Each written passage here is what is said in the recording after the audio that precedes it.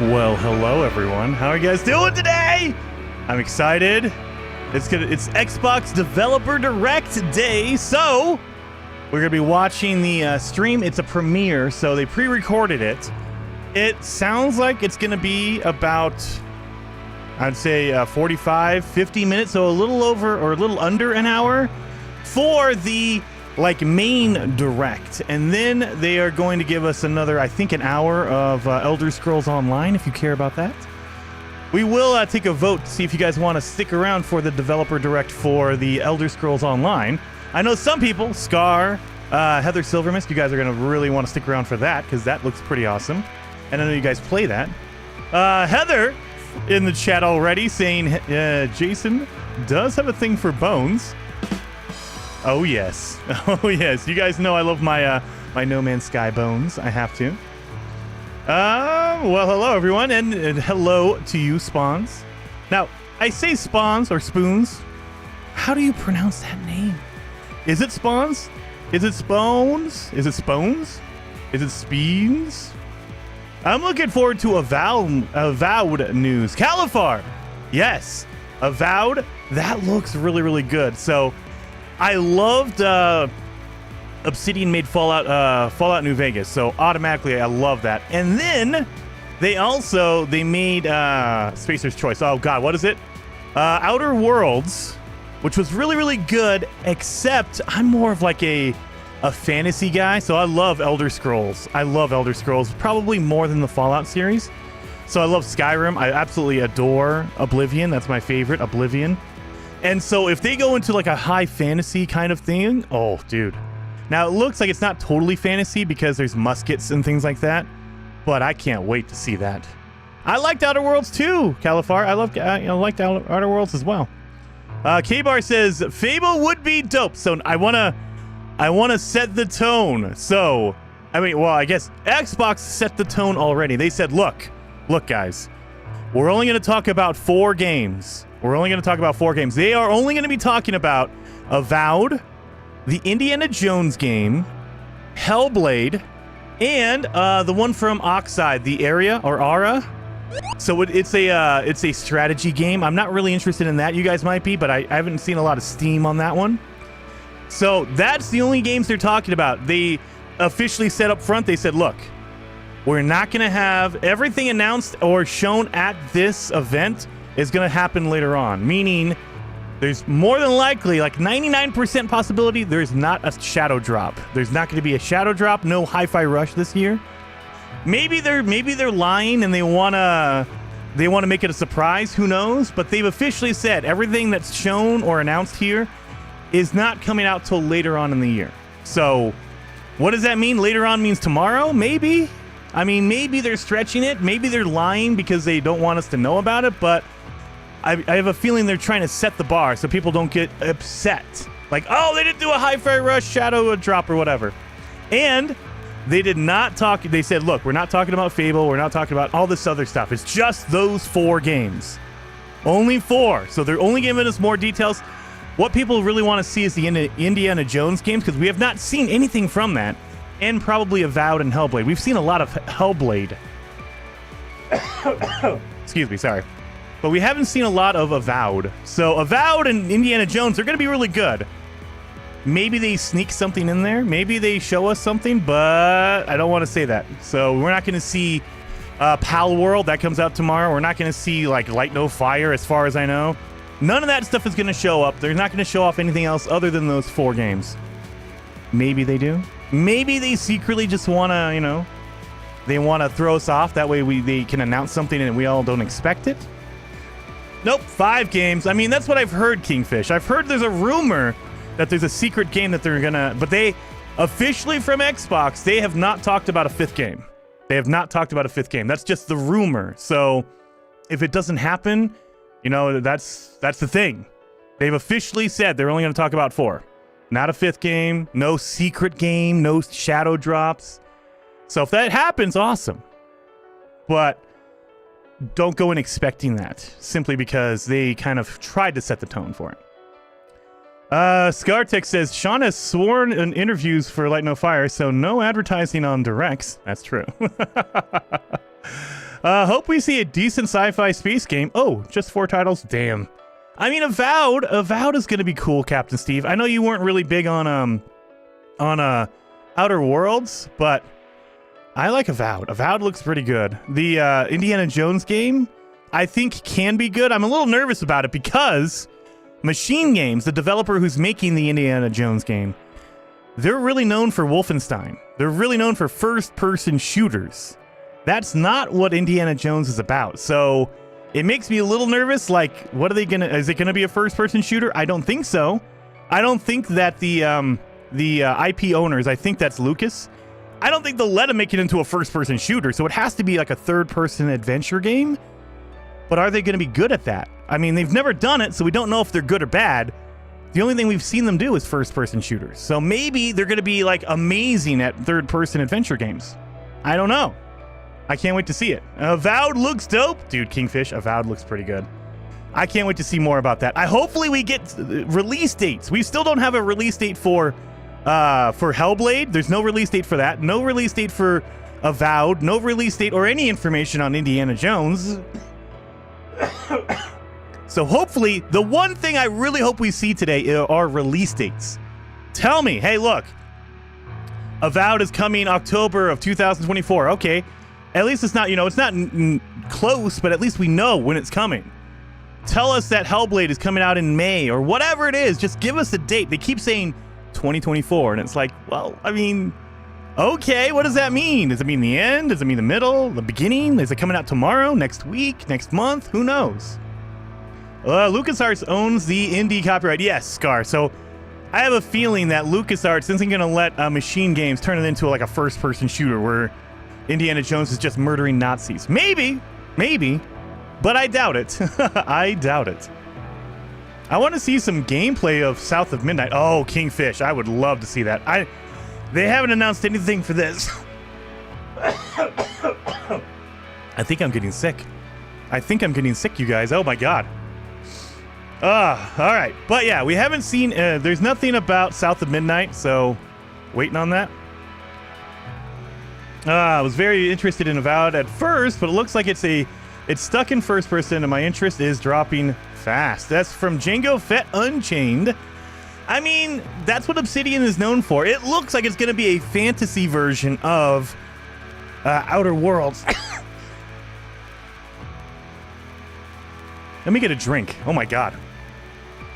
It looks like it's going to be Outer Worlds, but with a fantasy setting. So you're talking swords and shields and, they have weird water creatures, that kind of stuff. Oh. But yeah, so if you didn't like Outer Worlds, you're probably not going to like Avowed. It looks like it's a very similar game. Different world. It looks like there's more magic versus the gunplay of Outer Worlds. There's going to be more magic stuff, but other than that. Did you hear that Steam added the tag officially for boomer shooters? I did see that, K-Bar. I think it's because everyone uses it, and they're like, all right, whatever, we'll just throw it in there. Hi all, and don't be sick, Jason Trinary Guru. I'm trying not to be, so I might be on some medicine for tomorrow. Man, my throat, oh my God. Wow. Yeah, I feel like I was feeling a little bit under the weather yesterday, but I was like, maybe I just didn't sleep well.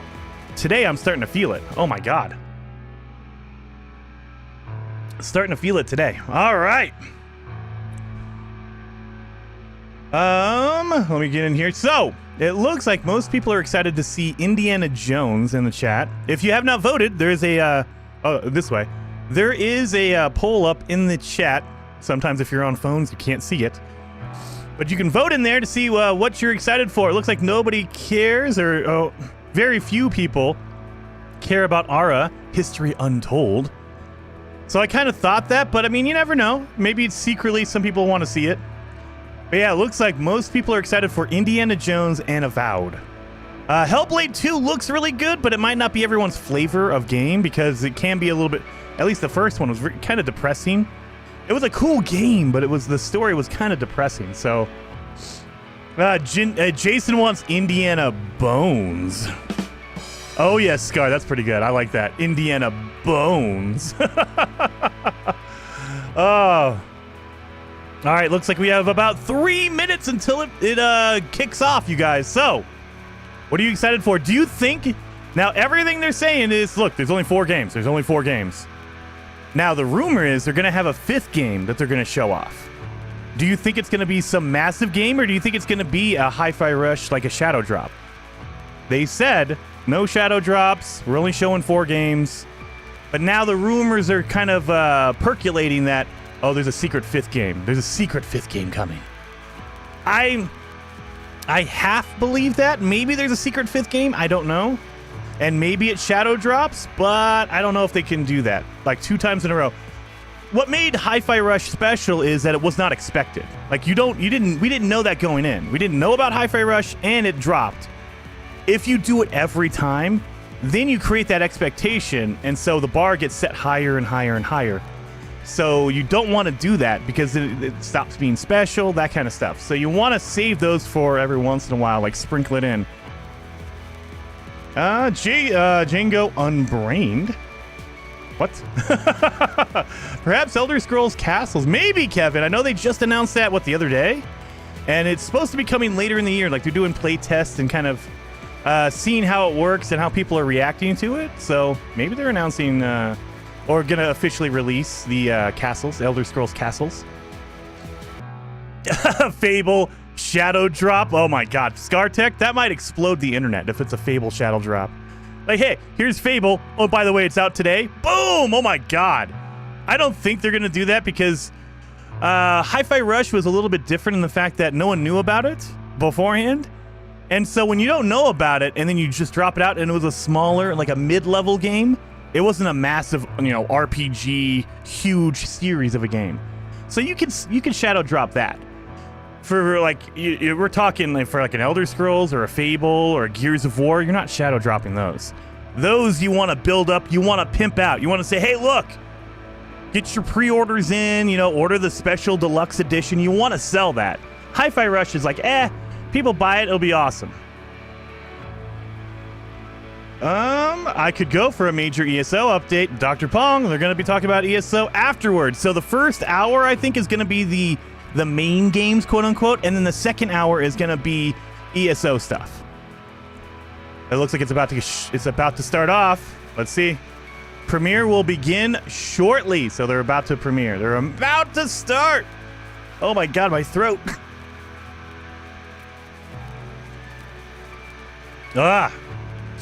There we go. Woof. Jason, Light No Fire release date. Oh, dude. Grumble Toad. 99% chance that does not happen. But there's always that slim little tiny chance that they could do it. I don't think so. I would love it though. If they announce it right now, for me, I don't care if it's on Xbox, PlayStation, whatever. I just want more information. I just want more info. That's all I want. Let's see. It is technically... It's supposed to start off. Let's see if they've done it. Let me refresh. Nothing. All right. Nothing yet. Jason, take care of yourself. We still need you, need out of this world content from you. Oh, don't worry about that. If I get really sick, I do take days off. I want to make sure that I don't die. But if I feel just a little bit sick, I'll just get some medicine in me and we'll just continue on. All right. It's happening. 1 minute until it premieres, you guys. So... as always, during these kind of streams, I will turn off notifications during the event. That way we can all see the trailers and stuff like that. But don't worry. If you like super chat or whatever, we'll catch up with that at the end after everything's done. And we're kind of talking about what we're excited for, what we saw. And we'll catch up with the super chats and everything like that afterwards. But during the show, we won't show any of that kind of stuff because I don't want to ruin the momentum. I don't want to interrupt anything that's really, really cool. All right, here we go. Let me pop in here. Here we go. There it is. Let's get ready, guys. Developer Direct happening right now. Let me pump up that sound that way you guys can hear it. And in the chat, let me know if it's too loud or too soft. That way I can adjust the volume on the fly.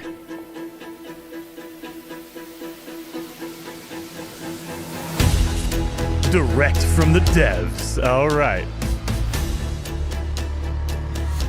Now, I think they said that for Hellblade, they were going to go behind the scenes stuff, so they're going to show like the way they were making the game rather than a lot more gameplay, because we've seen a lot of gameplay from Hellblade already. So I assume we're going to get a lot of this for Hellblade. Sounds okay? Good. And I will try to shut up during trailers. Like if they're doing this kind of stuff, I'll chat a little bit, but I'm going to try to shut up. If I get too excited, you know I'm going to make sounds. So sorry in advance. If I get too excited, I'm going to scream. Did I show Todd Howard? Why? Todd's not working on any of this stuff. What are you doing, Todd? Starfield is out, buddy. You've had your moment. All right, what are we going to go with first? What do you think they go with first? Are they going to start with Indiana Jones? That would be a pretty baller move. Oh, we're going to start with Avowed. Okay. I figured Indiana Jones is going to be what you end with because it's the big, like, no one knows anything about Indiana Jones. All right.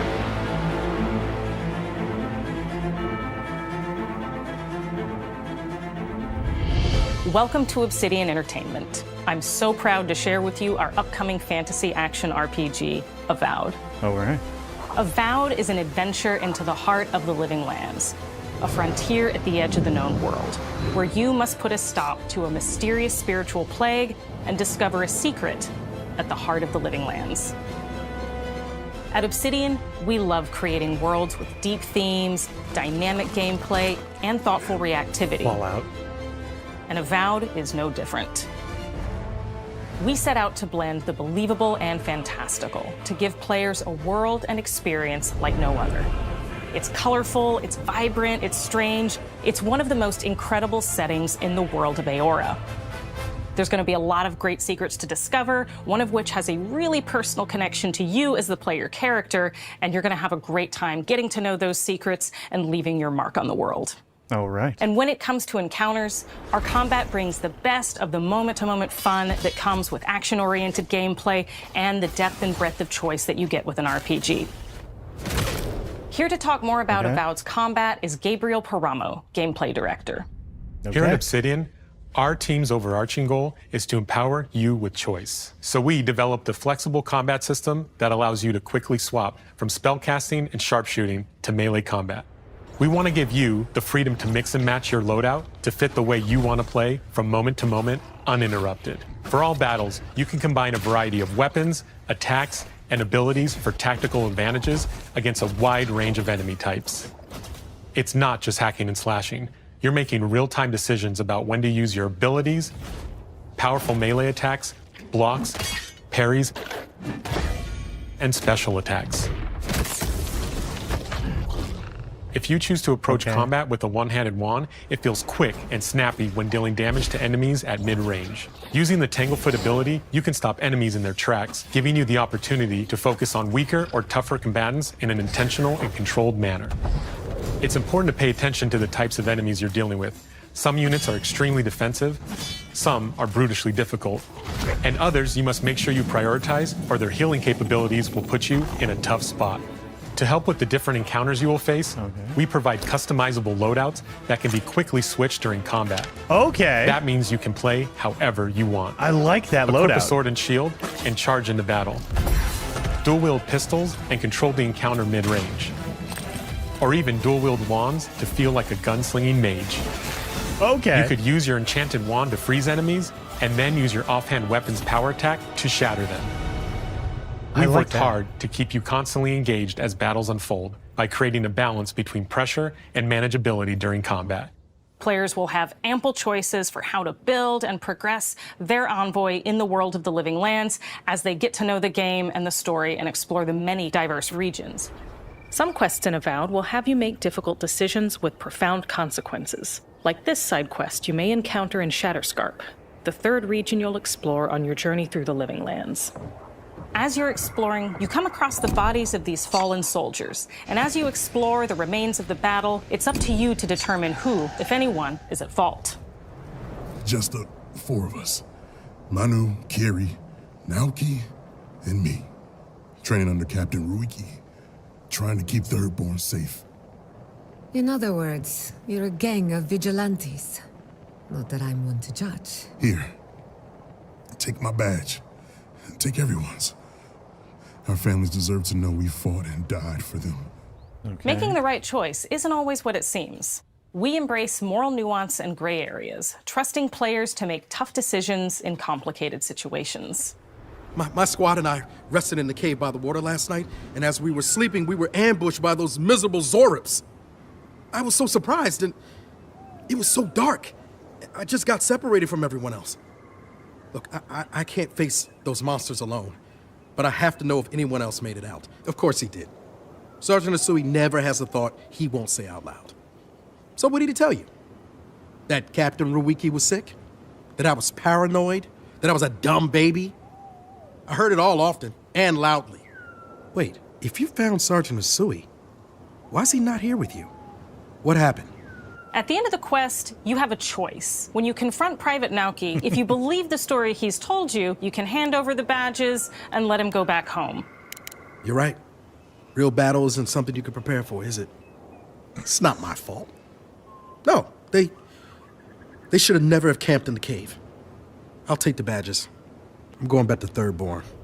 But if you confront him, if you believe that he fled the site of the battle as an act of cowardice, then he might challenge you to a fight to reclaim his honor. Either way, when you return to town, you'll see the consequences of your actions and the choices you made during this quest.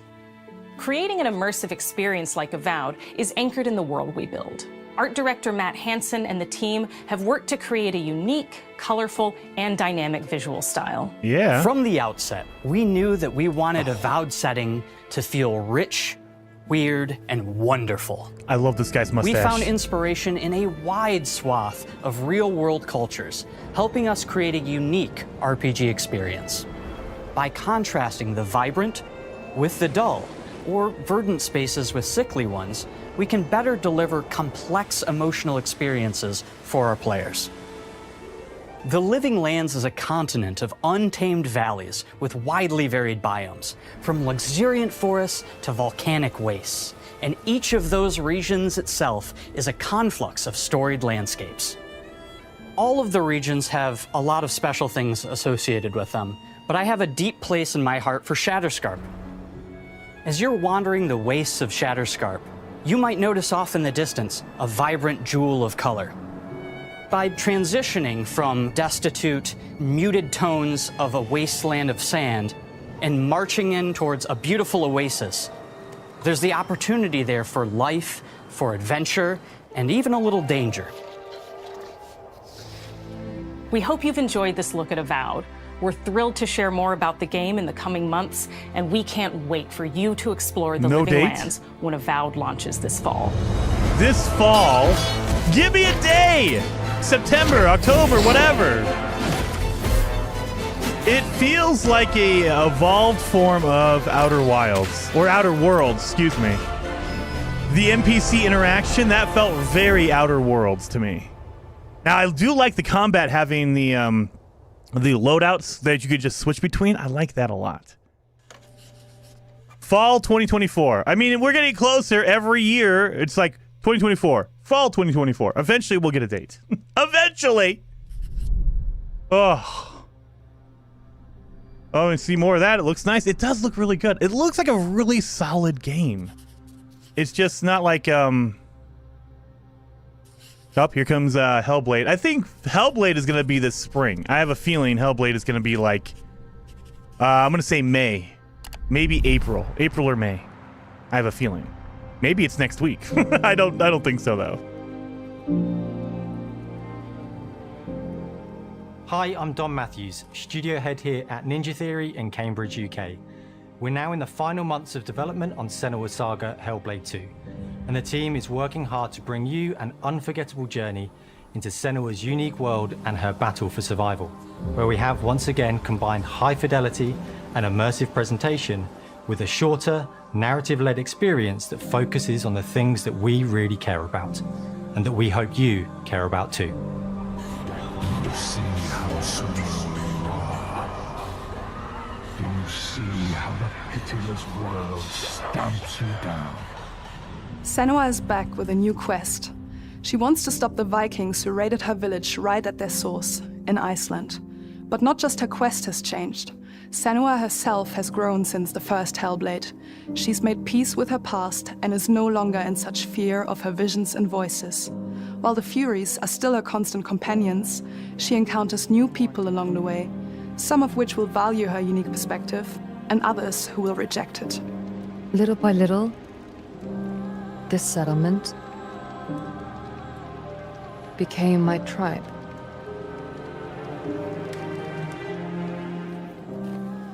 In the game, Senua arrives in 10th century Iceland on the trail of the Vikings who have been enslaving her people. In the story, we're trying to be as faithful to history as we can up to a point, establishing a solid framework and then building more surreal elements on top. Senua will face up to giants who have plunged the land into chaos, and which in turn has seen the rise of the Droiga, a violent threat that has swept through the settlements that she'll discover. Senua will make new enemies and also new allies who will come to see her unique perspective as a beacon of hope. And she'll discover, along with us, how this viewpoint can have its advantages.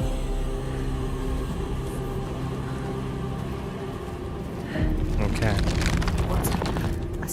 It looks really good. Senua is a Celtic warrior who experiences psychosis, seeing things that other people don't, hearing voices, and having unique beliefs about the world around her. To bring Senua's perspective of the world to life in a truthful way, we have once again worked closely with Professor Paul Fletcher at the University of Cambridge, as well as people with lived experience of psychosis. What does that mean? What does that mean? It's terrifying. Players will find themselves traversing beautiful and hostile environments, seeking answers from patterns and signs that Senua sees in her own unique way, and battling through encounters with enemies that will push Senua to her limits.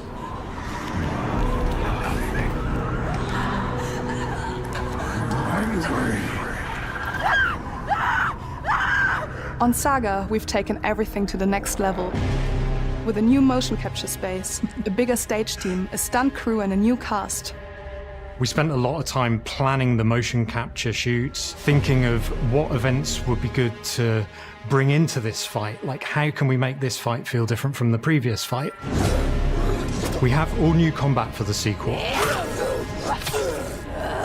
One of our key goals was the ability to actually tell a story throughout it. It does feel very different from the first game, but it's very brutal and you're very invested in it. Senua isn't a superhero. She's fighting for survival, and we want the player to feel her struggle in every step of her journey. We want the player to always feel like they just scraped through, just survived it. Mel knows Senua better than anyone, better than I do. Her instincts are amazing, and she really doesn't need much help from me. On stage, our main focus is storytelling. So I get to watch the actors and see all the beautiful expressions on their faces, and then I have to wait a little while, and then I get to see that all again, in-game, in costume, on location, everything. It's a great experience, a great process. Every discipline in the studio is unified in achieving a deep level of immersion to help suspend your disbelief and pull you into Senua's story. It's crazy looking. We were lucky enough to do a few reference gathering trips in Iceland. You have to be there. The sense of scale, everything is incredible. And you see a scene or you see a small section of the game and you're like, yeah, that works, that's amazing. Senua experiences reality differently, and a part of this manifests in the voices she hears. She will collapse. Good Lord. These voices come to life through binaural audio, which provides a good representation of this type of auditory hallucinations. As we focus in immersion, binaural audio is perfect for this because through headphones, you surround yourself in a three-dimensional space. In the first game, we only applied to the voices that Senua listens in her head. In this game, through a spatial audio technology and some extra little things within the game, there is music that is binaural. Every single sound has the potential to be binaural, so everything is spatialized around you, and it's a very beautiful experience. What will we do to her? What will we do to us? Music is a strange language in the sense that it speaks to our emotions fast and deep, It's not only about quality, it's about personality. So when you listen to Hellblade, you know it's Hellblade. Yeah, sound is good. On the music, we are working with Heilung, which for me is a personal privilege because I really admire them. We feel their craft, their depth, their meaning in the music. It really connects with our game and elevates it to something really special.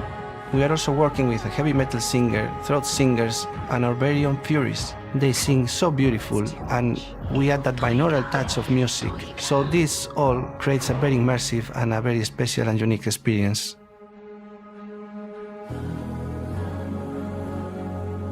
Our mission here at Ninja Theory is to craft life-changing art with game-changing tech. And that's our aim in Senua's Saga Hellblade 2, is to not only see where Senua goes next, but to deliver something really meaningful for our players. My hope is that they will really connect to Senua as a character, and even if they can't really relate to what she's going through, maybe they know someone that relates to that character and they can then understand that person better. Well, I don't want to sound cheesy, but in a way I'm Senua, right? She exists and doesn't. It exists through all of our work, through every ninja. So we all are Senua, and we are creating this character that grows and grows and grows and grows and keep growing and keep changing. So that makes it real. I'm so proud of the love, care, and passion our team here at Ninja Theory are putting into Senua's Saga Hellblade 2. Our hope is to not only create a game that is great to play, but to craft an experience that leaves you thinking and feeling. From our combat gameplay through to our action set pieces, from our cinematic scenes to our puzzle solving, everything is crafted in service of Senua's journey. A journey that you can embark on May 21st. May 21st! I knew it, May! Okay, good. And to answer you, Steve, it seems like a large collection of CG clips. What's the gameplay like? I feel like they're showing gameplay, but they removed the HUD because they want you to appreciate what it looks like without a HUD. Because sometimes the HUD comes in and it feels more cartoony because there's a big number in the side or whatever.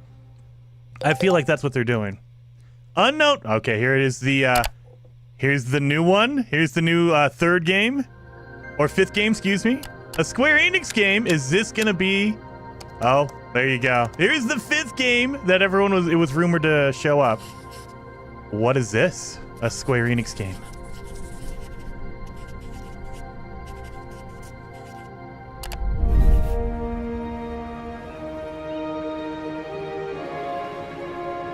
Greetings, Xbox players. My name is Masaru Oyamada, producer for the Mana series here at Square Enix. 聖剣伝説ビジョンズ・オブ・マナの情報を Xbox ユーザーの皆さんにいち早くお伝えできる機会をいただけて大変光栄です。コンソールゲームとしては約17年ぶりとなる聖剣伝説シリーズの完全新作。聖剣伝説シリーズは1991年にファイナルファンタジー外伝として誕生して以降、マナと聖剣をめぐって描かれる愛をテーマに、個性豊かなキャラクターたち、心に響く楽曲の数々、武器の特性を生かして戦うアクション RPG としてこれまでに17作発売され、長らく愛されてきました。本作は30年以上の歴史あるシリーズの最新作となるため、これまで培われてきた聖剣伝説としての世界をしっかり感じられるものを目指して鋭意制作中です。フィールドでは自然や精霊とのつながりを感じられる色彩豊かな聖剣伝説の世界を体験してもらえると思います。シリーズおなじみのモンスターたちも本作に登場しています。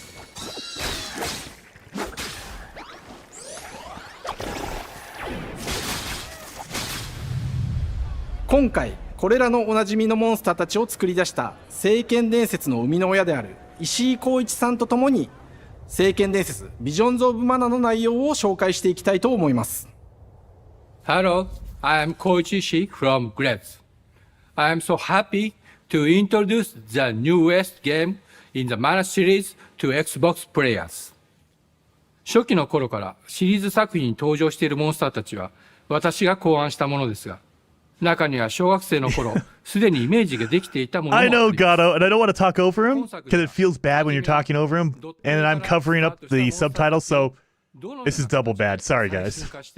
聖剣伝説ビジョンズ・オブ・マナに落とし込むか、デザインの方向性からモデルの完成イメージまでを監修する立場でプロジェクトに参加しました。聖剣伝説ファイナルファンタジー外伝を作っていた頃から、自分の頭の中ではモンスターたちは立体的に生き生きと動いて、これまで自分が携わった作品ではそれらをどうやって当時の技術で表現できるかにこだわって作ってきました。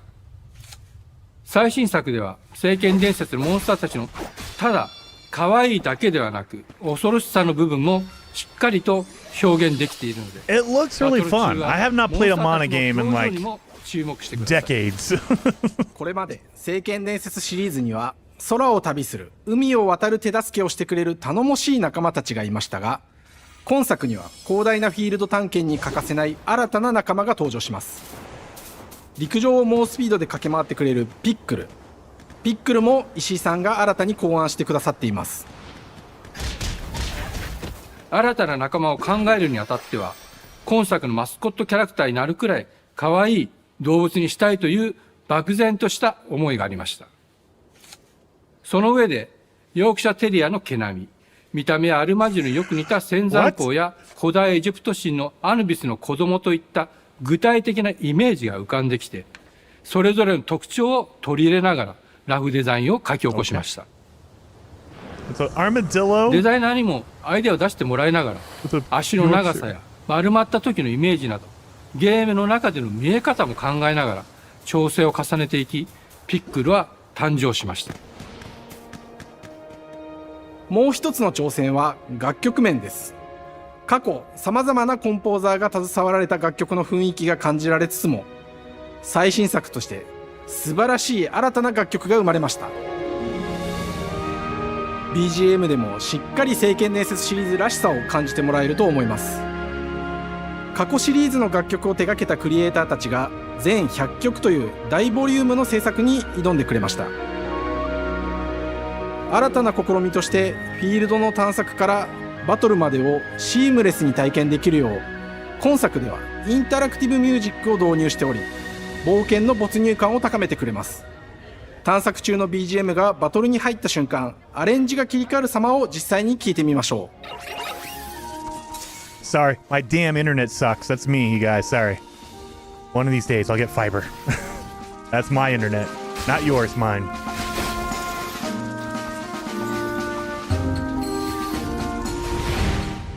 今作はアクション RPG 聖剣伝説のアクション部分が強化されています。空中でのアクションがバトルの鍵となっており、武器での攻撃だけでなく魔法での攻撃も可能になっています。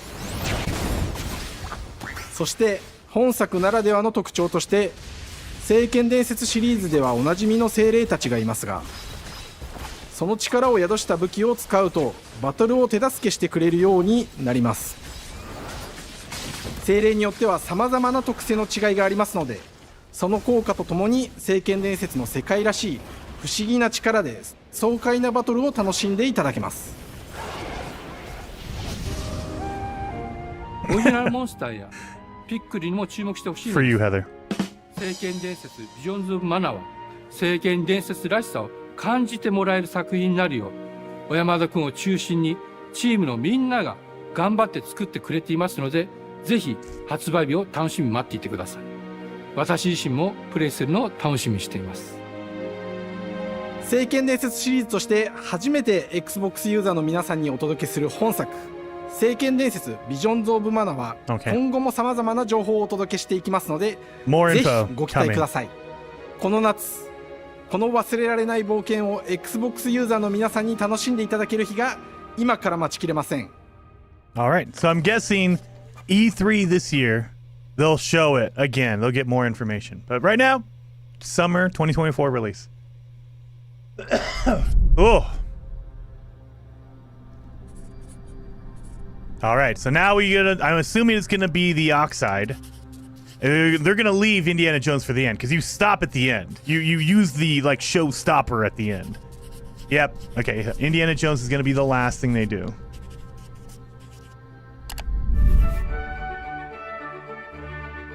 And it did look good. Mana looks really, really good. The art style reminds me of Genshin Impact, you know, that kind of anime stuff. And welcome to Oxide Games. We founded the studio in 2013 with our decades of personal experience building some of the most beloved strategy games of all time, like Civilization V. We came together to create something new and innovative in a genre we all love. Ara History Untold is the game we've dreamt of making.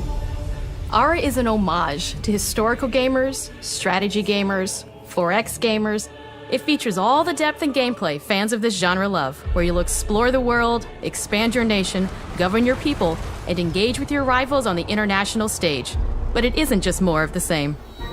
With Ara, we wanted to challenge some of the preconceived notions about the genre, push it forward in a modern, empowering, and truly compelling and approachable way. For example, we have over 100 instruments on display in the office, which are all things that we purchased in order to add to the soundtrack and expand the game and make it really good. I love that. That's good. Hi, Dan. That's Dan. We started in his basement. It's been an amazing process to see from concept to completion. We started small, building a robust game engine, questioning our design assumptions, and prototyping out features, rediscovering what made us fall in love with strategy games in the first place. The end result is Ara, the historical grand strategy game that presents a living world where you can rule how you want to rule and chart your own path to becoming the most prestigious nation on the planet. For Ara, we knew we needed deep systems with outcomes that encourage exploration and give players the power to experiment and make meaningful strategic choices while still having agency over their playstyle. We also wanted to explore more in different parts of history and give players from around the world the chance to see the game reflect their unique perspective and not just ours. And finally, we knew that for players to feel the impact of their decisions, they would need to see their choices reflected in the game world itself, not just through numbers on a menu. One of the first differences you'll see when you dive into Ara is what we call the living world. It's a procedurally generated alternate Earth, bursting with life. It looks good. An intuitive, authentic, and immersive space, a blank canvas for players to paint the society of their dreams. The living world isn't just a map. It reflects the choices players make over the course of the game. They can see everything from the settling of the wilderness to cultural influence on architecture over time to the thousands of citizens living their lives and reacting to the changes. We want players to feel like they're truly occupying the world, leading their people as they thrive and grow. Core to the vision of Ara is our philosophy of rule how you want to rule. And no feature better exemplifies this than the prestige system. To win a game of Ara, players will compete with their rivals to build the most influential, impressive, and important nation the world has ever known. This is measured by prestige, the player's score that proves their worth as a leader. The prestige system gives players the chance to decide what kind of leader they want to be. Do they want to pursue great works of arts and culture? Military might? Scientific advancement?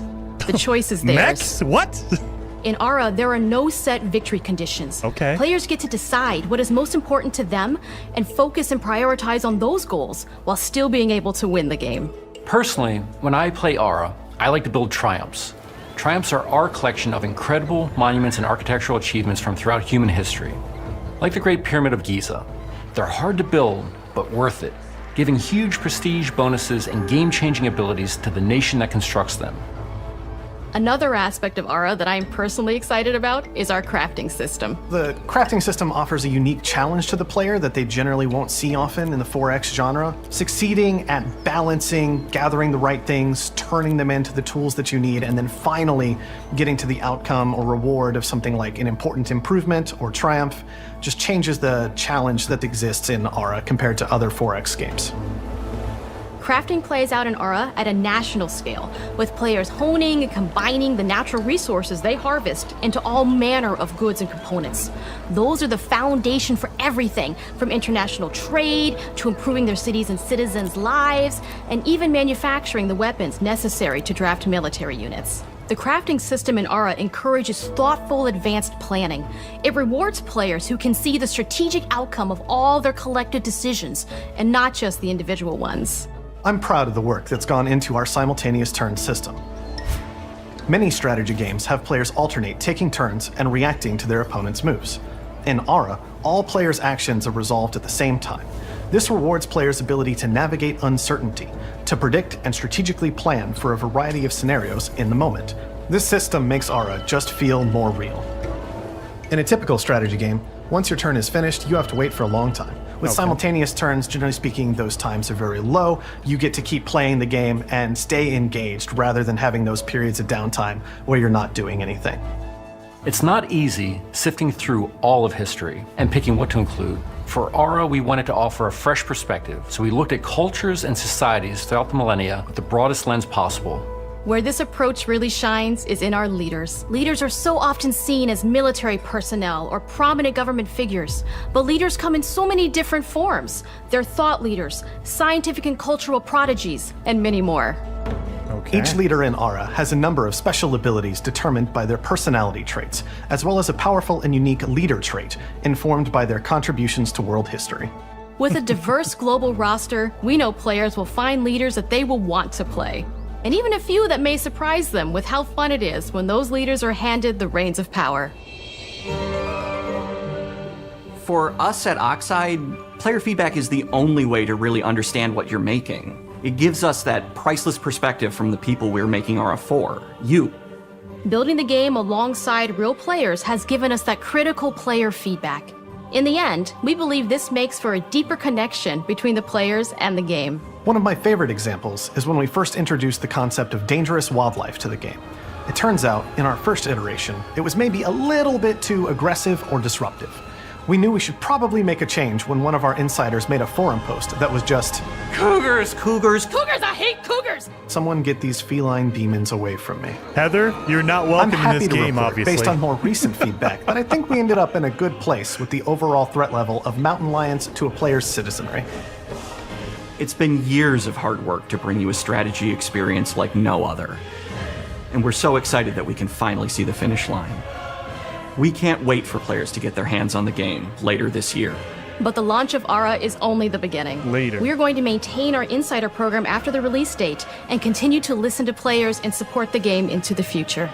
On behalf of everyone at Oxide Games, thank you for joining us today. Oh, yeah. We can't wait for you to play Aura and to create your own history. I mean, it looks cool. I don't play a lot of Civ, or I play Tropico. I love Tropico. But that's more for like the atmosphere of Tropico, being on an island and being a dictator. I don't play a lot of Civ, so, or SimCity or anything like that. Do they even make any more SimCities? They probably don't. I'm old. I remember SimCity back in the day. All right, here's the big one everyone's waiting for. So I'm gonna shut up, like I have been, but I'm gonna be extra shut up now. Come on, internet, don't fail me. Välkommen till Uppsala, Sverige, här hos Machine Games. We are really excited to finally be able to share our work on Indiana Jones. Since the first film came out, Indiana Jones has always represented the ultimate adventure. Even today, it's one of the most iconic franchises in pop culture. In this game, you aren't just playing as Indy, you are Indiana Jones. Okay. You will see through his eyes and experience a journey that we hope lives up to the proud legacy first person? of Indiana Jones. When Todd Howard first told us about his vision for the game, we knew we would be a very good fit to help bring it to life. I've wanted to make an Indiana Jones game forever. I'd had this idea Todd. for what it would be like and the story, what Indy was going after, what period of his life it was in, what kind of arc he was going to have. And as the years went on, I thought, who would be like the best studio in the world to make this? And it was my friends at Machine Games.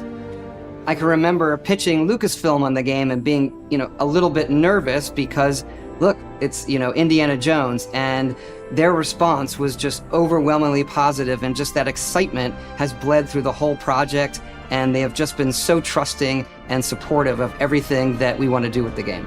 It's been a long time. I've been a fan of this my whole life, and I couldn't be more excited to show you what the team here has been up to. Let's take our first look at the new Indiana Jones game. Is it first person? It sounds like first person. Let me tell That's you gonna be what weird. you are missing, Dr. Jones. While you were playing your pointless game, I was playing you. You're wondering if maybe you should have built yourself a life of meaning. Instead of ending up here, dead and forgotten in the sense of Africa.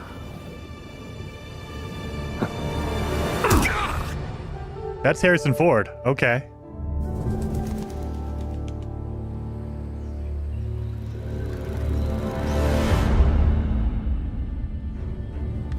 It is first person. History. Just different ways to interpret the past. Thousands of years of humanity's thoughts and beliefs, scattered and buried. Just waiting to be found. You can't just run away from your problems, Indiana. How do they do that? Is that AI? Watch me. He's passed away. He's gone.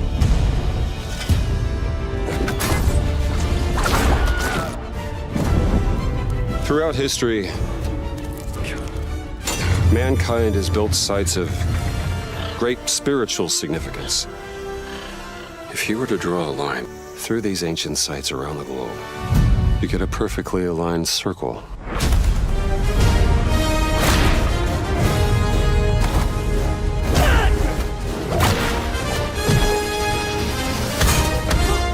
I've had run-ins with these guys before. Trust me, it ain't a walk in the park. Okay. Then, let's see if you can keep up. What do you mean if I could keep up?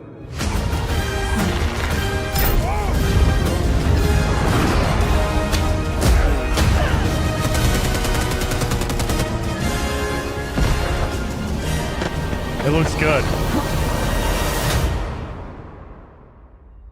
Patron of the fallen angels.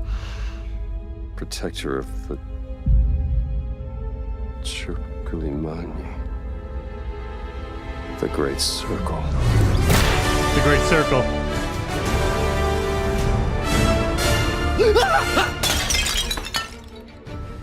You have any idea how old that was?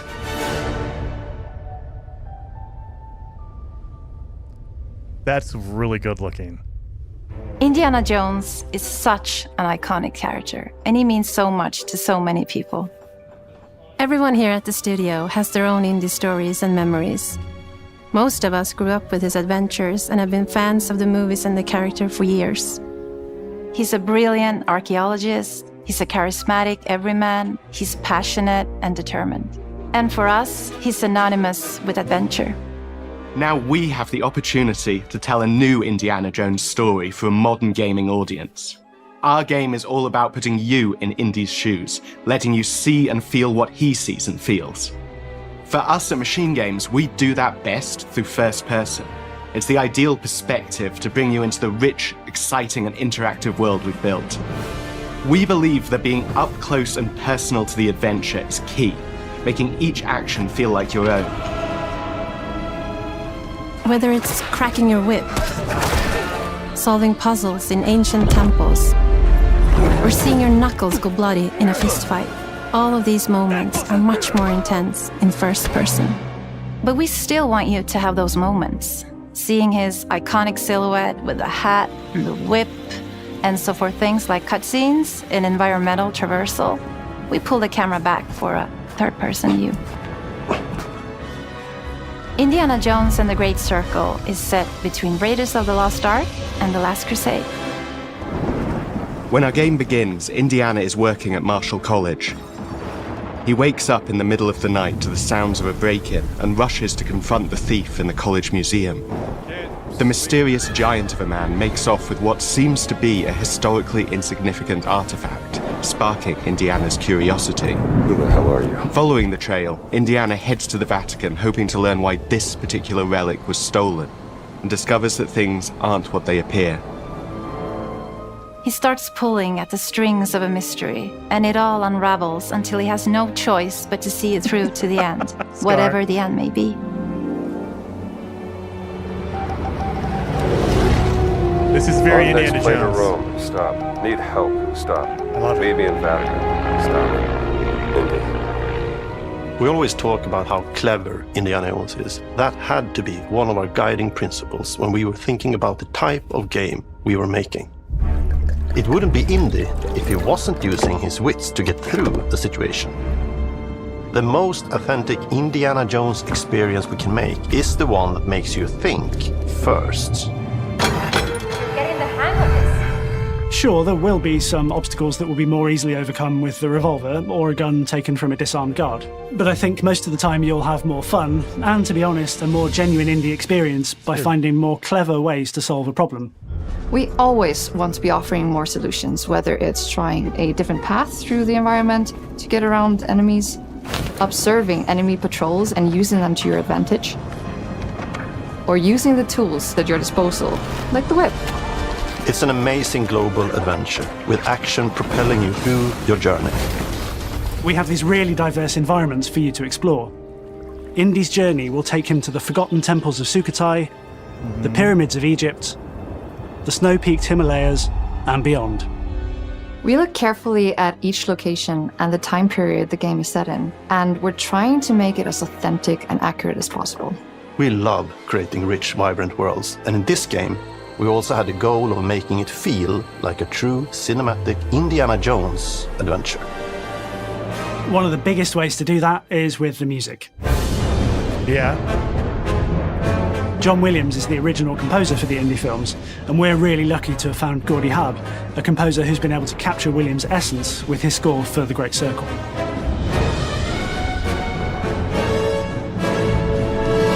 We also take a very movie-like approach to things like cinematics.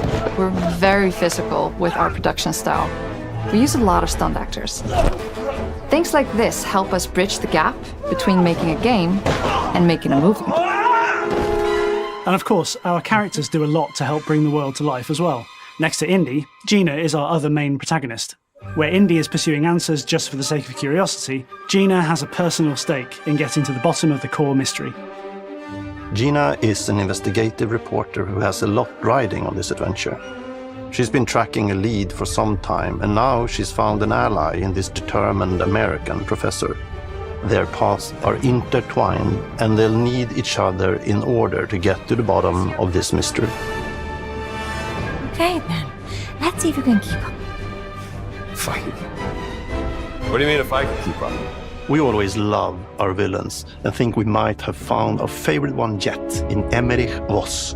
He's this intensely psychological man. He's obsessed with the human mind and manipulating it. He's highly intelligent and the perfect foil for Indy. They're both brilliant people, compelled by their passions and obsessions, but driven down wildly different roads. He creeps up on you and gets under your skin like he gets under Indy's skin. It's captivating. Dead and forgotten in the sense of Africa. One of our mottos for Indiana Jones and the Great Circle is adventure first. But in every indie adventure, there are always those moments where he finds himself in the action. That's been one of those balancing acts for us, and we've ended up with this sort of hybrid experience that mixes melee combat, stealth, and gunplay. How you approach any given situation is up to you. You may choose to sneak around an enemy patrol, or maybe you'll just pick up a shovel and whack them on the back of their head. And when you can't use your wits, you got Indy's most iconic tool. Just like you see in the movies, one of our goals has been to make the whip as fun and multi-purposed as possible. We want it integrated into every aspect of the game. You can use it as a traversal tool to make your way around the environment. You can use it as a distraction. And yes, you can absolutely use it in combat. Everything you'd expect from Indy's whip. And hopefully a little bit more. Puzzles are a key feature in our game. The spirit of discovery is so important to Indiana Jones. Obviously, there are a handful of puzzles on the main path, but a lot of the puzzles are optional and are just there for the players who want to experience them. Epic traps, small secrets, and hidden puzzles that blend right in with their surroundings. One thing I love about our game is the level of interactivity that we have. We have this world of mystery where anything could potentially hide a secret. The more you look, the more you'll discover.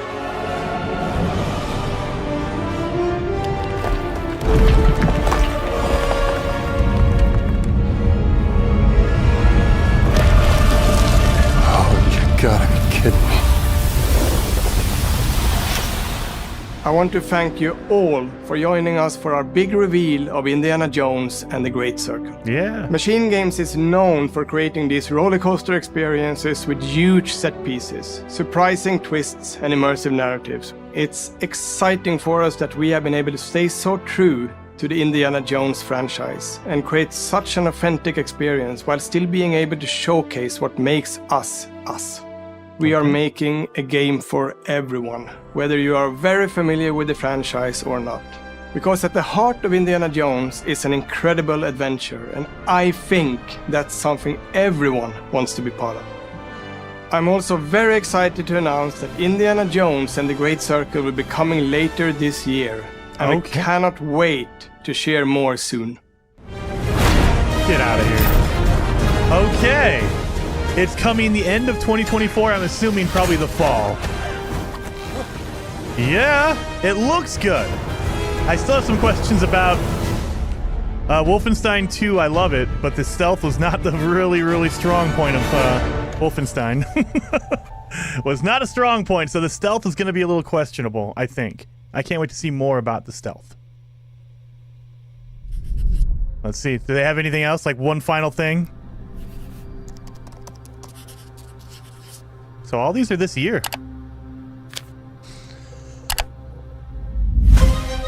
Now this is the final like outro video showing everything we just saw. So Indiana Jones looks really good. I kind of thought they would do a first person because that's what they're known for, Machine Games. Should I take one? When they talk about stealth, children and game developers. I'm a little nervous because Wolfenstein is a first-person shooter. It's all about action shooting, and they have stealth elements, but it wasn't very strong. Like, you had the ability to go stealth, but it wasn't like... Most people wouldn't use it, because it's not very good. So if they talked about the stealth aspect of indie, I'm like, I don't know about that. And having Todd as a writer... I love Todd. The storyline in Starfield... I mean, maybe it'll be good. It looks really good. Sounds really good. It feels like a really good Indiana Jones game. I'm just more worried about the smaller aspects of it. I mean, they have...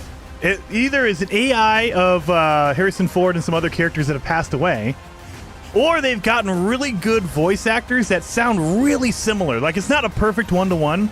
You can kind of hear it in, Harrison Ford's voice. It doesn't sound perfectly like the old movies. So either they took old Harrison Ford and then they downloaded it, or they pitched it down to make him sound younger, maybe? Or they have a voice actor that sounds really close, but not perfectly close. Up next on Twitch. Wait a minute, on Twitch? We have to go to Twitch for that? I thought it was going to be here. No? It's not here. Well, let's flip it over to the pause. What are we doing here? Oh, it premieres in 9 minutes. The Elder Scrolls Online 2024 reveal. All right, so we got about 10 minutes to talk and chat about what we just saw. In Todd We Trust. I mean, Watto, I love Bethesda games. I wouldn't say that the writing has been the strongest. It's more about the world they create for it. And I think that if we're going to go with story writing, like with storyline stuff, Machine Games does it better. Machine Games, Wolfenstein, the New Order, Wolfenstein, The Old Blood, they make some really, really compelling stories. Their gameplay is more focused on first-person shooter, so I'm a little nervous about that.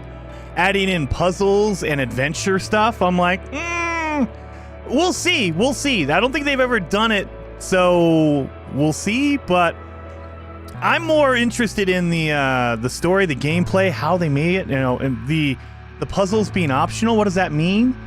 Because if it's a first-person shooter, it's not open world as far as I know. Maybe it is. So how do you avoid puzzles if it's a first-person shooter kind of game, quote-unquote? Is writing ever that strong in a video game? Legendaries. let me introduce you to a little game called Metal Gear Solid. I think it can, and I think that if you look at the whole breadth of games that have ever come out, there are some amazing games with amazing storylines. And I feel like the more recent Wolfenstein games, again, New Colossus, the New World Order, the Old Blood, those games were really top-tier, story-driven. I love those games. The writing was good. The gameplay was good in the fact that it was just a shooter. Get in there, shoot everyone, clear it all out. They introduced stealth, and it was optional, and gladly it was, because it wasn't very good. So that's another question I have about the stealth and the puzzles and Indiana Jones. Is it going to be good? I hope it is. I hope it is. But I don't know. Their history is not very strong on those points. They make really good shooters, don't get me wrong, but Indiana Jones is not a shooter kind of thing. Witcher 3 has some good story. Witcher 3 is a very good option as well, yes. So Elder Scrolls, I feel like with Elder Scrolls, the writing is there to move you from location to location, but for Elder Scrolls, it's more about the world you're in. You know, adventuring and looking and finding things versus following the storyline. Like Skyrim. I was more into some of the other stuff. Now, don't get me wrong, the Dark Brotherhood, very, very good. But on the whole, the game, it was more about adventuring out and finding different things, like searching the world and experiencing the world, not the story. Red Dead Redemption 2 had a good story, dude. No joke. Yeah, Red Dead Redemption 2, very good writing. So there is good writing out there. I'm just saying, if it was up to me, I'd say, hey, Machine Games, you made some good stuff with Wolfenstein. Go for it. Todd, focus on Starfield. What are you doing? Get out of here. And the lore comes with it, and that's true. So there also is that aspect of they're kind of in the box of it has to be Indiana Jones. So Lucasfilm is not going to let them just make their own like outlandish thing. Obviously, they said they're using really similar music. They're using the framework of an Indiana Jones movie. So they're going to be limited in like the things they can do. They can't make it into a run and gun thing. They want to make it into an adventure stuff. Get out of here, Todd. David says, as long as Disney are not involved in Indy, they've done nothing but kill my childhood. I mean, I have a feeling it looks like, they made it sound like, who knows? Who knows how much creative control they have? I'm sure that there was some give and take, but it looks like Lucasfilm just said, hey, look, do your thing, and if it gets crazy, we'll let you know, but, keep us updated on it, and we'll tell you, hey, that's too far, or hey, don't do that, or you're not allowed to do that kind of stuff. The hat tip in the failed movie was disappointing. I haven't seen the more recent Indiana Jones movie, so I have no idea. After the Crystal Skull, I was kind of done with Indiana Jones. I like the old 80s Indiana Jones, and it feels like this is going to be more in line with those old 80s movies, which I love. I'll take that. Switch to Twitch?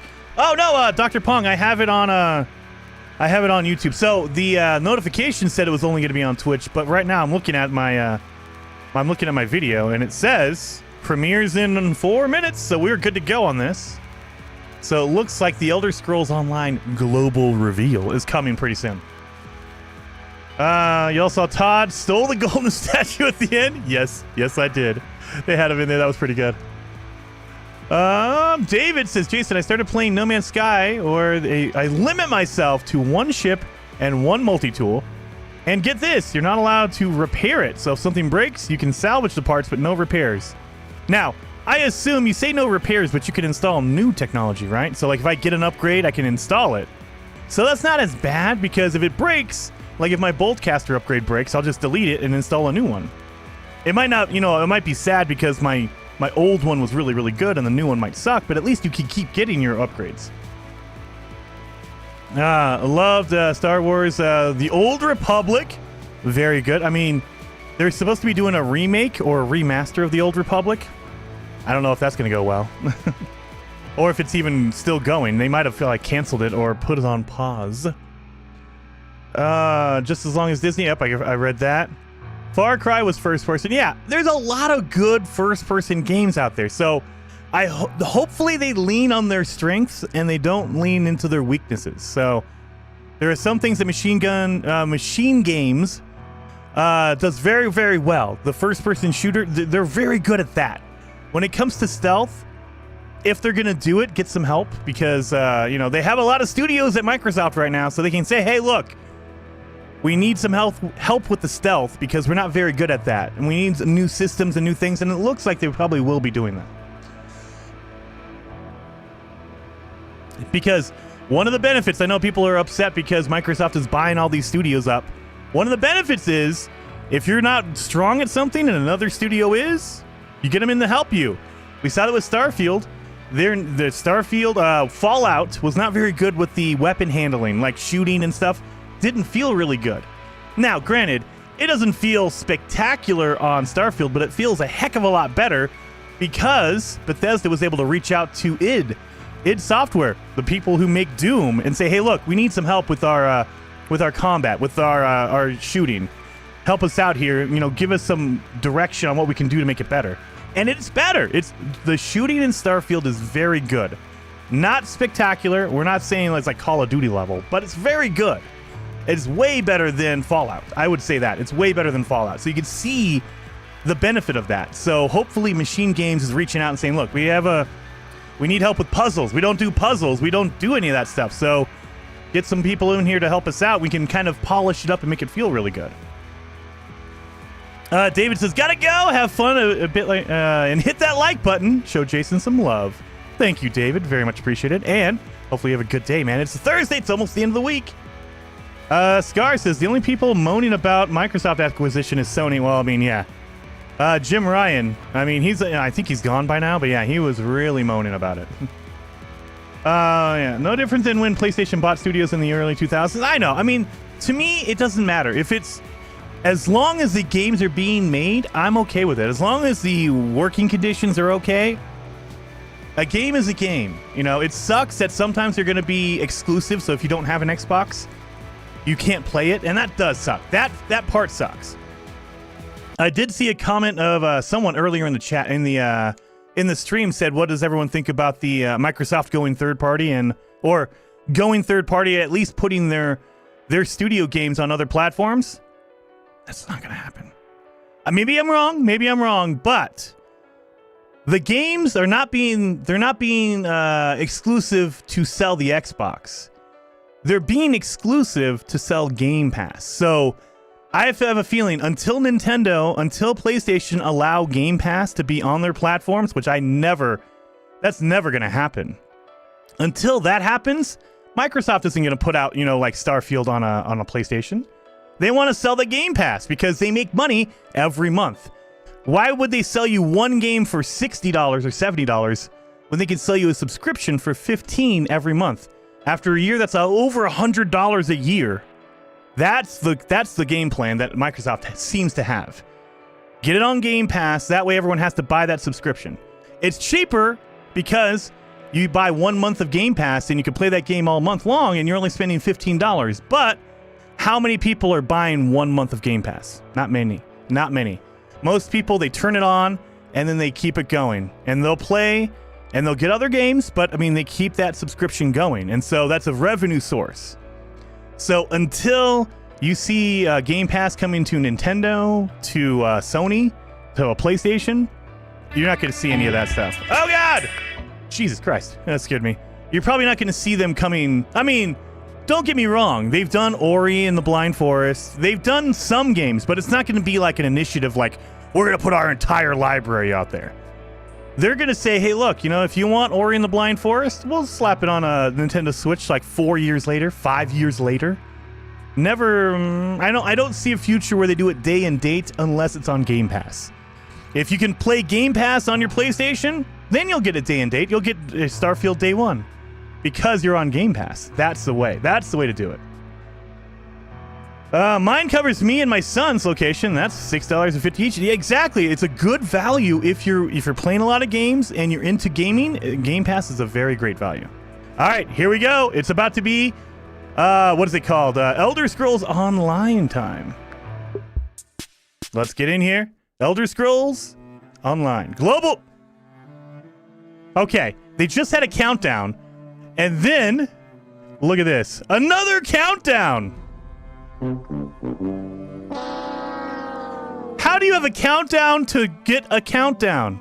Hello there, travelers, and welcome to my tavern, the Lucky Griffin. My name is Quincy, and I have the honor and privilege of welcoming you tonight to this year's Elder Scrolls Online 2024 Global Reveal. Thank you so much. Nothing against you, buddy, but I'm here for Elder Scrolls, buddy. Come on! Come on! Well, we can chat about what we saw. I think Avowed is going to be good. It does feel like it has a very, very strong connection to Outer Worlds. It had when we saw the NPC, the character chat, it was very, very similar to the Outer Worlds. So I think that it's going to be like an evolution of Outer Worlds. They're going to add more features into it. They're going to say, hey, look, now you have loadouts, so you don't have to worry about only having 1 or 2 weapons or whatever. Oh, excuse me. The combat looks like it's going to be faster, but it's still going to be the whole hack and slash thing. They've added in wands and magic and things. It looks like it's going to be a little bit more complicated, more of a pay attention thing. However, it's going to probably be very similar to Outer Worlds. I had a PlayStation 2 with internet connection. That block costs salary. Yep. I log into ESO every day and I do some dailies. There you go. I mean, ESO, the reason I don't jump into ESO is because I know I'd get sucked into it like I have on Valheim. Valheim, I'm spending hundreds of hours on Valheim, so I need to probably, I can only have one of those games at a time, and I feel like Elder Scrolls Online would do that to me. Uncle Groon says, which of the games shown has the biggest risk of being bumped into 2025? I would say Indiana Jones, Uncle Groon. We know that Avowed has been probably finished or close to finished for a while, and they were just polishing and making sure it was ready to go. I'd say that Hellblade, they've been showing it. They also gave a strong date on it, so they didn't just say fall or early 2024. They gave out the May date. So I don't think Hellblade gets pushed. I do think the one that has the highest potential being pushed is Indiana Jones. That's what I would say.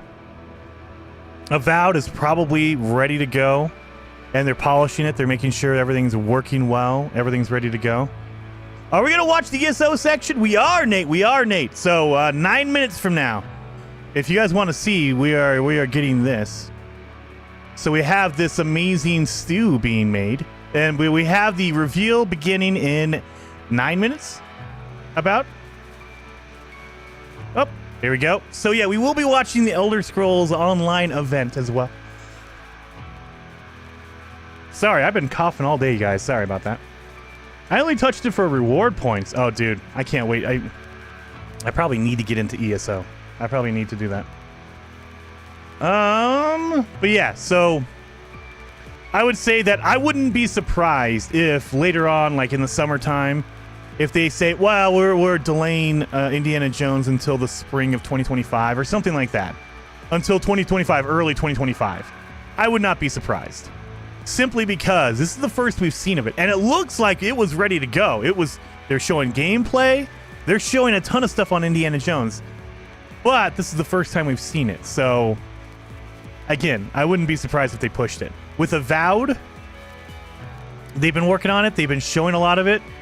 So I would say that that's probably a pretty solid end of 2024. They might announce a date and then push it back a month or so, but I think that it's coming out 2024. And I also think the other pressure about that is they also have Fable.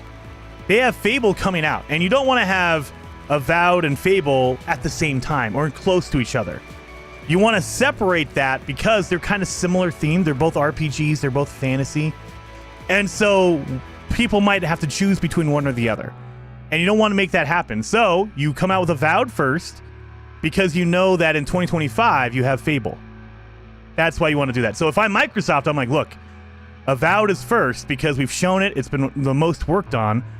Fable 2025, we'll do fall 2025. That's fine. So Avowed needs to come out 2024. And I mean, that's what we got to do. Twitch is a bit messy for Jason. Yes. Well, and then I have a stream going already. If I try to switch it, I'd have to literally stop what I'm doing and reset it all up because I have my my OBS set up to stream right to Twitch. So it would take me about 5 minutes, 10 minutes to reconfigure everything to go to Twitch instead of staying on YouTube. So,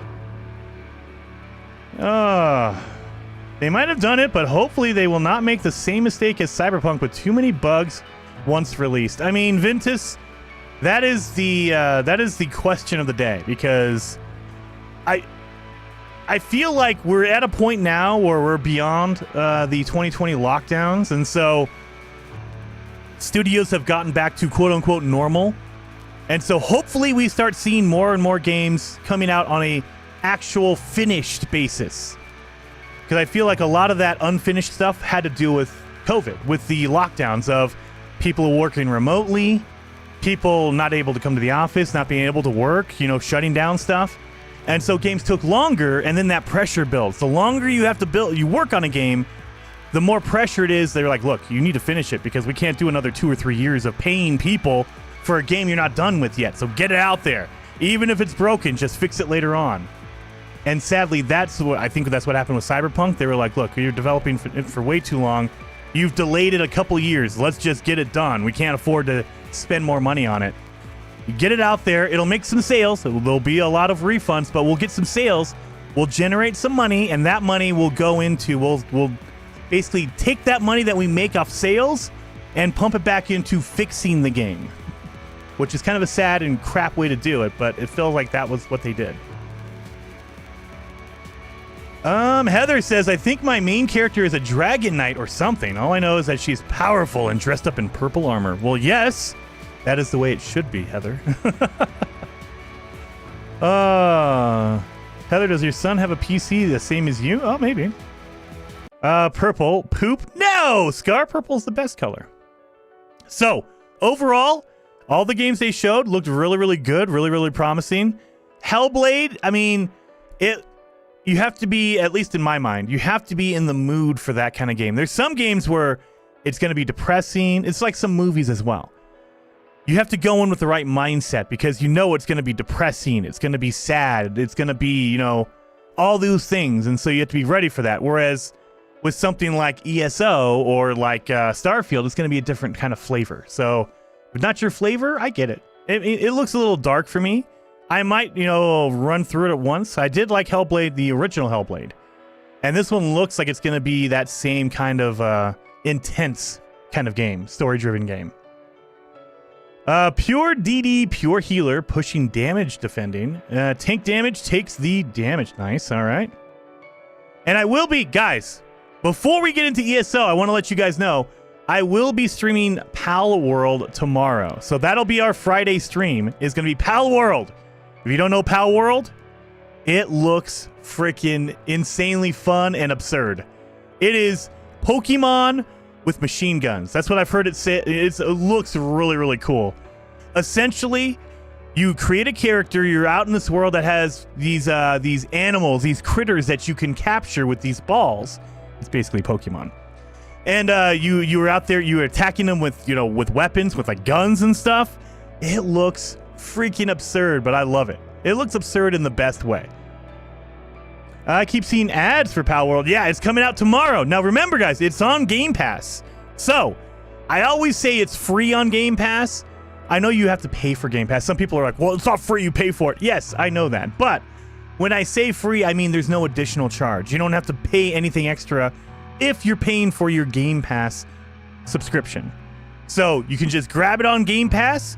If it's cool, awesome. If you like it, great. If it sucks, you didn't have to pay anything for it. You paid your Game Pass subscription, and that's it. So definitely do it. Game Pass Core? That is the question, Dallas. Actually, you know what? I don't know for sure. Let's see. Excuse me. Sorry, guys. I keep coughing today. Let's see. Pal World, is it on Game Pass Core? I don't think it is. I think you have to have Game Pass Plus or whatever. I know they have different tiers. I don't get it. They should just give you it, but you know, it is what it is. They wanna upsell you. They wanna get you into the higher tiers. It's on game preview, so technically Palworld is in early access. So it might have some bugs and stuff like that. Let's see. I'm looking it up to see if it's on core.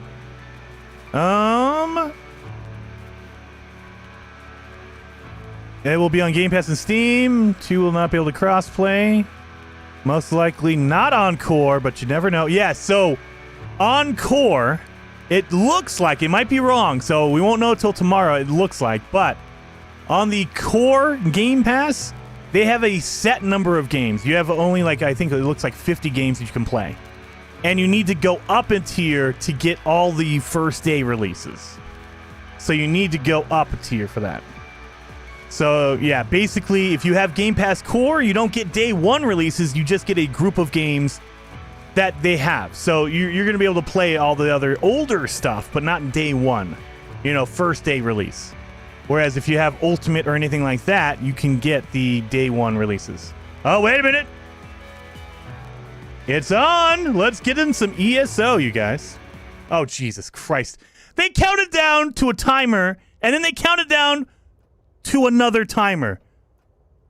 Bethesda, fix your... That is the stupidest thing. I've had 3 separate timers. What the hell is that? A timer is a one-time deal. You count down once. Not 3 times. It's a timer to another timer. Son of a... That is the stupidest thing. I mean, I get it. You want to build up momentum. You want to build up, like, people getting, excited, but that's not the way to do it. You don't need a healer in normal content. I mean, I haven't played any ESO. So hopefully... There's no timer after this timer. Watch it. If another timer comes up, I swear to God, I'm cutting out. I'm done. If we get a 4th timer, I'm done. Oh my God. Thank you. Jeez. Welcome everyone to the 2024 Elder Scrolls Online Global Reveal. Today, we'll share all of the details of our 2024 plans, including ESO's new chapter. Yeah. But first, I'd like to take a moment to talk about what ESO means to all of us, here at ZeniMax Online, and to all of you. We built ESO as a virtual world centered around Elder Scrolls lore, where you can go anywhere, play in any style you want with endless customization, and have the freedom to roleplay as anyone you want. And also, to be a safe harbor from the often unpredictable and complex outside world.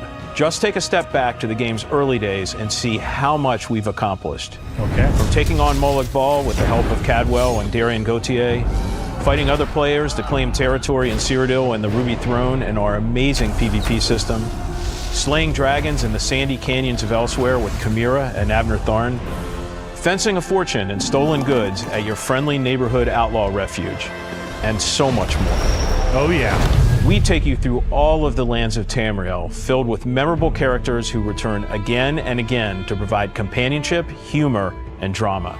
Our stories are among the best in the genre, and our content also includes game systems like Companions, Antiquities, Tales of Tribute, Dungeons, PvP, the list goes on and on. With ESO, you can pick and choose what fits your virtual life in Tamriel. And later this year, we'll hit an amazing and important milestone, 10 years in Tamriel. Holy crap. Our history, of course, goes back even farther to ZOS's founding in 2007, and many ESO developers have been with us for 15 years or more. I can't speak of the studio's history without acknowledging the profound impact that Robert Altman had on my life and that of everyone at ZOS. As CEO of ZeniMax Media, who passed away in 2021, Robert was a true champion of the game, and he was a friend and mentor to all of us.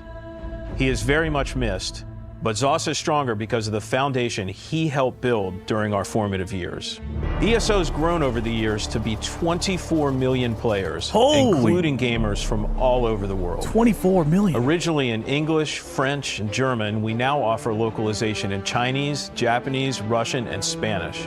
And ESO developers now stretch from west coast of the USA through Austin, Texas, to our headquarters in Maryland, and eastward to Budapest, Hungary, where we recently opened ZeniMax Online, Hungary. ESO is truly a global phenomenon. Everyone at ZOS considers the ESO community part of the family. It's not just a hashtag. Was that shit Gorath? That feeling of caring and connection begins in our studio, and I'm very proud to be part of it.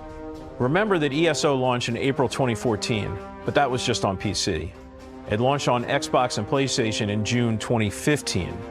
So, we're celebrating our 10-year anniversary over 15 months in 2024 and 2025. Okay. Expect community events around the globe. We announced the first of these already. It's in the Netherlands this coming spring. Thank you to everyone who signed up already. We'll have another large community event in 2025 in the Baltimore, Washington area of the USA to mark the 10th anniversary of ESO's console launch, and a few more events sprinkled between them. Thank you, we David. will post information on all of our anniversary celebration plans on social media and ElderScrollsOnline.com. The team has prepared special 10-year anniversary rewards for many of our in-game events happening in 2024 and 2025. Some you can start earning right now. Stay tuned for details. Okay. We're eager to celebrate and to kick things off in earnest in just a few months. I can't wait to see all of you at the in-person events. And now it's time to look forward to 2024's new content. Okay. ESO's newest chapter features everything that makes ESO special, exploring a region of Tamriel well known to Elder Scrolls fans, telling an amazing story that goes deep into the lore of the region, and adding a new gameplay with a system called scribing, which allows players to customize some of their abilities. The chapter is called Gold Road, and it takes place on the borders of Cyrodiil, Gold Coast, and Valenwood. So let's start the show and see all the details with the global premiere of the 2024 ESO Gold Road trailer. Enjoy. Trailer. And see you in Tamriel. Oh yeah. Trailer time, guys.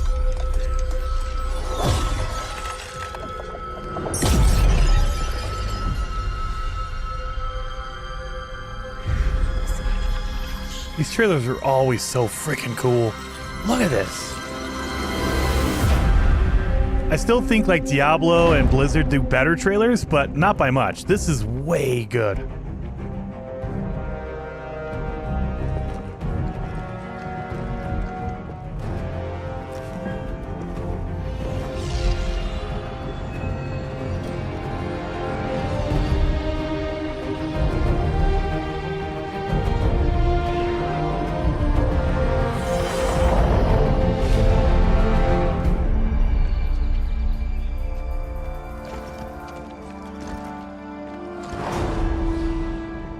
Oh, this big bad mofo.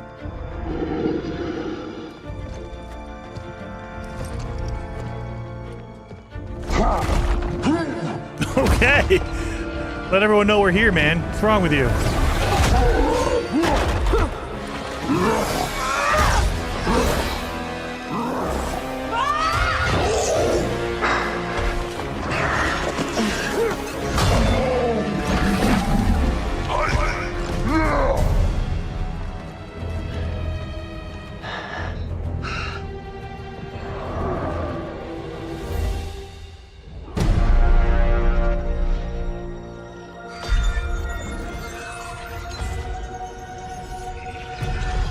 Who is this Daedra guy? And chick?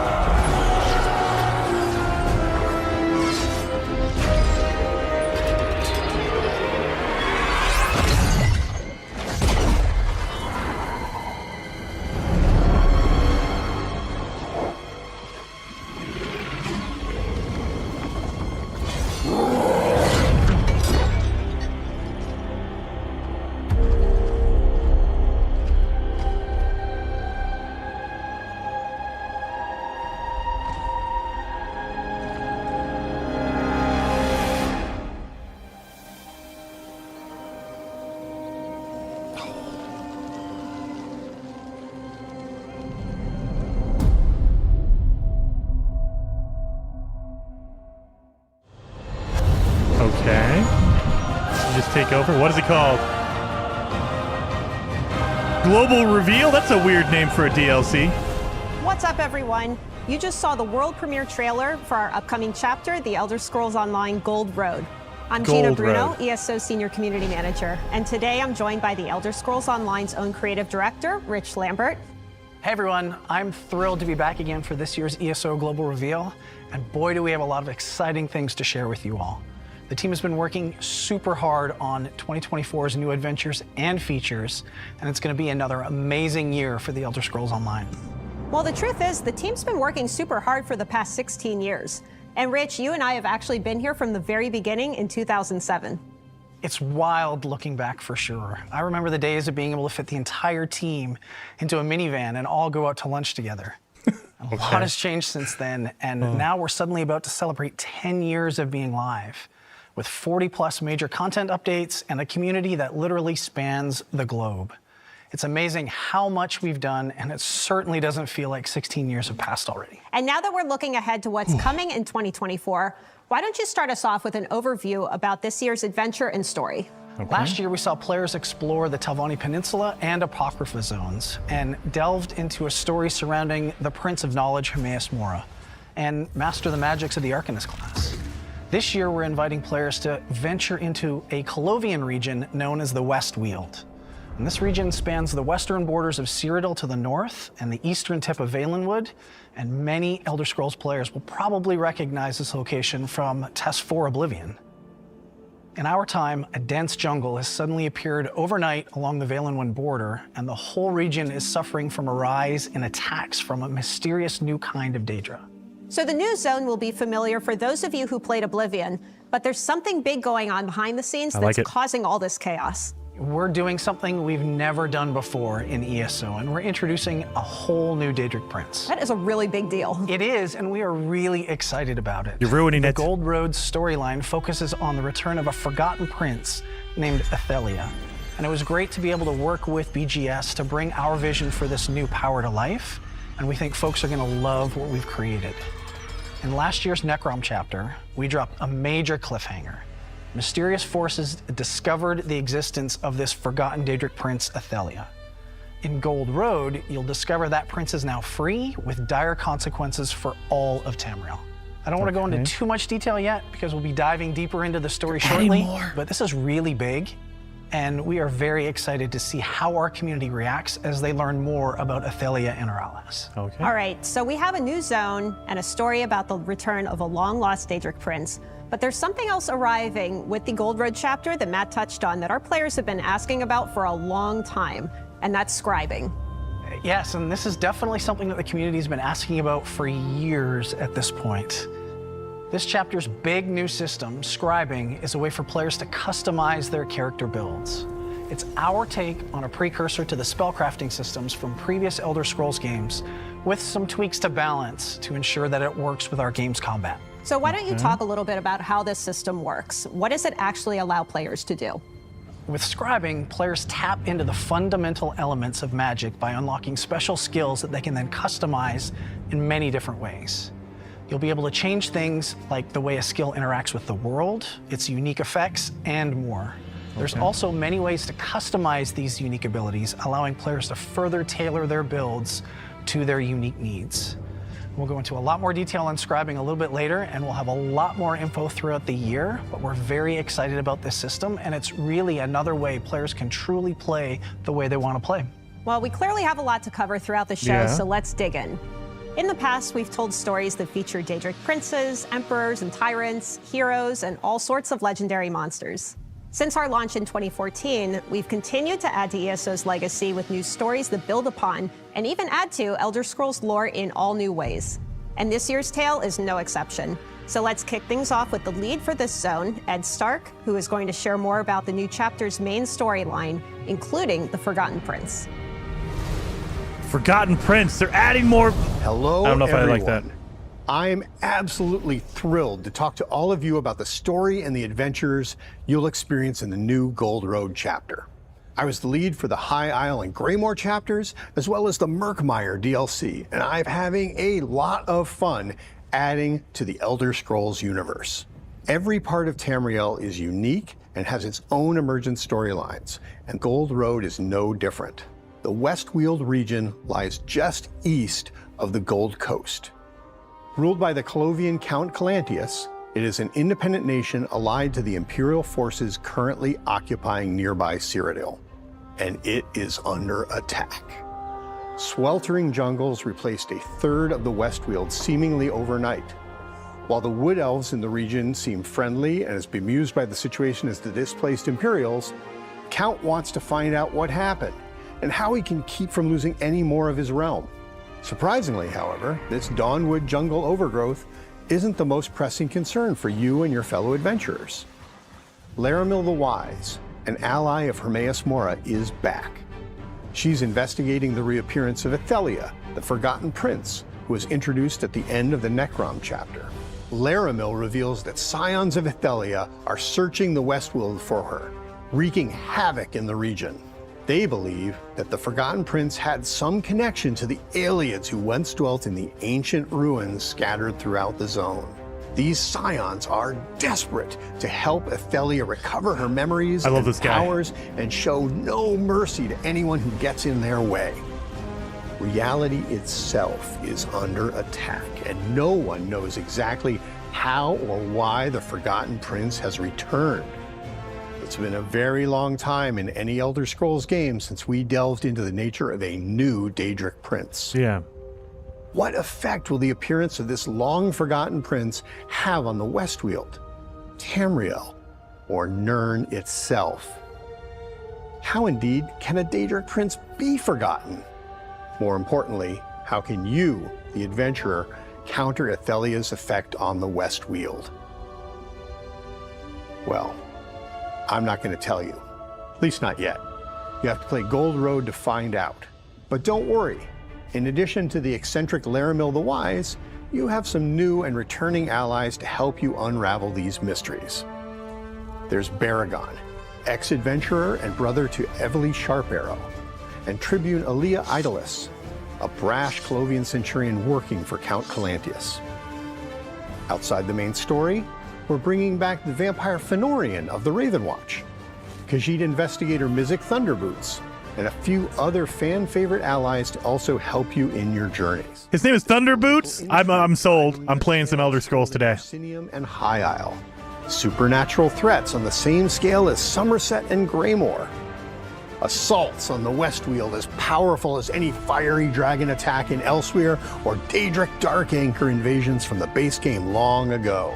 Players can choose how they progress the main story of the Gold Road as well. There's a non-linearity to the questline similar to that presented in Hrothgar and Necrom. You'll have to follow the threads to see just where they take you. And over everything is the threat of the forgotten Daedric Prince and her minions. There's something for everyone, all along the Gold Road. I'm looking forward to seeing how you fare. Good luck and happy hunting in the Westweald. Since ESO's launch, we've added a ton of new areas for players to explore across all corners of Tamriel and even the realms of Oblivion. Ed just shared some details about the story in Westweald, so now let's learn about how the team brought this space to life. To tell us more about this world you can explore in the latest chapter, we've invited ESO's art director to share more about this colorful but chaotic part of Tamriel. Hey everybody, I'm CJ Greb, art director for the Elder Scrolls Online, and I'm pleased to be able to share with you more about the Elder Scrolls Online Gold Road's unique zone, the Westweald. For those of you already familiar with Southeast Cyrodiil, this will be the first time you can return to this bountiful part of Tamriel since the Elder Scrolls IV Oblivion way back in 2006. Yes. The new zone features 3 unique biomes, 20 years. each with their own distinctive look and feel. In the southeast lies the Gold Road, a temperate environment similar to that found on the Gold Coast. It is home to the region's capital city, Skingrad, the bustling center of the zone and linchpin for the Colovian Imperials who call the Westweald home. Towards the southwest, you can find the Dawnwood. Formerly part of the Westweald, this area is now home to the encroaching jungles of nearby Valenwood. In this part of the zone, you'll discover a dense wilderness climate inhabited by advancing wood elves from the settlement of Vashabar. In the north of the Westweald lies the Colovian Highlands, a mountainous region that is home to an imperial settlement and numerous Ayleid ruins. The Highlands' rocky soil and dry climate is ideal for the region's famous vineyards. When designing this new zone, the team wanted to capture a region undergoing a dramatic change. And generally, we try to make every zone in ESO feel unique, so much so that a player can instantly recognize what zone they're in merely by looking around. Combining these ideas led us to paint the biomes in the bright colors of seasonal change. Highlights of orange, red, and yellow punctuate the Westweald, giving the entire region an autumnal feel. It's Elder Classic Scrolls. Colovian architecture inspired many of the zone's structures. However, the Colovian Imperials of the Westweald are wealthy and cosmopolitan, so the art team imbued some high-end motifs and designs throughout. Although this of course changes the further from Skingrad you travel. As you explore the zone's rolling hills, rocky crags, bustling vineyards, you'll encounter many Ayleid ruins of various sizes and shapes, and have an opportunity to delve deeper into this part of Tamriel's ancient history. We got to have a little fun here as we consider these Ayleid ruins less spoiled than other similar locations you may already have visited. As a result, there are structures and architectural pieces of Ayleid culture you've never seen before. Speaking of things you've never seen before, the dense, humid forests of neighboring Valenwood seem to have taken over a significant portion of the Westweald practically overnight. This consumption of traditional Colovian territory is cause of some concern for the Imperials, as you might imagine. Even more alarming is the Wildburn, a volatile area that separates the Dawnwood from the Colovian Highlands and Gold Road, comprised of sickened, magically twisted land and even more volatile beasts. While the land itself is changing, it is also under attack from a host of new, unfamiliar foes. Daedra, never before seen in the Elder Scrolls, roam the countryside, including Shardborn and aspects of Athalia that herald from the realm known as Mirrormoor. And if all that wasn't enough, the Wildburn has taken to magically corrupting the indigenous beasts of the land, resulting in danger around every turn. In the Westweald, we've created a beautiful world in flux, besieged by change itself. It's Imperials meet Wood Elves, meet Oblivion, and it's a world unlike anything we've created previously. We can't wait for you to explore it. I always love when we can share behind-the-scenes info about all the research and care that goes into creating a new zone. Rich, why don't you talk a little bit about what else players will encounter in Westweald? In addition to the main storyline, the zone contains new delves and public dungeons to explore, side quests to experience, and world bosses to contend with. Everything you would expect from a chapter. There's also an all-new 12-player trial to challenge your group, and the introduction of a new type of world event. And of course, there's all kinds of rewards that you can find in the new zone, including new item sets to loot and craft, unique collectibles to unlock, and special antiquities to scry and dig up, and a lot more. And of course, that's all in addition to the new scribing system. That's right. In previous chapters, we've added new classes like the Necromancer and most recently the Arcanist. We've also added new gameplay systems that we continually update, such as treasure hunting with antiquities, our deck-building card game, Tales of Tribute, even our housing and furnishing system, and of course, companion system, which allows you to bring an ally to fight alongside with you. This time with Gold Road, we're adding a new way to further tweak your builds just how you want them. We know everyone's been waiting patiently for more information on this new system, so let's kick it over to Kira to explain exactly how it works. Okay.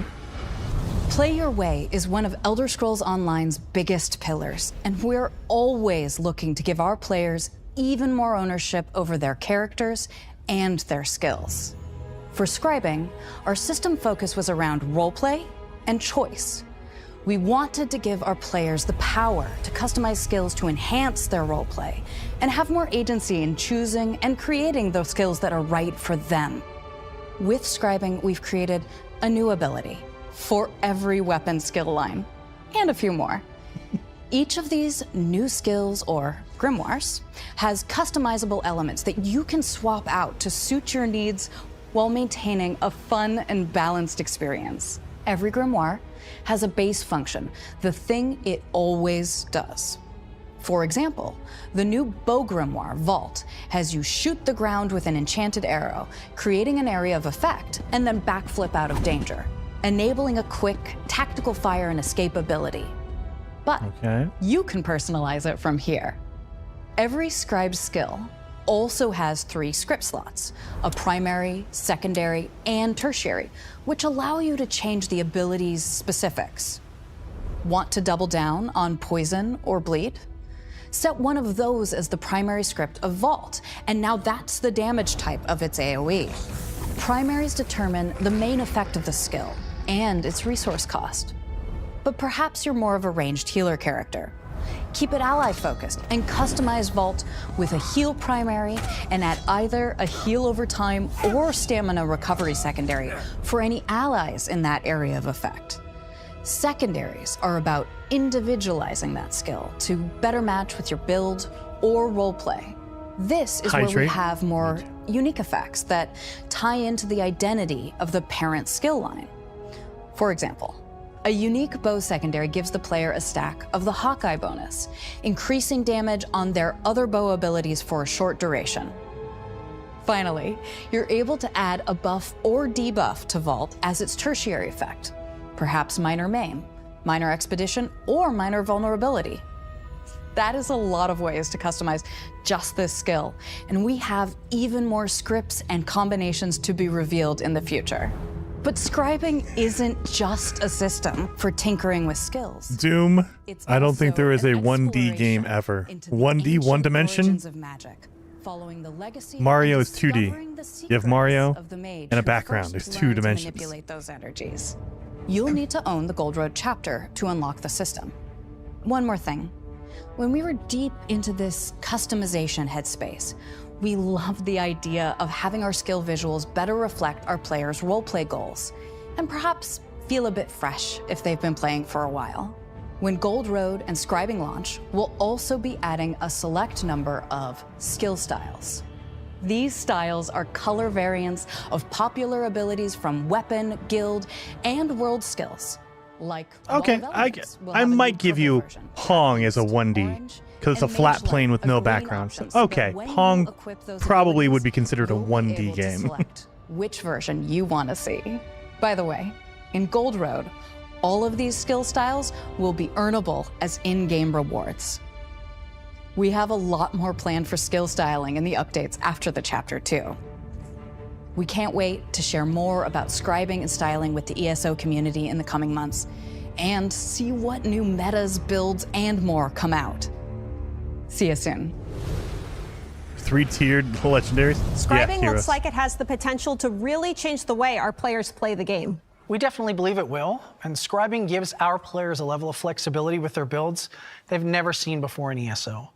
The new customizable abilities can be used by any class, allowing players to maximize an aspect of their build or perhaps give them a new way to fill a gap. And the system also provides a brand new avenue to customize their visuals too. And we know just how important fashion is to our community. Well, the good news is you won't have to wait too long to play, because scribing arrives with the Elder Scrolls Online Gold Road on June 3rd for PC and Mac, and June 18th for Xbox and PlayStation consoles. And it's available to pre-purchase now. You can visit ElderScrollsOnline.com for more details. Now, as many of you watching might expect, this chapter isn't the only major release in 2024. There is a lot coming this year. We're kicking things off in March with Update 41 and our newest dungeon DLC pack, which includes 2 new dungeons, Oathsworn Pit and Bedlam Vale. These 2 dungeons will have you explore a training ground for the followers of Malakath and a secret vault within the demi-realm of Maelstrom. Both dungeons help set the stage for the upcoming chapter release and storyline. These dungeons will be available in normal and veteran modes and have their own veteran hard mode difficulties. All the unique rewards you'd expect, including new item sets and collectibles. And as always with these DLCs, these new challenges can be purchased in the in-game Crown Store, or they come free as part of ESO Plus. If you want to first look at these new dungeons, be sure and tune in to our next ESO live stream, as we'll be joined by lead encounter designer Mike Finnegan to share all the details about this upcoming dungeon DLC. That's not all we have going throughout 2024 either. Update 43, which is scheduled to arrive in August, will be another base game update similar to what we did in 2023, and that includes a host of bug fixes and quality of life improvements, with some pretty exciting features, including something housing related. And finally, Update 44 will close the year out by introducing 2 new in-game companions, and something we're not quite ready to reveal yet, but to all our PvP-minded players, you might want to pay particular attention to this update. Well, you'll definitely want to keep an eye out for more information on our plans as the year progresses. Okay, we've gone over so much already, but as with any major chapter release, there's a ton of in-game rewards you can get when you pick up Gold Road. Let's find out more about the various additions and pre-purchase rewards for the Elder Scrolls Online Gold Road with community managers Jess and Kevin. Hi everyone, I'm Jess Folsom, ESO's lead community manager, and I'm joined by my fellow community manager, Kevin Boley. We're here to tell you a little more about the new Gold Road chapter, its additions, and pre-purchase rewards. Thanks, Jess. And hey, everyone. As She didn't mentioned, introduce him. the Elder Scrolls Online Gold Road arrives this summer on PC and Mac, and on Xbox and PlayStation consoles. However, you can pre-purchase the chapter right now on ElderScrollsOnline.com and unlock in-game items, which we'll cover in just a minute. But first, let's talk about the different versions of Gold Road. Okay. Right. Depending on your history with the Elder Scrolls Online, there's bound to be an edition of Gold Road that suits you. If you're an existing player, the upgrade versions may be just right. If you're a new or returning player, the collection might be a good fit. It includes the ESO base game, all Good 7 Lord. previous chapters, and the new Gold Road chapter at launch. That means the collection will allow you to begin your adventures in Tamriel right now, and play the new chapter once it launches. Both the Gold Road upgrade and collection are also available in deluxe editions, which includes a bounty of additional in-game items themed around the West Weald and Skingrad regions, including a unique pet, memento, outfit style, emote pack, and first of its kind mount, all of which are granted at chapter launch. Whichever edition of Gold Road you choose, there are several pre-purchase rewards you can unlock. These include a striking new costume, pet, that and little crown bear? plate delivered at launch, and instant in-game access to the spectacular wolf mount. For a limited time, if you pre-purchase Gold Road, you'll get instant access to this matching wolf pup pet. Oh, it's a wolf so don't pup. miss out. You can pre-purchase the Elder Scrolls Online Gold Road right now on ElderScrollsOnline.com or select retailers for PC and Mac, Xbox Series X and S, Xbox One, PlayStation 4, and PlayStation 5. Of course, we have a lot of exciting releases, in-game events, and community fun lined up for the Elder Scrolls Online between now and chapter launch too. Okay. You'll be able to explore 2 new dungeons launching along with Update 41. You can get a first look at these 41. new dungeons and Update 41 by helping us test it all on the PC and Mac public test server in just a few days. Then, this spring, ESO will introduce the prologue quest for Gold Road. This free quest line sets up the events of the upcoming chapter and is available to anybody who owns a copy of the Elder Scrolls Online. If you'd like to check out some of ESO's past DLCs and chapters for free, then now is your chance with the ESO Plus free trial, live right now on all platforms. There's also a ton of fun in-game events lined up over the next few months, including the now live Guilds and Glory celebration, then the White Strikes Mayhem PvP event, and of course, the fan favorite Jester's guild for Festival. me. Starting right now with the Guilds and Glory celebration, you can earn the Moloch Ball Illusion Imp pet, as well as its morphs over the course of 2024. It's the perfect companion to get you in the celebratory mood as we head into the incredible 10th anniversary celebration for the Elder Scrolls Online. To learn more about this year's morphing collectible, check out our preview article on the official ESO website. We've grown in so many ways since ESO first launched. With international community managers across 15 unique territories and 7 officially supported languages, this massive celebration of ESO and its community is our biggest one yet. And it will include many in-person events around the world. As Matt mentioned earlier, the fun kicks off with our first in-person event in Amsterdam, Netherlands, and continues all the way into 2025 with our largest in-person event in the US yet. We hope to see you at one of them. Check ElderScrollsOnline.com for the details on our upcoming Q1 Dungeon DLC, the in-game events, and our 10th anniversary plans. We have big things ahead. We can't wait for you to join us as we celebrate 10 amazing years of the Elder Scrolls Online together. Yeah, 10 years, holy moly. All right, so let's recap.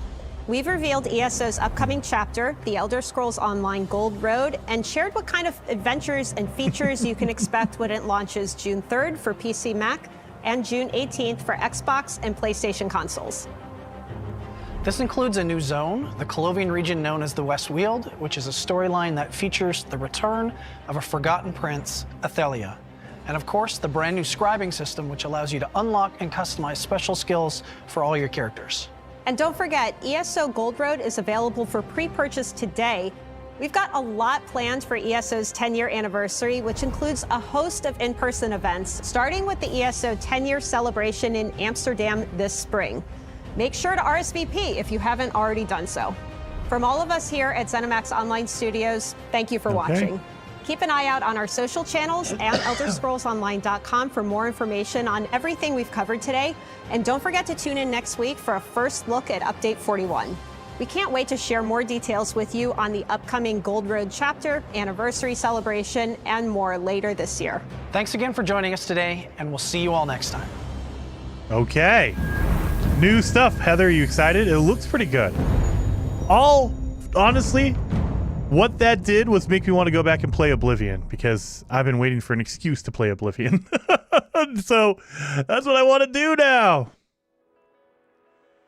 I think that was it. That was officially it. All right. Yep. There's nothing else going on here.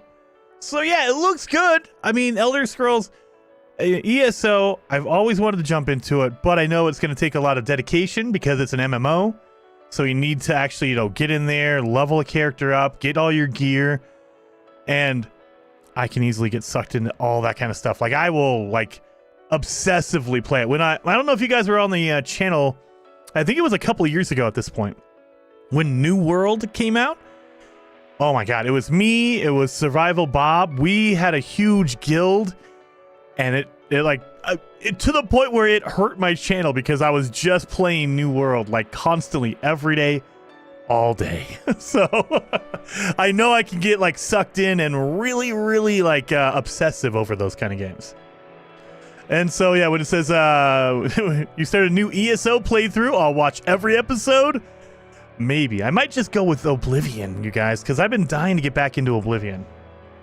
Wait for either Sky Oblivion or the official remake remaster. That might be what I do. So I might play it on my own just because I want to get a refresher anyway, because it's been probably a couple of years since I played Oblivion.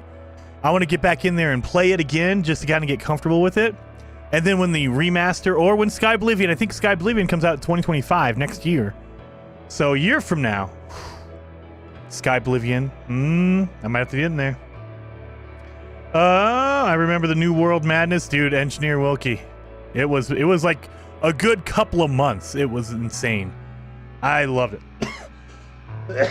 I need to go back in there because I maxed out my character. I was getting all my skills up, but it's been a couple of years since we played, so I know that they've been adding in DLC. They've been adding in content, so I'm sure I was max level back 2 years ago, but now there's probably higher level caps. There's probably no new skills, new areas, all that kind of stuff. I haven't kept up with it at all. New World. Yes, New World. I played that for a few months too. Dude, Heather, it is such a good game. I love it. Nate Dogg says, I love Oblivion, but it's too dated for me. The combat in ESO is great. I haven't really gotten too deep into ESO, so I don't know about the combat in ESO. I love the combat in Oblivion. It's like a comfort food. It's an old thing. It's an old game, so it's really dated. The controls, the upgrade system, the leveling system, all dated. But it's just like going back to an old memory or an old movie. It's still good. It's still good. So what do you guys think about today? I know a lot of you, I know other than Heather, Scar, and me, probably weren't as excited for the ESO stuff. But did you like the ESO stuff? Did you like the what game were you guys excited for with the first hour of the developer direct? Were you guys excited for Indiana Jones? Was it more of you guys were waiting on Avowed? I think the Indiana Jones looks really, really, really good. I'm a little bit hesitant on the gameplay aspects of it. Maybe a little bit of the writing, because Todd. I love Todd. He's a good visionary, but there are limitations to Todd. And I think writing is one of those. I never... for Elder Scrolls, for all that kind of stuff, it was never about the writing. For the most part, there's some highlights like the Dark Brotherhood. I will always point out the Dark Brotherhood. That is an amazing storyline. But for the most part, with the Elder Scrolls and Fallout games and all that kind of stuff, you're really in it for the world itself. Avowed looks fun. It does look fun. It looks like a good, like a fantasy version of Outer Worlds. So, again, like I said earlier, the character interaction, the chat, like when you're talking, the conversation, it reminded me a lot of Outer Worlds, which is a good thing. But if you're looking for something completely different, probably not going to be completely different compared to like Outer Worlds. Morrowind had better writing, I think. I mean, yeah, but I think that if you go all the way back to like Daggerfall and Morrowind, I think Todd at that time was not as prevalent as he is now. Like, I think Skyrim put Todd like front and center. Like, that was the thing. He was there. He's been there the whole time, but he's gained more and more prominence as these games have come out. Oh, you know, Oblivion, Skyrim, Fallout 3, Fallout 4. I think he's gained more prominence, and so he's taken on more of a leader role in a lot of stuff. So I think that Morrowind had really good writing. I mean, I didn't play a lot of Morrowind, so I'd have to go back and look at it. I know Oblivion had some really good stuff. Dark Brotherhood was really, really good. Some of the Fighters Guild, a lot of that stuff, but it was never like mind blowing. There's been some stuff. Red Dead Redemption comes to mind as a more recent game that you're just like, this is really good writing for a game. You grind the good gear. Oh, it's a nerf buff time. Hope it's not happening monthly nowadays. I mean, Doom. That is always the case. It's whenever there's like a new what they call it the meta.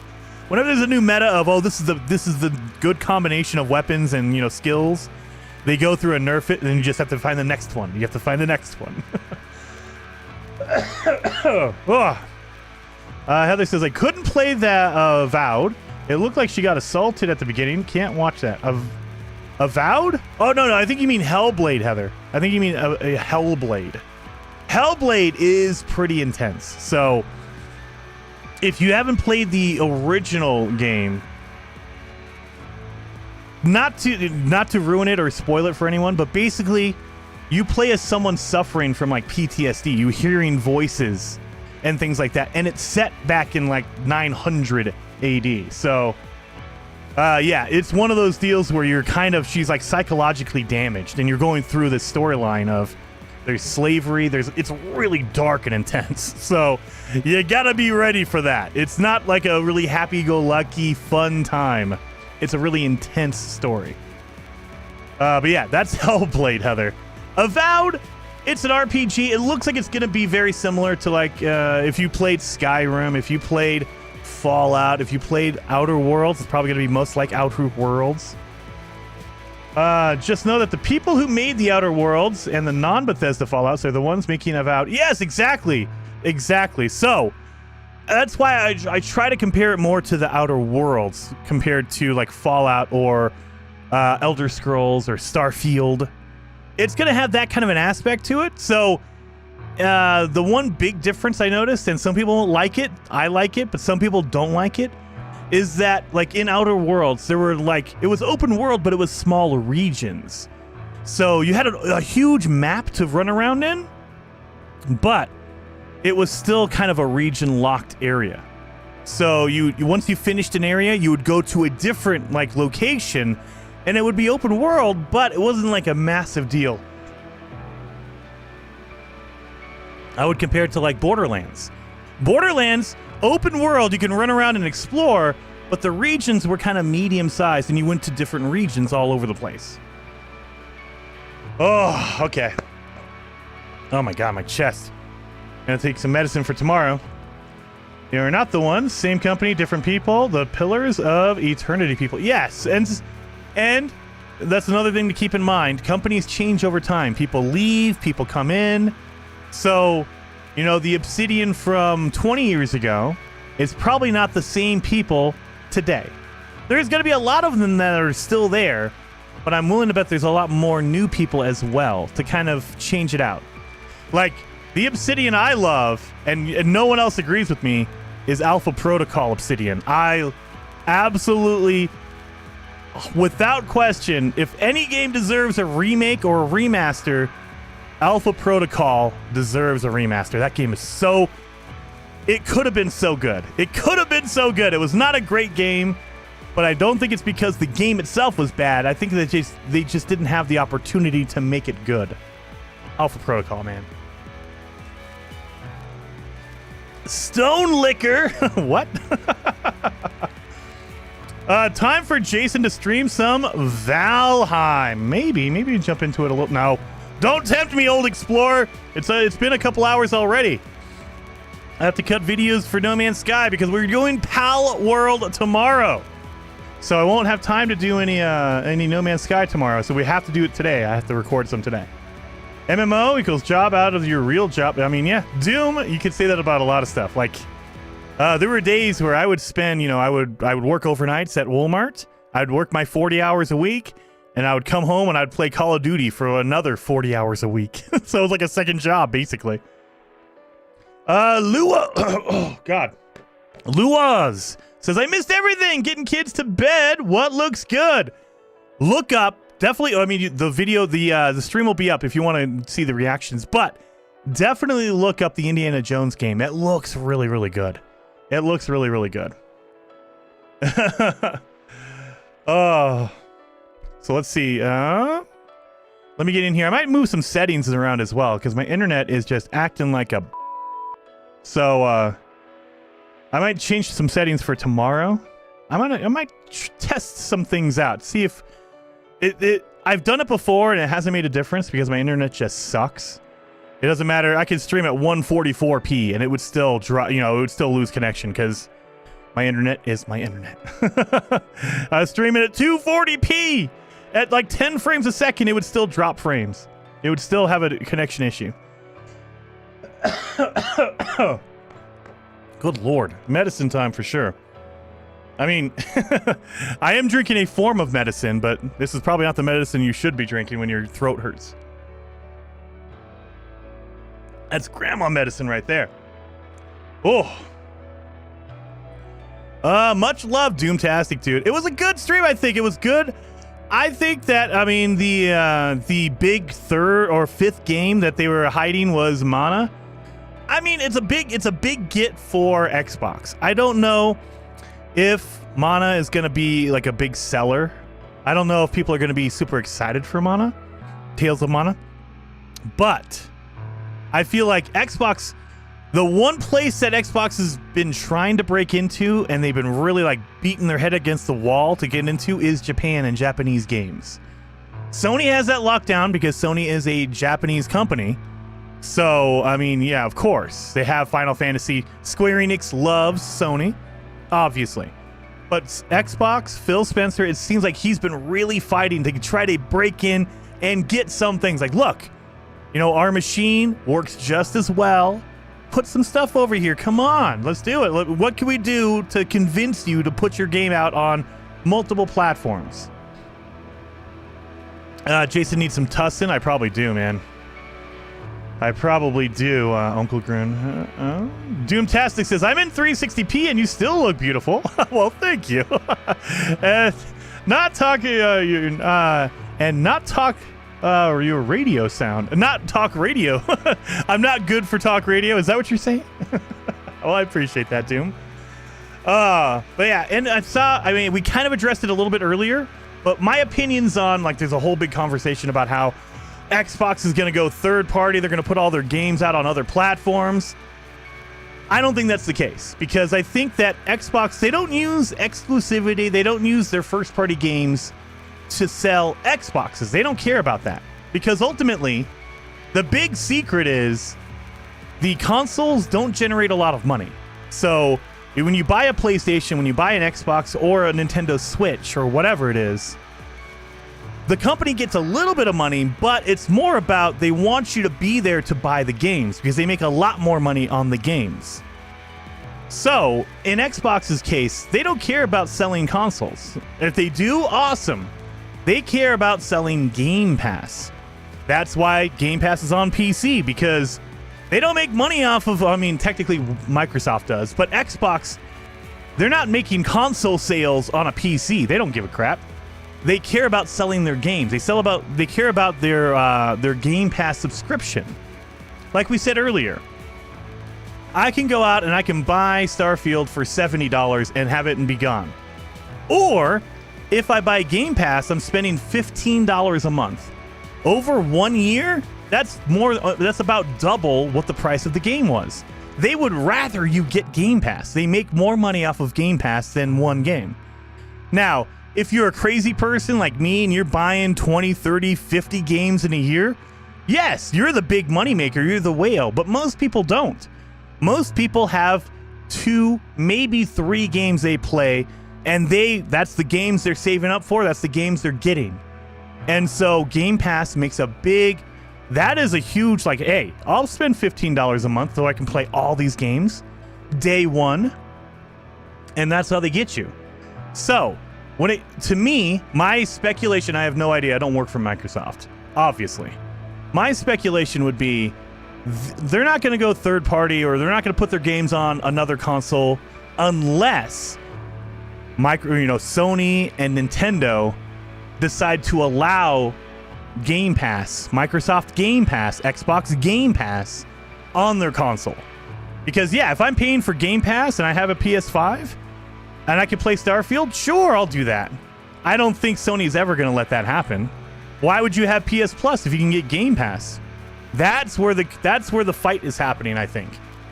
And I think Microsoft is winning that fight, but because they're doing that, they're not going to just slap Starfield or Fable or whatever on a PlayStation. They will if they allow Game Pass, because technically you're paying Microsoft to play on PlayStation. That's a win-win. That's why I bought Starfield instead of going through Game Pass. I mean, Uncle Groon, there is something to say about that. So if you buy a lot of games, Game Pass makes sense. If you buy one game a year, if you're like the Madden player who only buys Madden once a year, it doesn't make sense to pay for Game Pass. If you're the Call of Duty guy who only plays Call of Duty, it doesn't really make sense to buy Game Pass. But if you're like a general gamer like me, I'm buying a ton of games all the time. And so Game Pass makes sense, because instead of buying 10 or 20 games in a year, I can limit that and say, well, I have this on Game Pass, that's on Game Pass.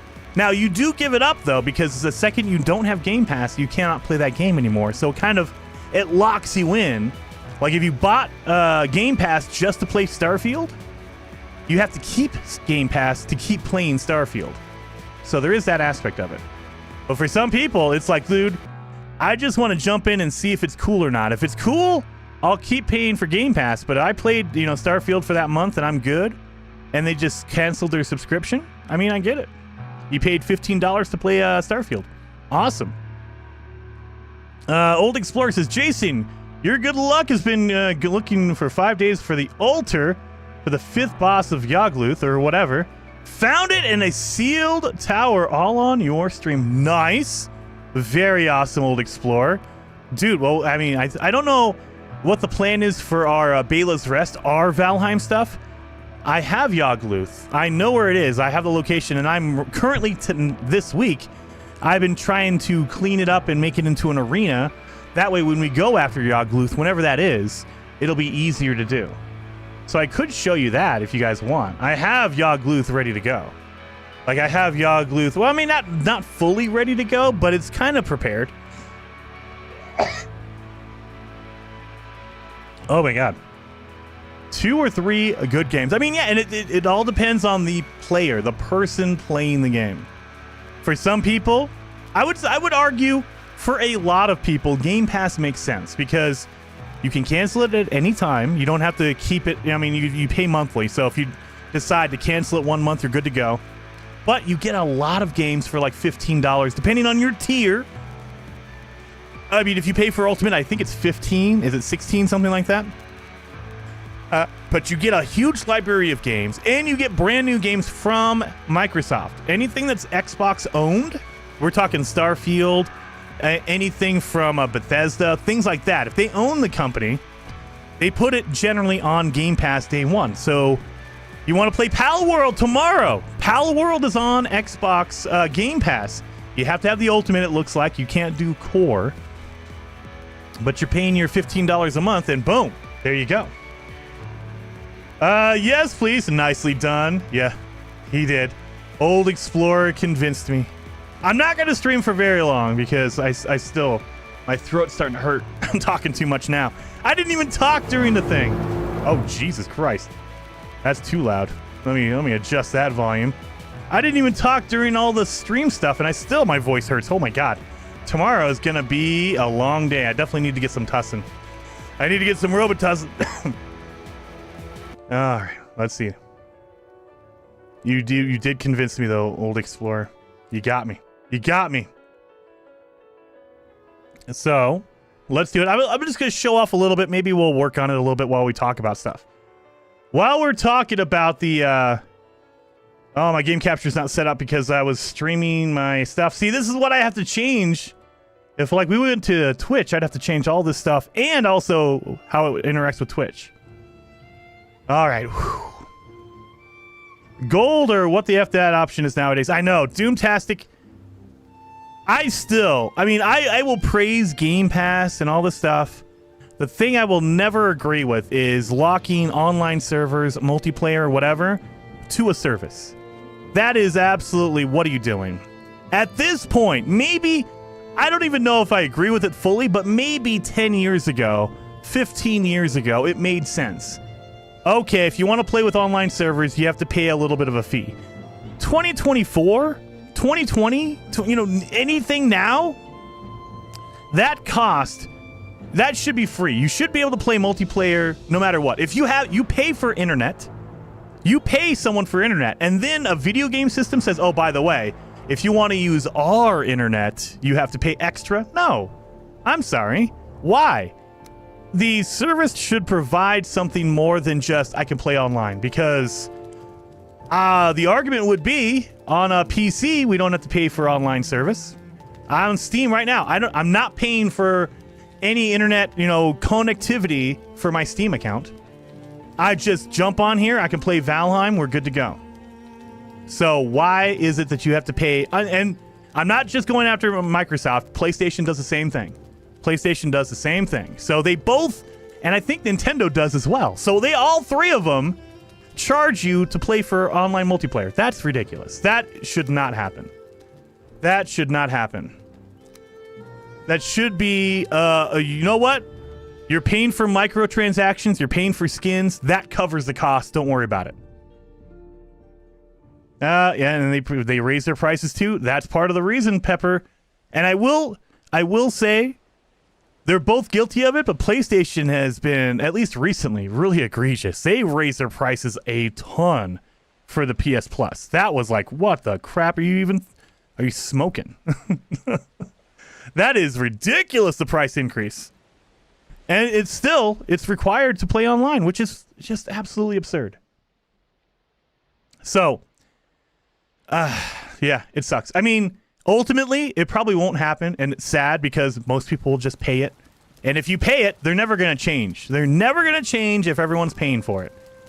So, yeah, it's one of those deals where it's a vicious circle. People pay for it because they like the service, and then people like me complain about the online servers being connected to the actual service, the Game Pass or PS Plus, but they'll never change it, and it sucks. It sucks until people stop paying for it. Until people say, "Look, no, I'm not going to pay for Game Pass or PS Plus because online matchmaking should be just a given." All right. Anyway, sorry, I'm complaining a lot. Sorry about that. We're at the Yagluth right here. Oh, Golden Gek is in here. So we have the Yagluth site. I've built a quick base real fast just so we have a place to like spawn so everyone can sleep in these beds. And then, oh God, I've kind of cleared out the area. So I've tried to flatten it. You still want places to hide from the boss. And so you don't want to like knock down all the stones. I did this last year. You don't want to knock down the stones because you need places to hide. So what I've done is I've just flattened it out to make an arena, and I'm still trying to extend it out and make a good, like, limit on it. Like, I'm trying to clear out this stone over here. But yeah, I'm trying to flatten it out so when we go after the boss, we have a big area to kind of attack him with and hide behind all of these big old stone pillars. But yeah, there's our awesome Yagluth summoning altar. Old Explorer says, Jason, a great way to have better stamina running around is a shirt and cape from the trader. 20% stamina, 100% Old Explorer. However, you don't get a lot of armor. And so I would do that like at my base, but out here, kind of building out in the middle of the plains, you don't want to use that. So, I mean, at this point, though, I have pretty good stamina. I do have, I mean, if you want to know, Old Explorer, I already have all that stuff at my base. So whenever I'm building... Oh, yeah, see, look at that. Oh, my God. Deathsquito almost murdered me just running because I haven't eaten any food lately. Let me do this real fast before the Deathsquito gets me. That's why you don't want to wear the stamina clothing out here because it has no armor. Look at that. Boom. I'm down to 32 health. Good Lord. I almost died on stream again. Anyway. Carry the extra armor with you. Ah, that's too much, man. Then your inventory gets all cluttered, Old Explorer. I just eat my... I focus on stamina foods. So I'll start eating bread and stuff like that. But if you guys... If you're building, like I'm building at home, I'm trying to do some renovations here. Like I'm replacing all my normal wood with the dark wood, which looks better, I think. But I haven't done always. Like I've done this half of my house, and then slowly you see like there's still some of the old stuff up here. I need to go through and finish it off. I have my old section over here. So I'm slowly trying to renovate and change over to dark wood. But while I'm doing that, I do have my clothes over here. I have my cool purple cap and my purple dress because that's what you have to wear. There you go. See? And this is really good for your stamina. Look at that. Boom. You just run all day. Running and jumping. You can jump higher because it's less weight. It's not as heavy as your real armor. And you just run all day. Yeah. Look at that. Awesome, awesome purple dress and purple hat. Love it. I mean, no, you know what? Technically, no, it's not. That's not a purple dress. It's a blue dress. Dang it. I was looking for a purple dress. Couldn't find one. I have a purple hat, but not a purple dress. I need, you know what? I have not gone back to the trader. Let's go back and see if Hilda has a purple dress for me. Let's see. We need darkwood walls and floors. Dude, I was talking about that with everyone else, Old Explorer. I am upset that I don't have any walls or floorboards, man. Because I like the look of darkwood. It looks really good. I like the designs, all that stuff. Brenna, nope. Where's Hilda? Hilda, where are you? There you are. Or Hilda. Ooh, I like your house. Thank you, Darkstone. I've been working on it. It's not as extravagant. Like, if you guys watch Beeblebum stream, Beeblebum has some amazing builds. Same thing for Zane. They are building some cool stuff. Survival Bob is building a gigantic castle as well. So definitely check them out. Mine is okay. It's good for efficiency. It's not extravagant. It's not like really big and beautiful. Let's see what you got, Hilda. Dress natural, tunic natural, brown, blue. There's no purple. I got yellow and blue, brown, red, simple cap purple. That's the only thing we have. Dang it. I want a purple dress. It's upsetting. I got a barber kit. We can come back and get a barber kit so we can cut our hair if we want to. But yeah, no purple dress. That sucks. This purple avoidance is making me sad. I know there should be purple, Heather. It should have purple here. Dang it. I don't know why they don't. I have a purple hat. That's it. I got to deal with my blue dress. I mean, the blue dress is fine. I just wish it was purple. Man, it is dark as hell. Let's see if Gek wants to sleep. The Mach 5000 says that I've recreated my actual home in Valheim. I can't really make a basement, though. Beeblebum knows how to make basements. You can make a basement. It's a lot of work, and I'm not smart enough to do that, but Beeblebum has. But yeah, I need to, like, I've been taking down some of my lamps. I need to put some lampposts out here. That way it's all lit up out there. But yeah, my roof is kind of jacked up right now because I'm in the middle of my renovation. Don't judge my roof too much. I'm busy, like, half tearing it down so I can build my dark wood. You see how it's multi-layered because I'm in the middle of putting my dark wood up. Let's see. Can I lay down? Is he sleeping? No, it doesn't look like he is. All right. It's Valheim, not Better Homes and Gardens. The dark wood is a lumber liquidator, dude. But I mean, look at this. I love the design. Look at that. The dark wood is so cool. And I love it. So I would wish I could have some dark wood designs for the walls and the floorboards to go with all these cool, like, arches and all that stuff. It looks cool. It looks cool. So, like, in here. Oh, I need to replace some of these posts. I need to start replacing these posts with all my dark wood. Oh, yeah. I can sleep. Yeah, see, now he wants to sleep. I should probably check and see if he's in the chat. And he probably is in the chat, and I just haven't gone into the chat. So let's do that. While I'm sleeping. Boom, boom, boom. The design is nice. You're right. It is. The dark wood is so cool looking. I love it. I really do love it. Let's get in here. Nobody is in the stream, but I'll get in here. I'll get in the stream. There we go. Oh, yeah. You got to turn that up. That way we get some notifications. There we go. Got to make sure I'm all good to go in here. So, I'm gonna put my purple stuff back so I don't accidentally run to the plains with no armor on, because that's not a no. You don't want to do that. That's not good. Anyway, so it should be daytime. Yeah, I've been slowly growing a whole bunch of oak trees in my backyard. So now, oh, look at that. They are growing. Okay. Look at all these trees now. Look at that. It's like a forest back here. So all of these are oak trees. I have oak trees in the back, and then I have my birchwood and the white trees over here on the side. Because they give you fine wood. That's why I'm growing them. But they also look really cool. Like, look at this. This one's right next to my wall. I love it. I need some more oak trees, though. That way it looks like a really intense forest. Yeah, that looks pretty good, right? Yeah, it's Valheim. Yep. The Hell Dark, or is it lit by fires? I mean, it is lit by fires. But like on a really dark night, it's gonna be really, really dark. So I've slowly been trying to add more torches around, more sconces. So I'm gonna add more sconces like out here on these railings, on the arches. Things like that. Anyway, let's go and I'm in the middle of trying to flatten out the Yog-Luth area to make an arena. Zane's World says Hellblade II is gonna frick shit up. Yes, dude.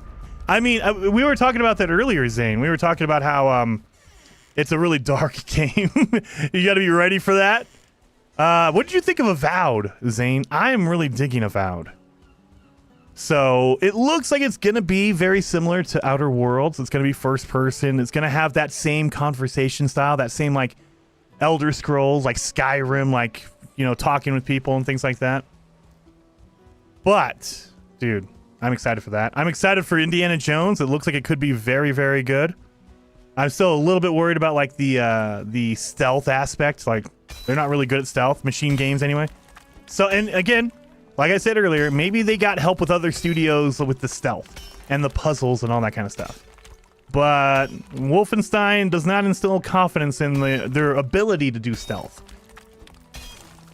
I have not formulated an opinion on that one. Oh, dude. Did you watch the direct? It looks pretty good. It looks pretty good. And it's going to be fall of this year, so I have a feeling that is going to stick. The one that I'm nervous about that probably will get delayed, I wouldn't be surprised if it gets delayed, is Indiana Jones. Simply because we haven't seen anything about it yet. And so that, to me, says that it's not as far along. I mean, it looks like it's really good. Like, it's really far along. However, if it was far along, they would have showed it like 6 months ago. So the fact that they just now are showing it means that it might not be ready for prime time. It might look really good. It might show really good, but maybe it's not fully finished, fully fleshed out. Dun, dun, dun. Oh, yeah. Is Scar here? Scar might be gone by now. Yo, didn't realize you're in here. There you are. Hey, man. Good day, mate. How's it going there? Yeah, going good. Yeah, we just did the developer direct, and then Old Explorer convinced me to jump into Valheim for a little while. Ah, nice. Yeah, I'm just jumping back in.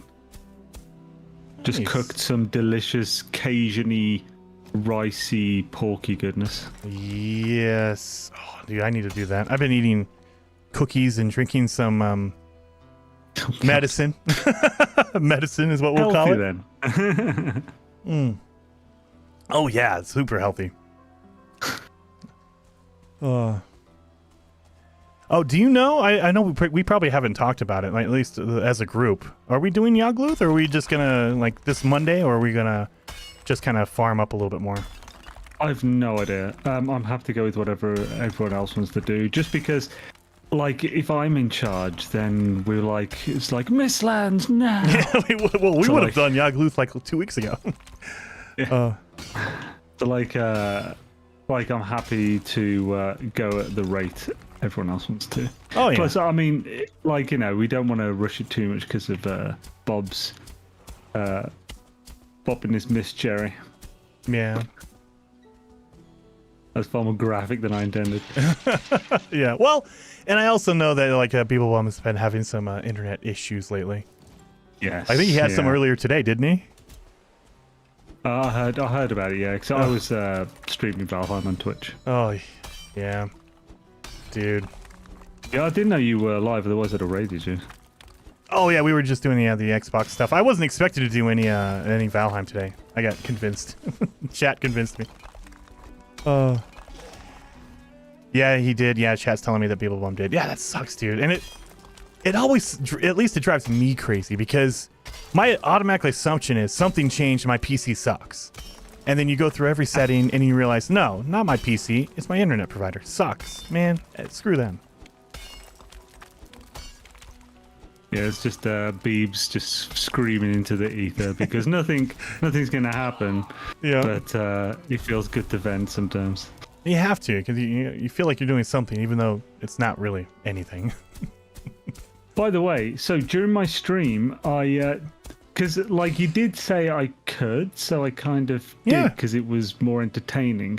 I did 2 villages while doing some tar pits. Yeah, dude. Which ones did you do? In the big landmass, the plains south of. Did you do the circle? Did you do the big circle thing? No, I haven't touched the circle. No. Oh, why not? Because you're excited about the big circles. I'm not going near your circle. All right. Do you want me to? I mean, if you were in there streaming, then hell yeah, do it, man. I want to see what it is. Because I just didn't know if it was anything special or if I just needed to, like, if it was just some weird. Because I give significance to anything that looks out of place. Yeah.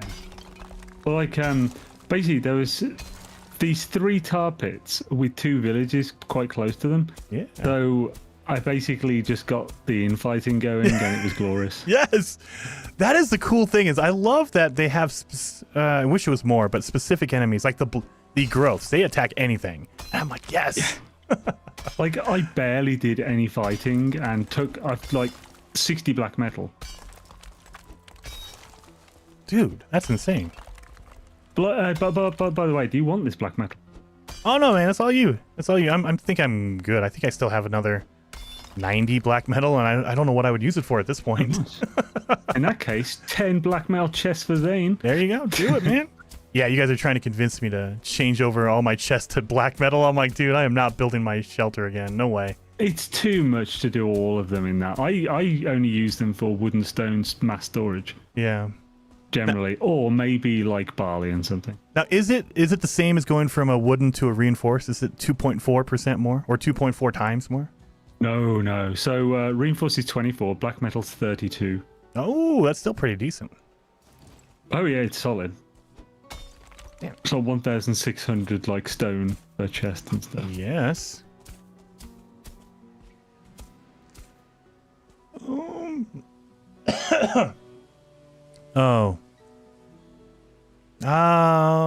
Old Explorer. Yes, I've heard that, but we haven't done that yet. We haven't done any seal towers or any. We haven't even done the Howling Cave, have we? No, that was we were supposed to do it on Monday, and then connection issues prevented that. We've been supposed to do that for 2 weeks now. Yeah. There's always been issues. Yeah. Oh, 1-star Berserker. I'm hitting bone mass. Yeah. Oh. Well, I will be streaming Pal World tomorrow. Have you seen anything on that? Are you interested in Pal World at all, Zane? No, I've been told I like Pokemon, so I should like it, but I don't know anything else about it. Oh. It looks like definitely like... I think they had a trailer come out last year in 2023, summer 2023, and the first thing I thought was, that's a huge copyright violation, because it was not even like kind of Pokemon. It was like, I saw like an EV. I was like, what the are you kidding me? This is like blatant copyright infringement. What the hell? But I mean, it's official. It's actually coming out, and not even that, Xbox is backing it, so it's on Game Pass. I'm like, what the hell? So I'm gonna be streaming it. It looks like it could be interesting and fun, but I have a feeling Nintendo's gonna be a little litigious. Holy Jesus. 1-star Berserker, no joke. Bone mass, 100 armor, and he still hits me for 80. Nope. Yeah, see? That's why I arrow the hell out of those guys. Even if I have bone mass, I'm like, no. That's just what the I'm backup. doing now. Yeah, it's just the backup in case I get hit.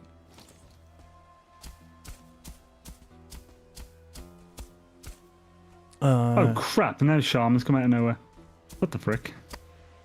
Have any of you built a chicken coop in preparation? No, and I wouldn't do that because I'm not a... Maybe next year I'll start farming. I haven't built any farms for any animals, you guys. I haven't done any like boar farms or wolf farms. I should, but I'm too lazy. I know you have a boar farm, right? Do you have a wolf farm, Zane? No, I'm not going with wolves this time because I don't know. I just like I'd want 2 stars, but it's a bit dangerous to go for 2 on stars hard on mode. hard Yeah, yeah, hard mode. That like changes even on things. normal mode, I die getting 2 stars. Really? Yeah. I almost always die at least once because they hit like the one shot you on normal. When you're at the level that you would get them. Yeah. Okay, because we did Freaking do. broken. I think it was on Monday. We were up there at night. We were on the mountains at night, and I ran into a 2-star, and I was like panicking, but it wasn't as bad as I thought. But I did have padded armor at the time, so. Oh yeah, I mean it's much easier with padded armor. Yeah. Holy growth! That just came out of nowhere. Yeah. Are you still streaming? No, I'm not streaming. I say I gotta turn on your stream. That way I can see you get murdered. I fought so much today and was absolutely fine. I just didn't realize those growths had respawned. Like, oh no. Now, where's that 1-star Berserker's bloody loot? Because I want all that cash. Oh, yes. Yes. How many black metal did it drop? It was 6. Nice. Nice. No totems? No. If it's a starred enemy, especially like that, it should give you the special item almost automatically. I think it's like 10% regardless of stuff. That sucks. Yeah, once you start getting... Oh, shoot. That was a dumb move. Once you start getting chickens, man, then feathers, easy old explorer. Oh, yeah. So good. Yeah, I showed serpent hunting on my stream today. Oh, nice. It was, and I was also, as part of it, if I'm hunting serpents, I may as well show how to get scales without getting them to shore. And the first one I did it on, I got 8 scales Nice. in the ocean. Yes. It was like ridiculous. It's like, hells yeah. It's the best one I've ever done in the ocean. Second one got me 4. Man. Which is also not bad for ocean-wise. Are you just collecting scales? Because your shield is maxed out, right? Yeah, I've got like 38 scales or something. I think I have like 21. And at that point, I was like, I don't need scales. I mean, maybe I'll get a trophy, but even then, it's like, I'm not making any bait. The only thing for a trophy is just to be cool and put it up somewhere. Well, yeah, that's why I'm still collecting them, because they make good decorations. Yeah. They look pretty. I'm not going to get another one up to level 3. It's pointless. Oh, I see you, Mr. Fueling. Half health hiding in your hut. It's dying time, nerd.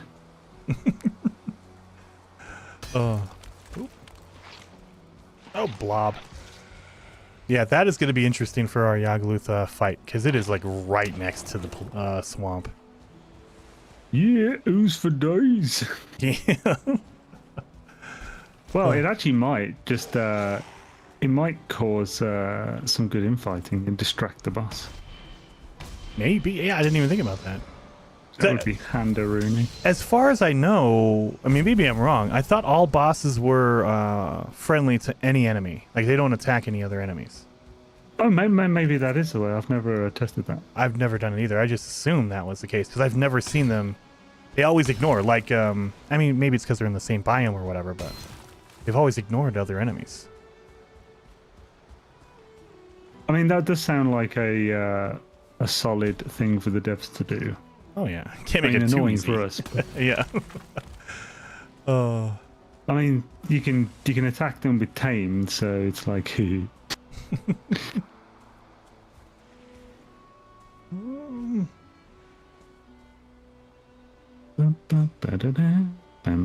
may as well pick up this barley and Flaxaruni. I have so much bread. I just realized I was cooking so much bread. Holy hell. I need to go fishing and just start making wraps at this point. Yeah, I've been using that as a bit of motivation to get some fishing done. Yeah. Oh, and I didn't realize. I thought blood pudding was a health food. It's not. It's a stamina food, and I made some. I was like, oh, crap. Okay. So, back before, fish wraps used to be more stamina before they introduced health and stamina specific foods. Yeah. So I still always think of fish wraps as stamina. Yeah. So it used to be way higher stamina than it is. To be honest, everything used to have higher, give more, but when they changed it, they lowered the health and stam that everything gives by quite a bit. To be fair, I mean, they did a lot of rebalancing, so it's not like they just screwed everyone. Well, do you think that, but they did, though. What's that? But they did, though. They did screw it. Yeah. So, yeah. Do you think that, I mean, I assume they have Ashlands, and I guess they're doing the Great North. Is there anything going to be after that? Any other biomes? Do we know? Ashlands, Ocean, Deep North. That's what's left. Okay. So I would imagine, yeah, there's going to be another final pass, and they're going to have to balance everything once they have a final, like, okay, all the biomes are here, all the food is here, let's balance it now. It's going to be interesting to see what they do with the ocean. I want a full-on biome. I want, like, Atlantis. I want somewhere to go. Well, it's already been said there won't be a boss for the ocean. Dang it. But, well, there won't be a Forsaken boss, specifically. Yeah. But, like, mini-bosses? Maybe, yeah. Like rare bosses, like, kind of like a way worse version of the Serpent, and or give us a Kraken. Like maybe a Leviathan. Yeah, or like a Kraken. Yes. Or like a Leviathan that fights back. Yeah. That'd be cool. Until this year, I didn't even mess with a Leviathan, and I've been sailing by them the entire time. Because I thought Leviathan, I was like, okay, this is going to be some big, massive... Like, you can tell what it is. It's not this island-looking thing. Oh. By the way, do you know how after I'd completely completed Swamps, I then spent all my gold? Mm-hmm. I'm back up to 4,500. Nice. Excessive. Now, they didn't increase the prices of anything, like maybe the chicken or anything, have they? No, I mean, I know I've definitely got enough to get eggs. What if it's 5,000? Well, because I'm pretty sure it isn't. I know. Well, that's what I mean. I don't know if they've changed it or not. Because I think I have close to 6,000. I thought Beebs would have mentioned if they'd changed that. Yeah. No, they just changed it on January 10th. It's a new update. He hasn't mentioned. We'll just take all his gold. Yeah. Well, I have some stored up because I feel like because you went out and got all the iron the iron plates, the bonfire stuff. What was it? Yeah, fire pits. The fire pits. So I figure I'm gonna throw some in. I don't even know. Are we doing village stuff? Like, are we doing any like a chicken? I guess. I don't know. because I'll probably build one because they're really easy to build. Chicken coops are like super efficient. Because the reason they're so friggin' easy, you just drop the egg in the thing, hatch it, and then your thing is in there. You haven't got to tame anything. You haven't got to drag it into a tiny area that it doesn't want to be in. And yeah, love them. By the way, are you able to sleep sometime soon? I am. Yeah, I'm just preparing Yagluth. A Yagluth location is looking crazy. So once again, you flattened everything with no terrain to hide behind? No, look at that. I got stone. I left the stones this time. Oh yeah, you took the stones last time. I flattened everything. I even took the stones. It was completely flat, and it was a larger area. Oh. And this time I did make a little hut with beds that way, because I have a feeling we might die on this one. Like Motor, I was kind of confident we'd be okay with. I'm not so sure with the Yagluth. I'm less worried about Yagluth than Motor. Really? Yeah. Well, like one we got. I don't think his fire hits as hard as Motor's frost does, and we've got wine resistance. That is true. We do have fire resistant stuff. However, I will look into that fire because it's it's crabs that smells on still. Let's sleep. Oh God, yeah, I forgot Bob is on. Is Gek still here? No, I don't see Gek. I don't know. Yeah, I don't. Oh no, I see Gek. He's up there. I have to remove all the markers at this point now because there's so many I can't even see your icons. Yeah, good lord. Chat is telling me chicken is 1,500 gold. That seems like a little bit of an increase. I think it was 1,000 before. No, that sounds about right. Oh, okay. Oh, Bob's in bed. Hopefully, Gek. Well, hey, legend. Hey, Yo, Bob. Bobbiton. What's up? You just guys streaming? Jason is. I am. Oh, you were playing Lego Fortnite. I kept seeing that thumbnail pop. That was yesterday. No. I stream like every day now because Did I'm you say lazy. no? No, it wasn't yesterday. No. I said oh. No, he said no. Oh. No. I know your schedule better Bad than Jason. you. Yeah. You guys, if you have not played Lego Fortnite, it is freaking good. Weren't you streaming Xbox earlier? I was, and then my chat convinced me to jump into Valheim. Okay. So yeah, I'm here now. It's good. Valheim's fun-a-rooney. It is. I can't stop. And addictive to a concerning degree. Yes, to a concerning degree. I hope.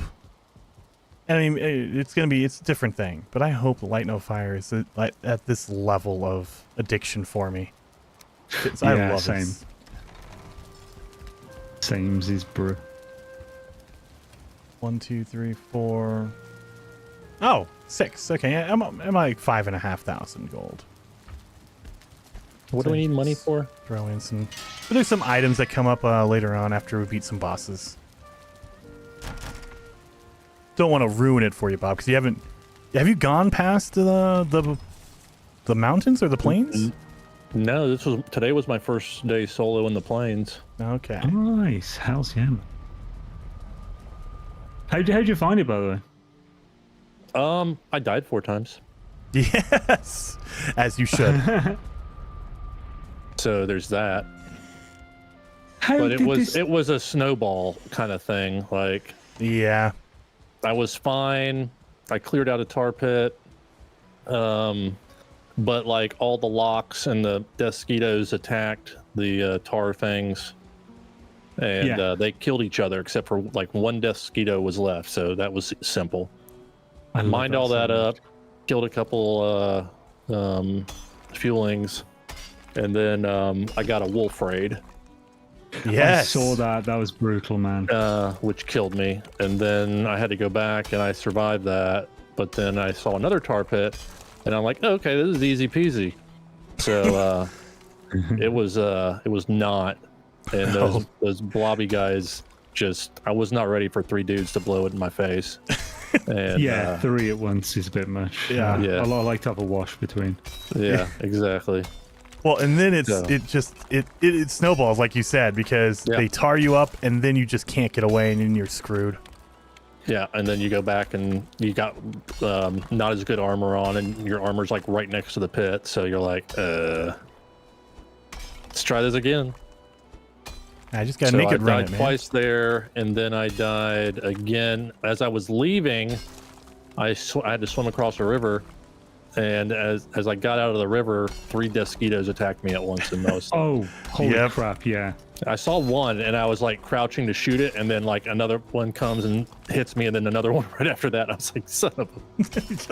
Yeah, like that, precisely that is why, like, even with padded armor, I'm still wearing the root chest while I'm in planes. Yeah. Unless I'm fighting melee with like a berserker. Yeah, maybe I should do that.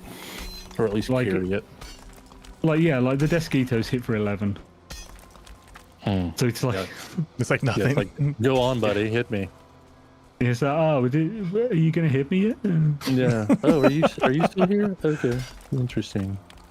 Oh, good. I can get my armor up to level 4 now. Because I traded some tar for iron. Yeah. Hells yeah, you got a happy Gek now. Yeah. Oh, he still not found any tar? No, he didn't. So he traded me some iron. Let's upgrade.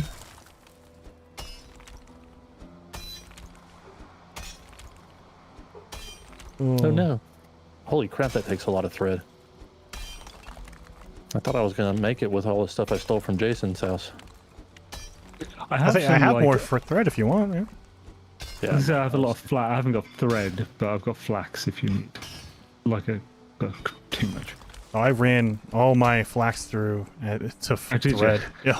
Dude, I just slapped down, I think 6 or 7 of them, and I just kept them going. I just kept filling them up. I put in like, I think 1,000 or 1,200 flax. I'm like, just get rid of it. I put 8 down and filled them all once and took them apart. Oh no, I had it running the entire time. Like Bob was there just running through, collecting it. I was giving it to Beebs, I think. It took some. Gek took some. I'm like, just take it.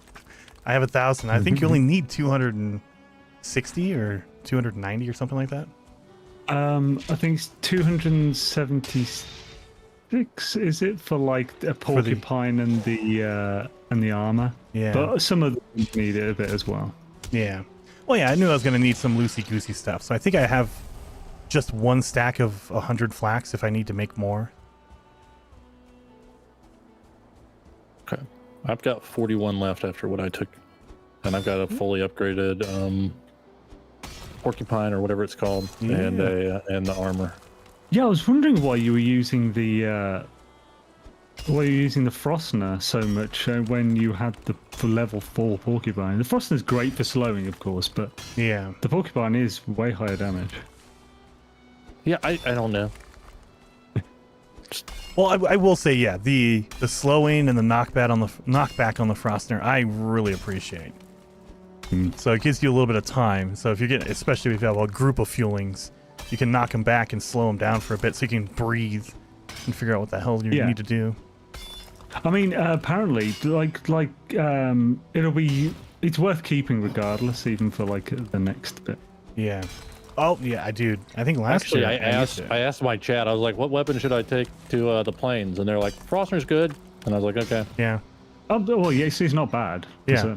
It's not, and it's pretty useful all the way up through the end game. I mean, it's not the best, but it's useful for the whole time. However, if you have to fight a Lox, definitely use a porcupine. It's like 4 times the damage, because Lox are immune or resistant to frost and blunt, and they're resistant to frost and blunt and immune to spirit. So, so you're doing almost no damage. He just laughs at your hammer. Yeah. Yeah. Oh. Well, you see, whenever I do locks, I don't even go melee. I just bow them like crazy.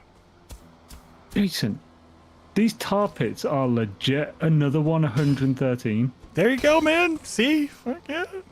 I got over 100 in both of mine. Oh.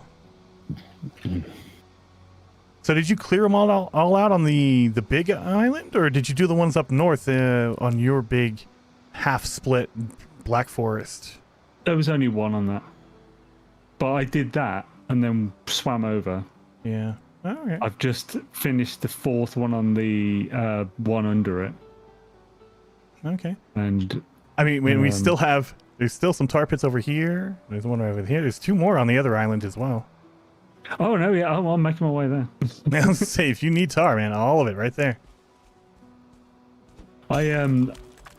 I took your word as Zane, just take all of them as soon as possible. Do it, man. So I know you guys are going to be building some crazy builds. I need some tar, but not nearly as much as you guys.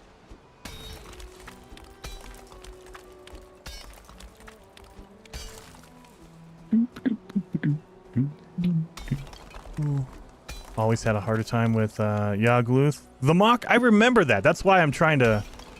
Like, this is the one I'm scared about. I wasn't really afraid of Motor, because I don't remember it being that difficult, and it wasn't that difficult this time either. But Yagluth, I remember, and it could be because last time we had a double spawn, so that kind of screwed everything up.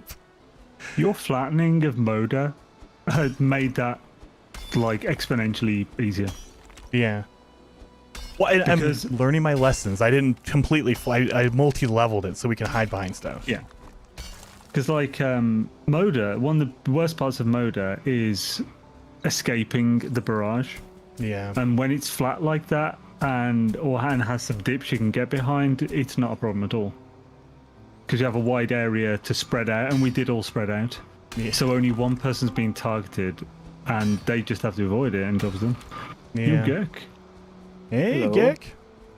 Whoop, whoop. How you doing? Not too shabby, thanks. Good. I heard you finally found some tar, some bob tar.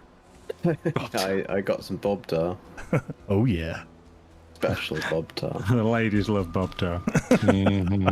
Trademark. They can't get enough. Trademark, copyright.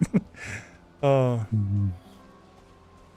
Dude. Oh, Bob, I know you were talking about Pal World. Are you going to be doing that tomorrow?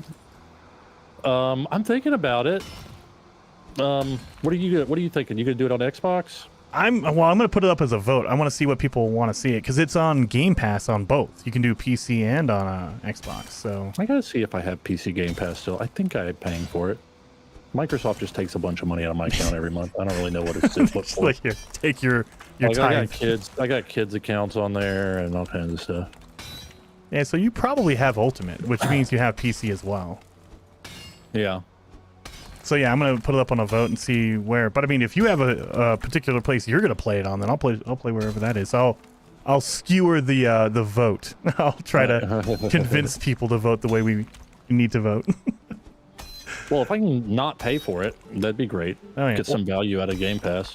And that's what I'm doing. That's why I'm like, okay. I mean, I would pay. I think it's only going to be $30. I don't think there's a official price yet. They haven't put a price out yet. I think the rumors I've heard is that it's going to be 30. I don't know what's up with the games, like not pricing beforehand. I guess it's to eliminate the trash talk. It could be. What's that game? Avowed? It's like Pokemon with guns. What's it called?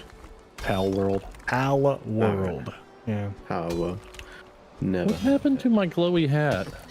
Yeah, and it's not even like everyone jokingly says it's Pokemon with guns, Gek. When they had their trailer reveal last year, it is like not even a little bit like similar. It was like I saw literal Pokemon. It was a straight ripoff. Like, how are they getting around the copyright for this? This is insane. Yeah, they just made like Pikachu's tail a little bit longer. It's something, because it was like I saw when I was watching the trailer, I was just like, what the? Nintendo is going to go nuts on this. Yes, I don't think people realize just how powerful like the Pokemon company is. Like, they are so freaking wealthy, it's unreal. Yeah, like, I mean, yeah. When I was in Japan, like I randomly, there's so many there. I randomly found a Pokemon store, which is like the rest of the world. There's like one in London, and it took like 10 years to get there. And like it was in this mall, this massive mall in Ikebukuro, and they had a third of the mall. Like just for different things, like the Pokemon store. Then they had just a random arcade with like 5 machines in it, and then they had a massive store with nothing in it except for a place for people to play Pokemon Go, and then a Pikachu cafe, and then another trading card store, and like there's about 7 stores total. And like the cost of that to keep that place is insane. Yeah. It's like and that's like most of those shops are selling nothing. Well, and the thing that at least hammered it home for me is that they just had a huge a tsunami and an earthquake over in Japan, which was very, very sad. However, one of the headlines I read was that the Pokemon company made a donation of like $50 million the next day. And I'm like, holy crap. You just pull $50 million out of nowhere? Like, oh, there's an emergency, let's just do it. Like, dude, that's like walking around money for them? Are you kidding me? That's crazy. Yeah, so, dude. Pokemon's probably the secret, like top-selling, most profitable game ever of all time. And Nintendo are like... They're not known for not being... That like... They're not known for not being litigious as frick. Dude. Yeah. Yeah. That's why, I mean... When, you know, Microsoft is backing it, it's on Game Pass, so there's some legitimacy to it, but I'm still kind of nervous. Like, if I stream this, is Nintendo going to mess with me? Yes. Oh, Comfort 15. Nice. I got a hot tub in my bedroom. What? Yeah. I was a little bit jealous, but also kind of happy when I saw people stream yesterday and he had the hot tub thumbnail, and I was like, man, I wanted to use that. Yeah, right? I think we all had that thought, like, because I was like, I'm going to use that thumbnail, and then I was like, damn it. People beat us all to it. Mm-hmm. Okay, what? Yeah, can't wait to play Power World just for the laughs. Dude, it looks so absurd in like the best way ever. Shooting Pokemon with a machine gun, it's like, what? So you can down them? Yeah. Okay, I need to check this out. Dude, some of the Pokemon watch a have trailer. guns. Yeah. Like, yeah, check it out on Steam. Like, just look at the videos on Steam, man. It's insane. Like, you're still technically like you're knocking them out. You're not killing them, but you're using a machine gun, I guess, with like friend bullets or whatever. I don't even know how that's gonna work. You're killing them. Are you killing them? Well, sometimes. Oh. Like that was the issue that I saw a couple people have, was they kept killing stuff instead of like knocking it out because they were too strong. Because apparently you can change Do you mind the if I hit settings. you with a friend bullet? you can change the settings and make yourself stronger, or stuff like that. Yeah. And you're so crazy. Yeah, I saw somebody who was like, I basically have to punch Pokemon because I hit too hard, or else I'll kill them with one shot. And I'm like, okay. But yeah, I think it's multiplayer too. So if we find it, Jason, maybe we can get on the same platform and play together or something. Yeah, seriously, yeah. What do you mean find it? Maybe. Like if we can, like I don't know if it's gonna be on the same platform.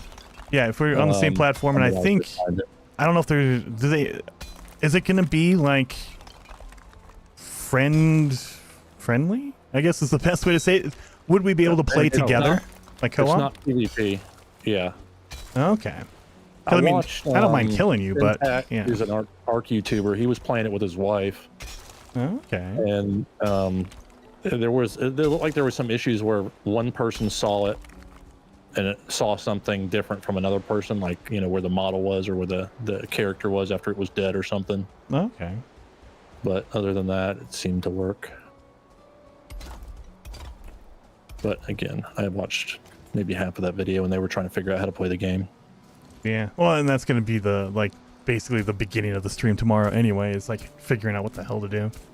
Mm-hmm.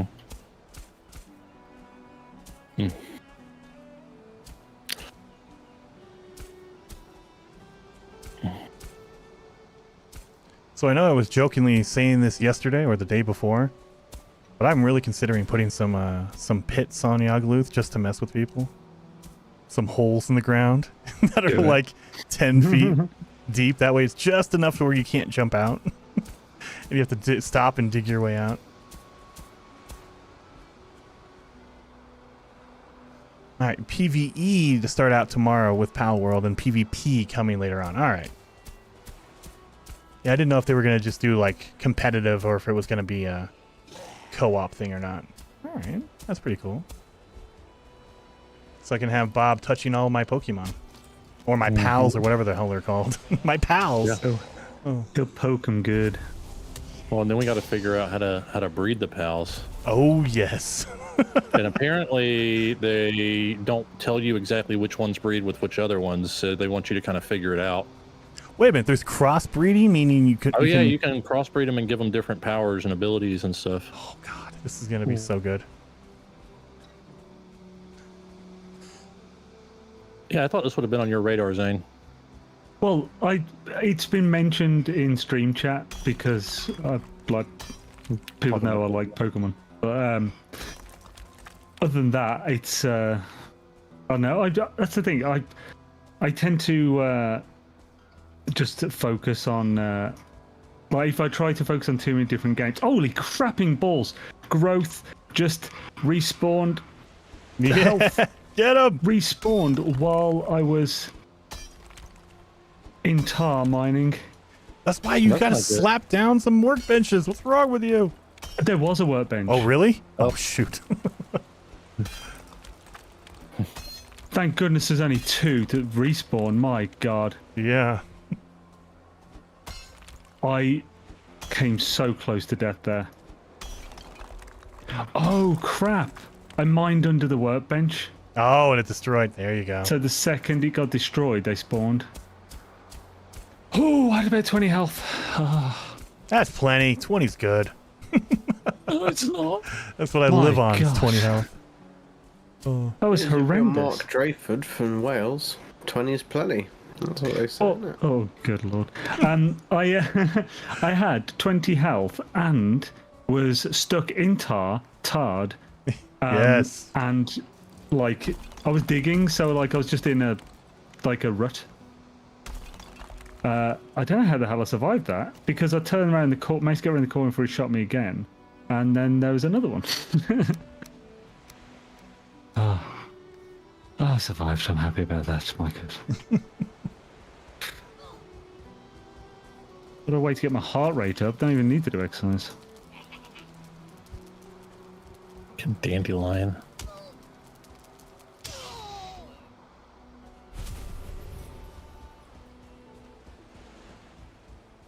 Ooh, yeah. Mr. Outro is saying that it looks like Pal World, looks like a combination of Ark and Pokemon, and I did see some Ark menus for like your upgrades, things like that. Mm-hmm. So, yeah.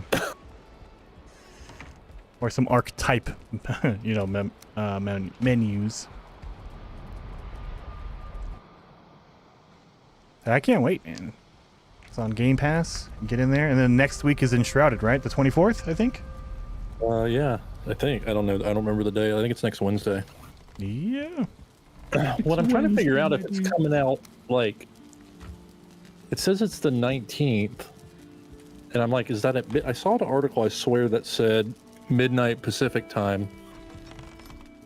Yeah. Well, I think midnight meaning tonight. Midnight? Yeah. Yeah, so midnight on the 19th, meaning tonight going into tomorrow. Yeah. Well, midnight Pacific time. Okay, that's late. That's 4 a.m. for me. Yeah. Yeah. Oh, damn it. I was like thinking it was the other way around. I was thinking midnight my time. Oh yeah, I'm not even going to stream early because I want to make sure to download it and make sure it runs, and then we can figure out where we're going to go with it. Like if you get it on PC or Xbox or whatever. Yeah.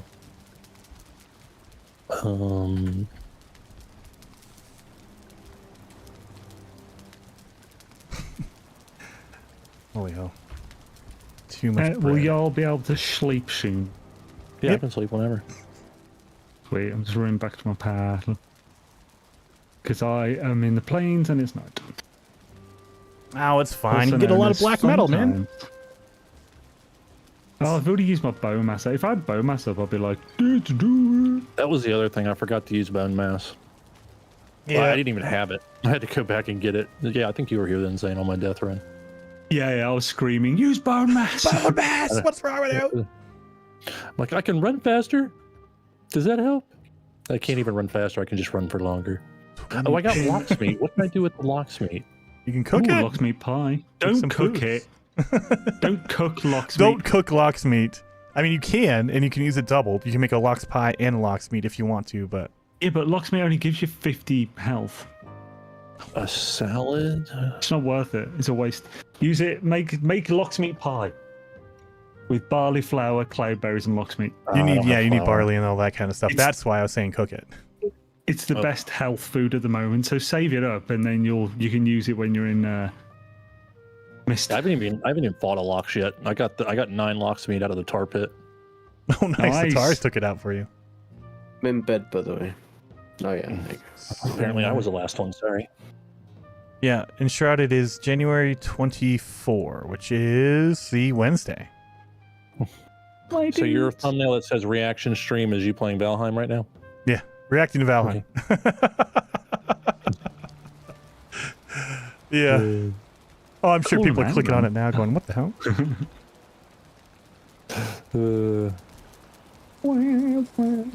To be fair, we watched, I don't know if you guys watched it or not, the Indiana Jones game looks really good.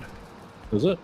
Yeah, I thought it was going to be not as good as that. It's still, I mean, I don't think it's going to be like the best game ever, but it looks better than I thought. You still streaming, Jason? I am. Hello, Jason's chat. Are you streaming, Gek? No.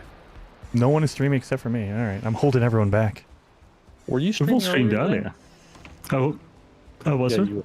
I just said, were you streaming earlier? As you said, I streamed earlier. Oh, yeah. Yes. Yeah, I always do 6 my time, I think. About 2.5 hours after you started today on Thursdays. Yeah, I went from like 30 a.m. my time to 2:30, so it was... Yeah, we're going early today. Yeah, I had stuff to do this afternoon, so I was like, if I don't stream, I'm not going to stream at all this week, so... Hells yeah, man. As in, get it in when you can. Oh, yes. Okay, so I got to figure out, what is it? How do you make... Wait. Words. I guess I got to make a freaking farm over to get more of this barley stuff, huh? Yeah, you got to farm it in the plains only. That it only grows in the plains. What did I do with it? No. No. Oh. No. My chat is saying hello to you, Gek. Hello. Oh. Okay, found it. Whew. Okay, it's all good. Don't worry, I wasn't worried. Don't worry, found it. Is it barley or barley is what we use? Yes, or is it for flax? cooking? Flax Barley is the one for thread. Yeah. Okay. A bundle of barley. And how much barley do you need to make the flour? Like, what's the... It's 1-to-1. 1-to-1. You'll need like 4 flour for 1 pie. Okay. Yeah, so it convert. You need to make a windmill to make the flour, though. All right. Crafting. If you need some nails, I can lend you some. I mean, well, you can just have I them. can nail you. Hell yeah, I want to get nailed by Zane. Oh. Yeah, I got 7. We need 7 nails for a windmill. I said I have 7. I need 30. I was like, how do you have 7? Well, just building other stuff like. Oh, okay, I was gonna say it maxes out as well. Like 1 or 2. Oh, okay. Oh, the fog is probably gonna drive me that's a big thing. That was 15. It drives me crazy that they do that. The potions, they make 6, but they only stack to 10. What the hell is that? When you make nails, they give you 10, but items only use like 4, and it's like, what the? Would you rather them just give you 5 potions? Yes. See, I look at it as a bonus potion. No, because then my stack stacks don't equal out. I need my equal stacks. That's because you're mentally healthy, Bob. Well, yeah. I would give up give up one of the potions and make it last 1 minute longer or something. Oh.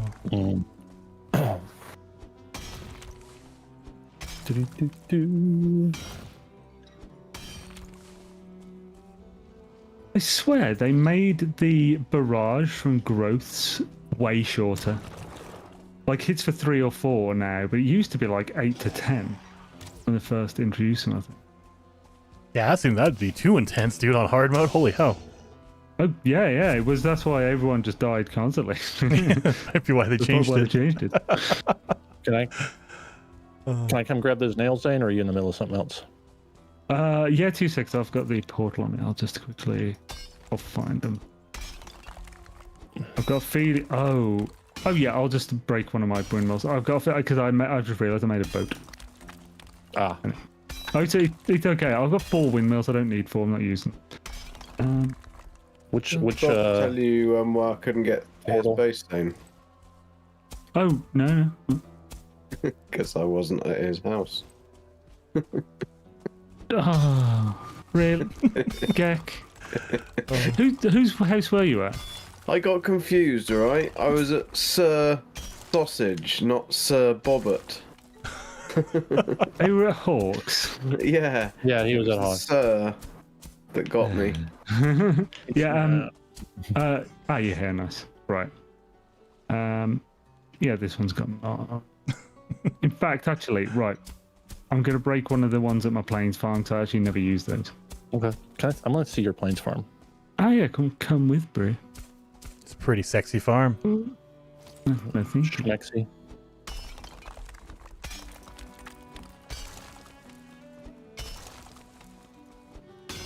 Oh, there's one of the windmills pooping some flour out. Are you still making flour? Oh, I haven't been here for a while now. Oh, wow, they all just... Oh, that was awesome. Yeah. It's so cool when it updates. Oh, man, that's just... It ripples. It's like a wave. Oh, that's awesome.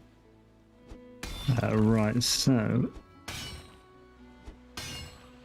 Oh, God, I can't even pick all this flour up, so... take a bag of flour with you as well. I'll throw you one here. Oh, okay. And here's stone nails. Thank you very much. Have you got everything else for it, or? I think so. Oh yeah, it's only stone and wood. Yeah. Extra. These are cool looking. How long does it take? A while for those to work, or? It depends on the wind. It actually runs based on wind. Yeah. So in a storm, it goes real fast because it's really windy. So if this went out into the ocean, yes, there you go. Just stick it out there.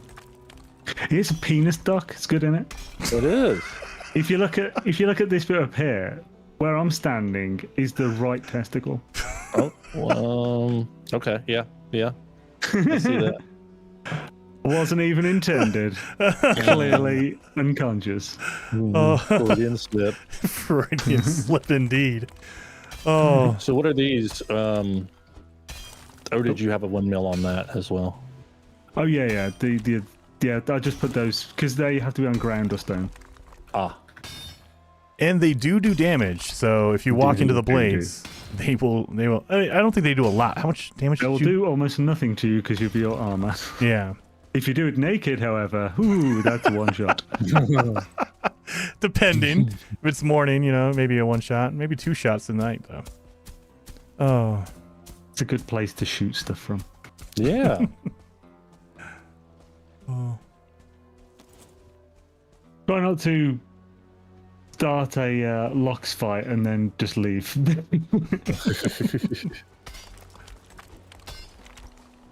I've only actually been over there. Where's he going?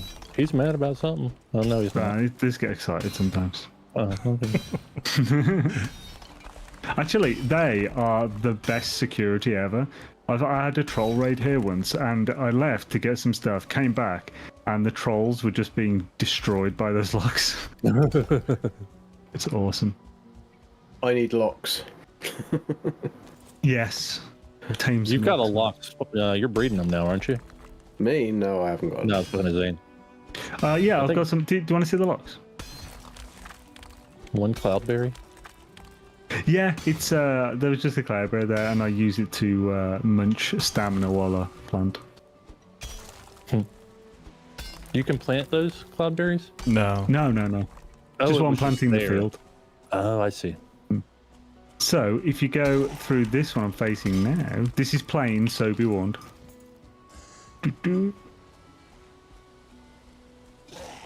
Yes, I hold my shield up now after you told me that.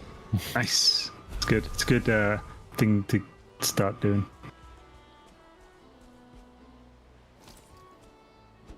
And through here are my adorable little Loxy dudes. Oh, look at them. There's Lox and Timothy. And Timothy. I killed Anastasia. She's being a right bint. Happens. So what do you feed them? Cloudberries, or you can feed them barley and I think flags. Some cloudberries over here. I'll just feed. Do need to get them to breed again. They're like pandas. Even if you smush them together, it doesn't always work. There we go. Do. Right. Wash. Eat, you jackasses. I've never tried to smush a panda together. Let's try it. Try that. You're missing out. Exactly. Yeah. Do you have do these villages not respawn? Oh, you got a workbench here. Yeah, they don't anyway now. Like the initial ones that are in there are one-time spawns. Oh, okay. So I've got a village over near mine. I could do something like this. I got you. Yeah, on previous servers, I've used a former village as my farm, Plains Farm. Yeah. Because it's nice and flat, and it's easy, and you don't generally get natural spawns inside the village. So, like, there's not much messing around. What's Timothy doing? He likes to hunt the wall. Timothy! As you can see, why you kept him. Yeah, as you can see, Lox tends to hide away in shame. Lox thinks we can't see it because it can't see us. It's best to just let Timothy finish, I reckon. Thing is, you think Timothy's bad? It's Anastasia who got him like that. Like on one of the first times they finally bred, Anastasia then spent about 10 minutes just face first in Timothy's butt. Just the entire, trying to dig in as deep as possible. Tossing salads. Yeah, she tosses a mean salad, that's for sure. Or did, until I killed her. So, yeah. And thus is the saga of the Lox.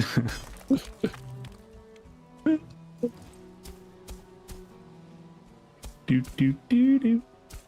So, what's the strategy for fighting Lox? Stand on a Use rock bone and shoot mass. Be good.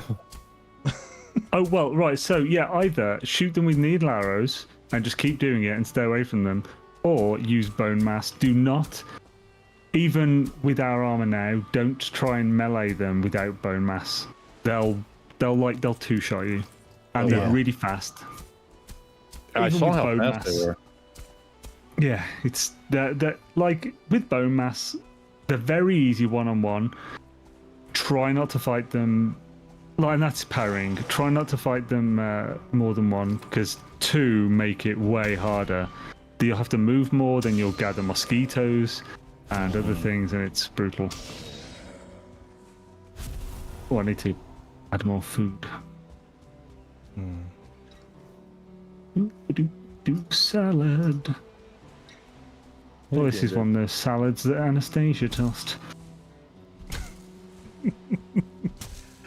Yeah. What are you up to, Jason?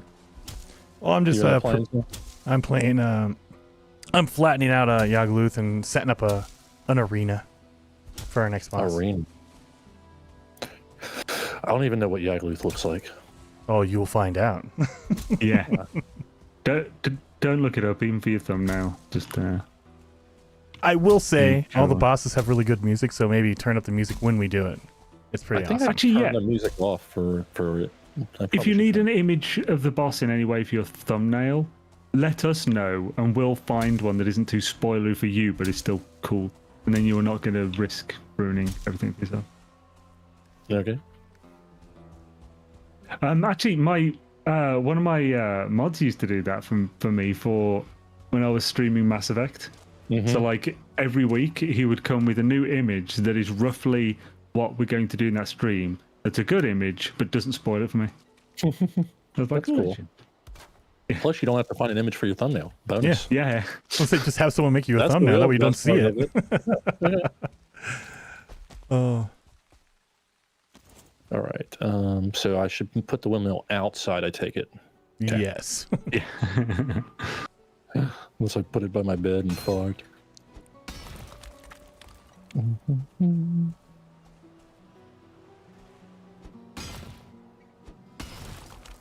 Building, crafting. Wood and stone. Oh, damn it. That's 2 stamina, 1 health. I'll be fine. Famous last words. You can do it. Got this freaking head off.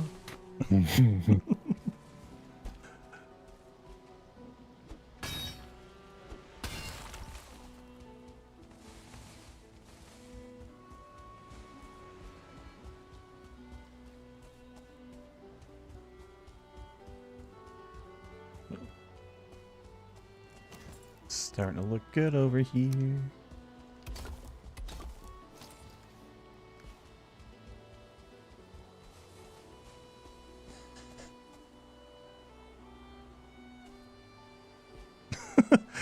The dialogue in this game is so realistic and modern. I know, it's crazy.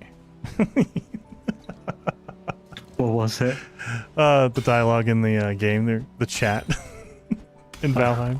So realistic. Oh yeah, but I was thinking what Valheim, what noises had just happened in your game to prompt that? I think it's more of a joke about us talking together.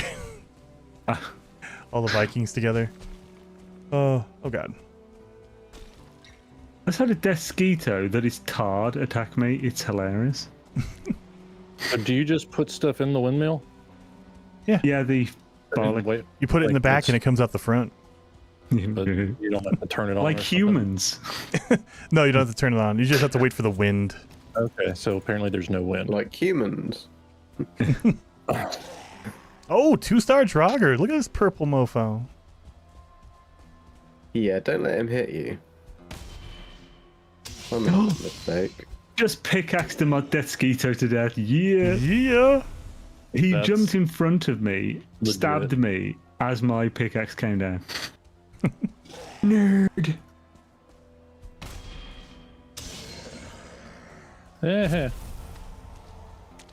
So how much room do you need for a pig farm? A breeder. So the mechanics are that you need to have the pigs be crap. Is it 10 or 20, Gek? I think it's 10 meters away. So basically you need to make it so that the babies that are born are instantly taken more than 10 meters away from the breeding pair.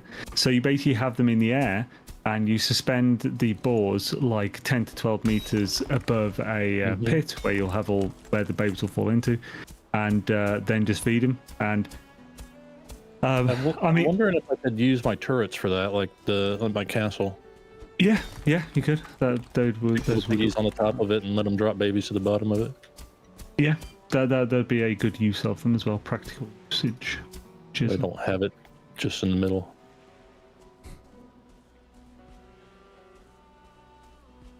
Scooby-Doo, my dude, Scooby-Doo. Oh, nice! I'm such an environmentalist. I am currently... I'm currently blowing tar into the ocean. There you go. I did mine into the stream earlier, so... Oh, God. Such an environmentalist. You knew something good was coming after that. Yeah, as soon as you said that, I was like, go on. Okay. Fish wraps are only 4. Bread dough. I need to start fishing. Maybe I'll do that this weekend. Just get a whole bunch of fish. I tried. I gave up pretty quick. Well, if you try to get to like the super high level stuff, then yeah. So the lox pie, unbaked lox pie, you get 1, I guess. Yeah. for that. Yeah. And then you have to cook it in an oven. And don't burn it. Yeah, don't leave it there It for too is- long.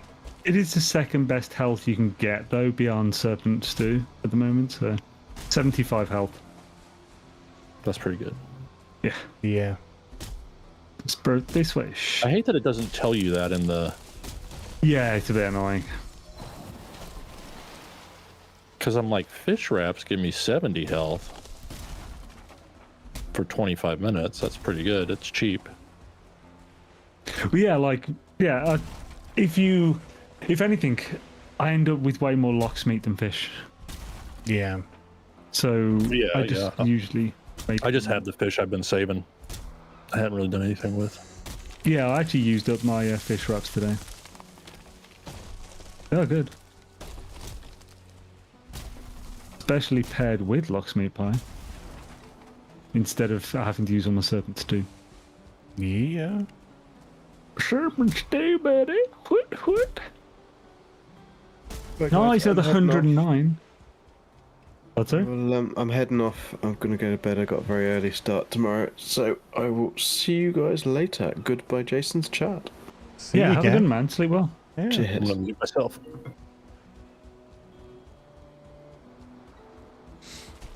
Oh, Yeah, it's got another 109 tar from that pit, Jason. nice, dude. Yeah. All the tar, buddy.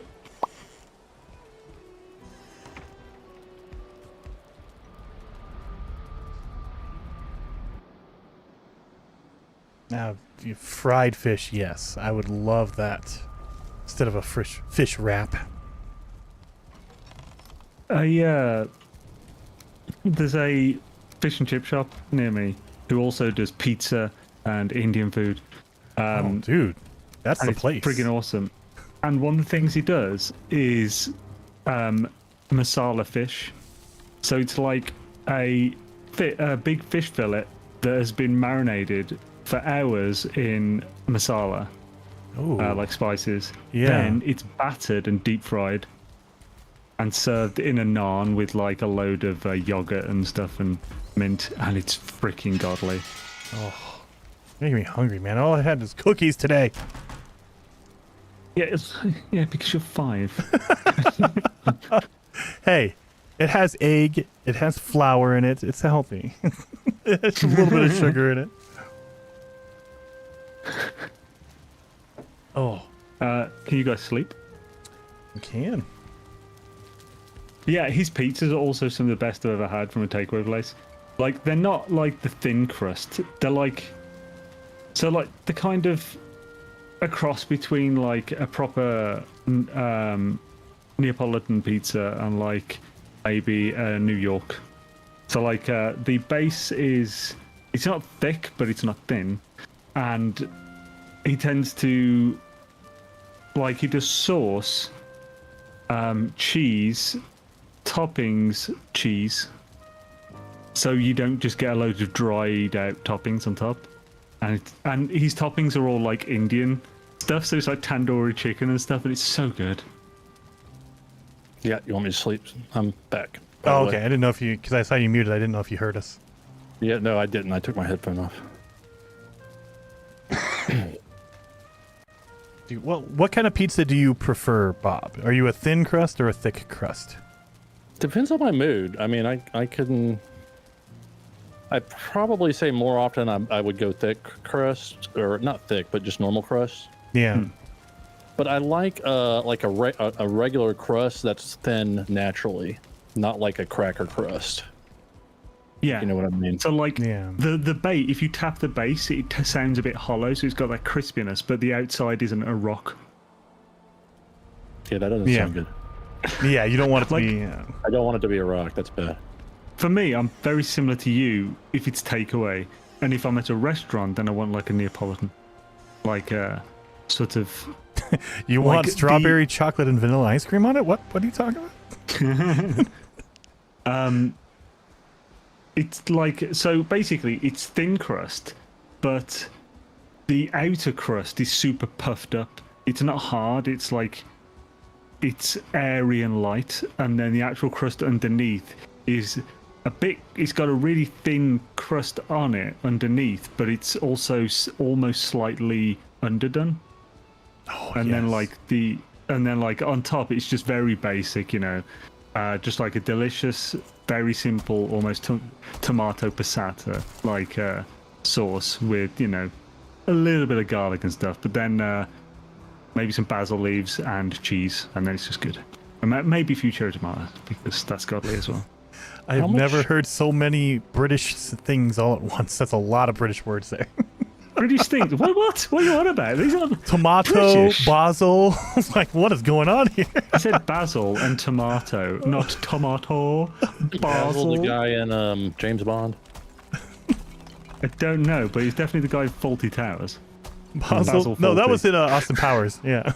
Austin Powers. What that's was right. it? Ah, Basil. Same Yeah. thing. Oh. How many things can you fit in the oven? 4. Yeah, well. Depends on whether you bought it a drink the night before.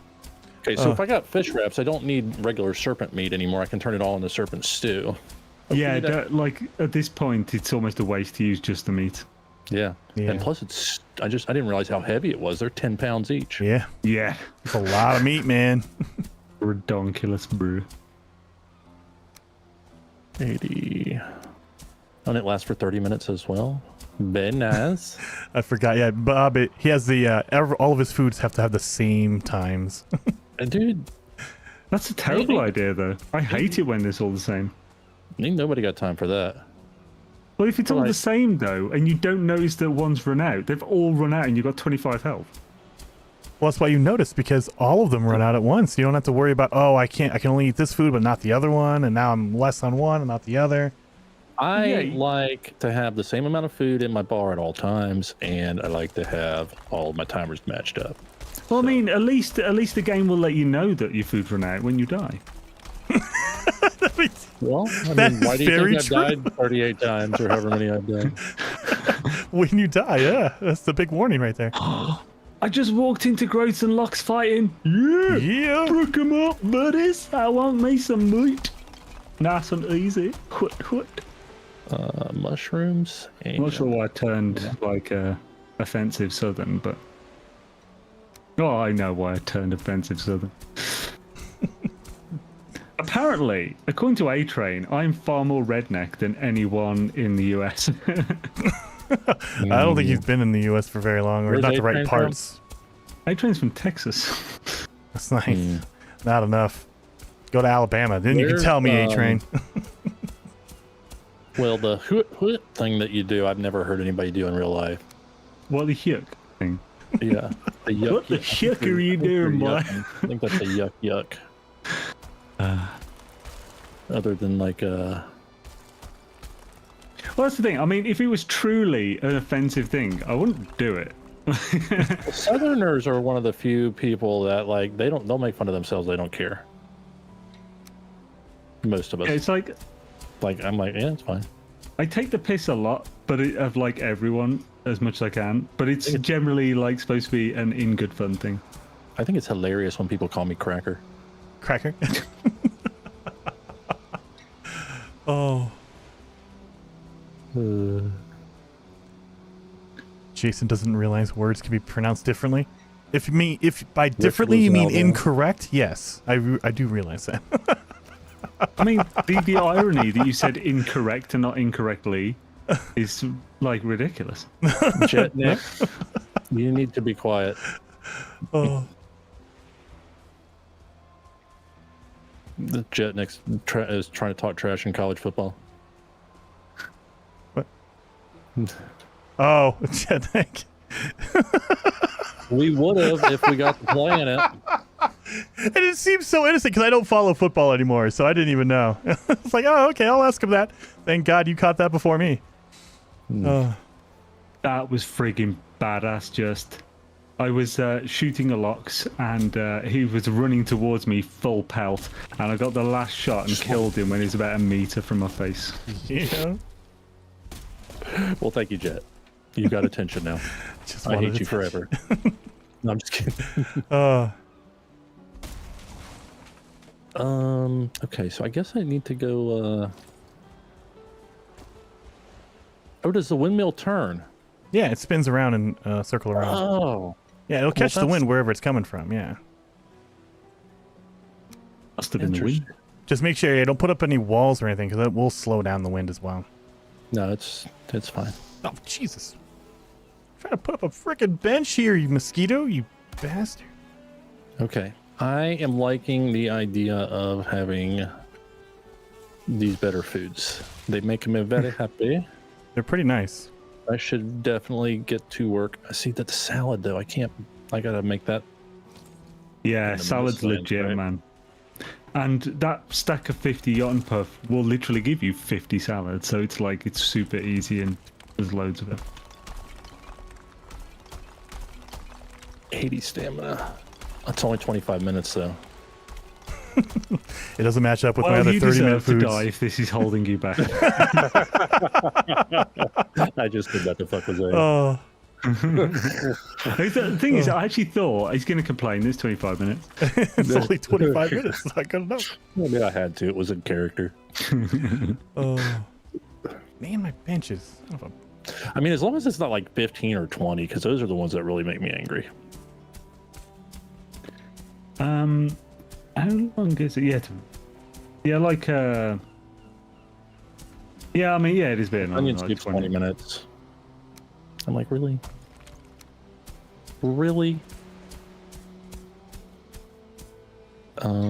Salad. My first salad.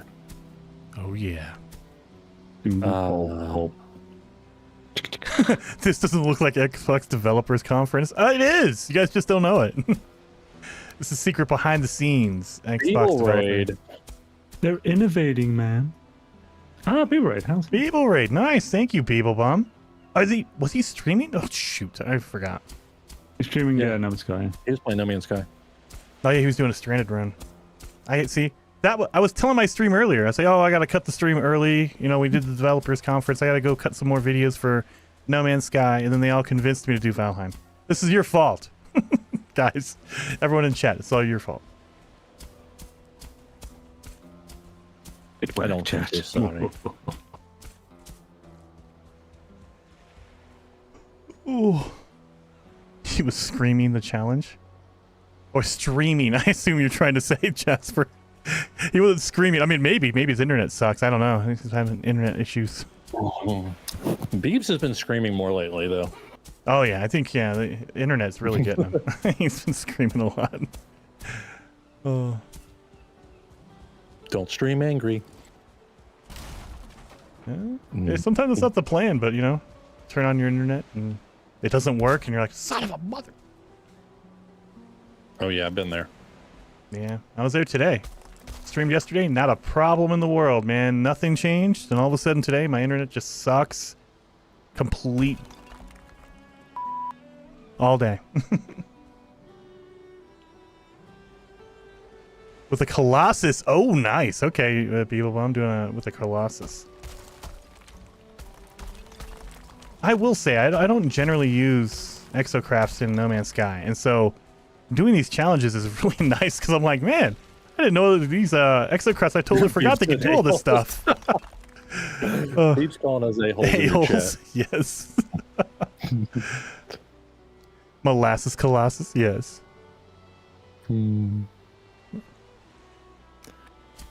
I just use the Pilgrim, dude. That thing is so quick. I love it. Wait, are you calling the chat a-holes or us a-holes? Everyone, all of the above. I mean, I assumed it was me because that's, I don't even wonder why anymore. I'm just like, yeah, okay. What are you doing on the roof with 25 health, bro? You like to live dangerously.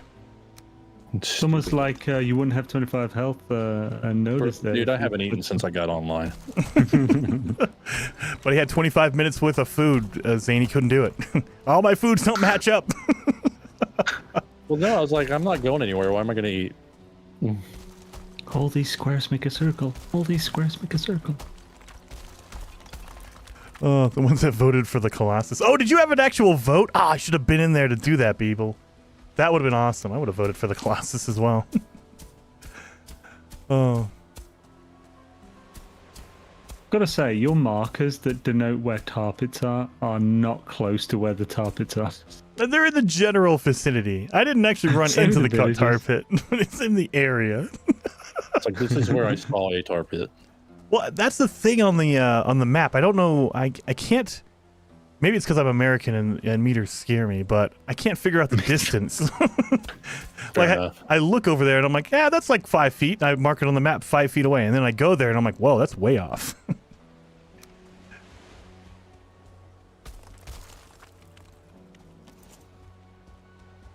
What do you do with the bread? What's the bread do? Is that something worth making or no?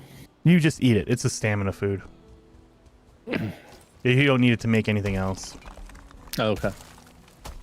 How much stamina does it give you? 70, I think. Okay. It's not. It's a good food, but it takes 10 barley to make. So it takes a lot of barley to make 1 or 2 bread. I think you can only get 2 out of a stack. Gotcha. So it's kind of an expensive food, but it's good, but it's expensive. So what I understood out of that is that 5 feet is big for you.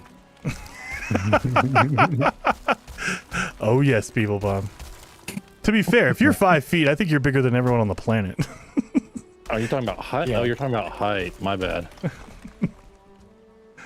Oh.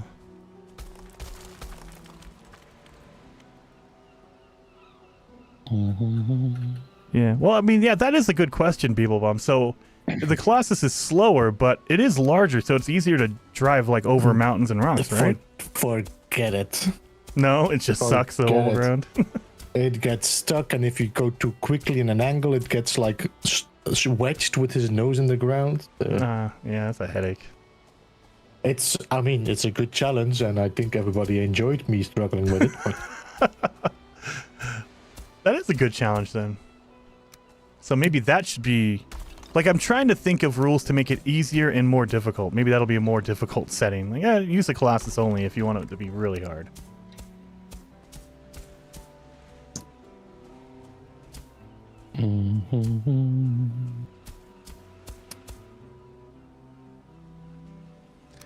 I will say that I have never run into as many freaking caves or any kind of holes as I have when I'm using the freaking Exocraft. Any of them, man. It's insanely crazy. They like seek out the caves. Are you preparing the Uglet? I am. So I will say that you guys are watching my stream. I'm flattening it all out. I didn't take out the stones. You should be happy about that. I love the stones. But I will be putting up terrain walls like I did last time. But for a laugh, I'm going to tell everyone that I'm not doing that. I'm going to dig holes. That way you guys can fall into random holes. That'd be great. But yeah, I'm planning on putting up walls we can hide behind. And I have a respawn shack because Zane's saying that he thinks that the Yagluth is going to be easier than Mordor. Mordor. But I don't think so. I think that we're all going to have a harder time with it. Mordor was in Lord of the Rings. Yeah, it's the dragon in Lord of the Rings, right? Mordor?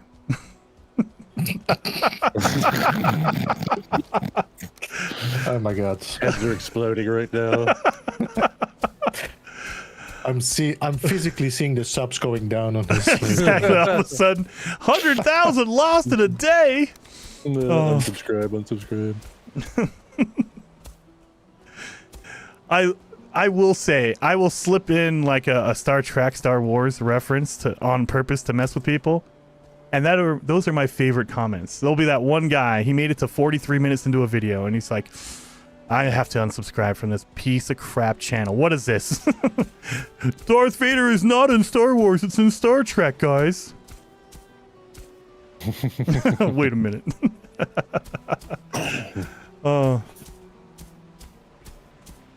Yeah, it is. It's Star Trek, just like I say motor instead of motor. Star Trek. Star Trek. It's not even a T, it's motor. Motor. No, it's motor, just like it's chitlins. Catlins. It actually is chitlins. It's chitlin. Oh, I thought you were trying to say chitlins for real. You're saying kite. No, it's chitlins. That's what it is. It's spelled C-H-I-T. Yeah, it's chitlins. Yeah, chitlins. Oh. Y'all want some Catlins?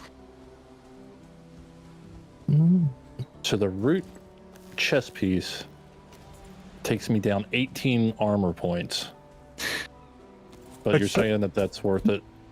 Yeah, because what's going to kill you are spear throwers and mozzies, and it takes their damage down way like loads.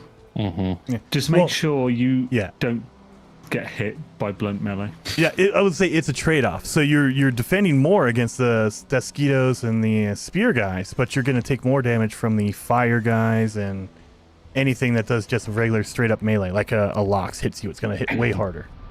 I got you.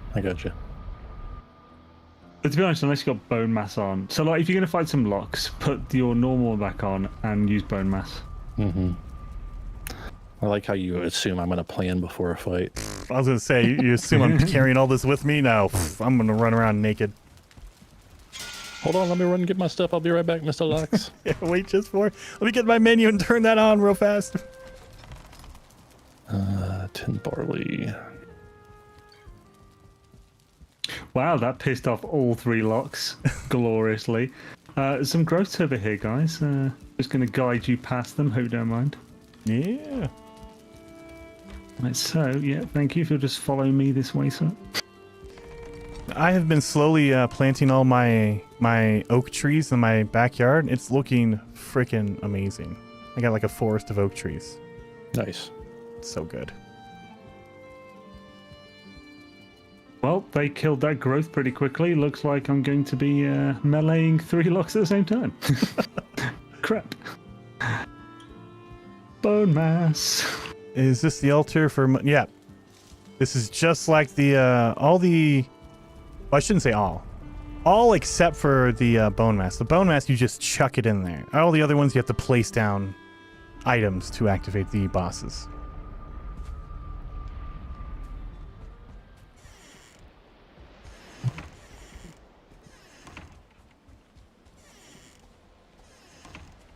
Yeah, I definitely want to... I'm going to tell everyone on the stream. When we do Yogg-Luth finally, I'm going to tell everyone on the stream to go back to my streams from last year when I flattened the entire area, like, completely for, like, a mile. Like, don't worry, guys, I prepared it. And you guys all showed up like, what the hell? It's just like murder zone. It's nice, so it's flat. You can easily just, deflect it with your face. Come on, that's what you got armor for. Yeah, and I used the fingers to actually flatten the terrain. Exactly, I used the stone. It was cool getting all that stone out of these fingers, though. This Lox just ran up to me. Like then, as soon as he got to me, he was like, nope, and then just started walking around a bit. So I kept hitting his back legs. It was like, looked at me, and then nope. He's like, nope, not today, Zane. Not today. He's finally come back. And right, it's time, Mr. Lox. There we go. 2 hits and he's dead like a little bitch. There's a big bitch, really. Let's face it. I almost had that sounder in my my thing. From, oh god, was it Deuce Bigelow? That's a huge bitch. Is that what that's from? Yeah. Yeah. Dude, I had a friend who said that, like, all the time? Forever ago. Yeah. I was like, if you're an adult. And I was like, I used to say it, I was like, I don't know where that came from other than my friend Trent. Dude, if you were an adult in like 2003, that was the thing. It was either, that's a huge bitch, or what's up? That was it. That's all you said. That's all you needed. Okay. Yeah. You were an adult back then. You know that. That tracks. Dude, I was poor in 2003 and had no cable, so I didn't watch movies. I didn't know what was going on. Dude, back in the day, all you had to do is if you had a friend that would hook you up, he would come out and mess with your cable box, and you were set. Until the cable guy had to come out, and he would jack it all up, and you had to have your buddy to come out and do it again. Yeah, I didn't have any friends either. Damn it. I lived in a van down by the river. Oh, I have a vote going up. Sorry, that is Pablo. That is an incorrect vote. Well, not incorrect, but people were excited to see Indiana Jones. But that is old. Oh.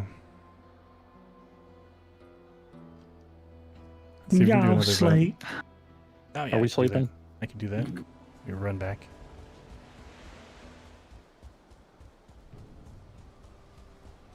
Need to set the ambiance.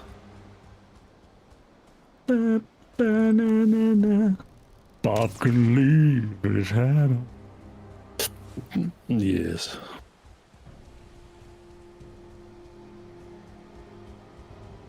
Need some more torches out here.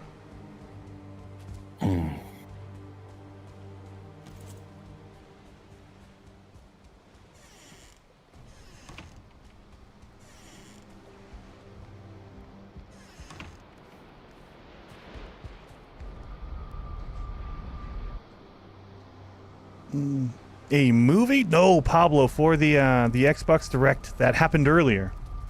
They were showing off games, and one of them is the new Indiana Jones game that is coming out. And it looked really good. Looks like the old, if you enjoyed the old movies from the 80s, you're probably going to enjoy that. I did enjoy the point-and-click versions of the Indiana Jones. That was way back in the day, people. I haven't even played Yeah, those. they were, I never played those. I really enjoyed those. Really good fun and good humor.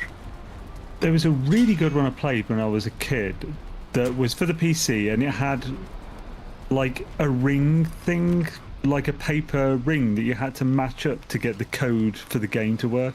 It was like one of the that was the original DRM. Things. Yes. Yeah. So but that one, man, I played that so much, but I was too young to properly appreciate it, but I loved it. Oh God, I forgot about that stuff. Yeah.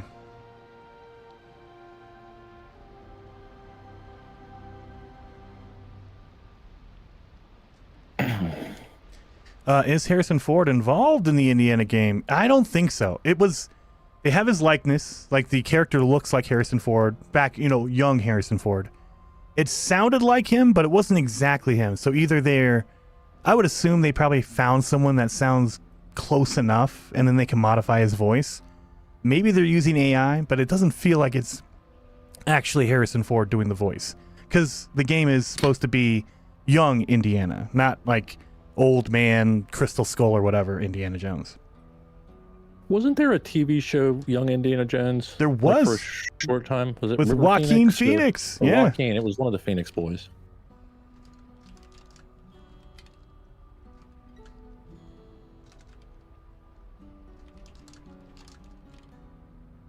Yeah, I believe. Oh God, what was the movie where he was actually? Was it Last Crusade, where they kind of have that beginning shot of Joaquin in there when they introduced Young, and then then they did the show, and I don't even think that lasted a season, maybe a season or two. It didn't. I was excited for that too. I remember when that came out, I was like, "Hell yeah, more Indiana Jones!" Yeah, and then it was like, not good. Less Indiana Jones. Oh.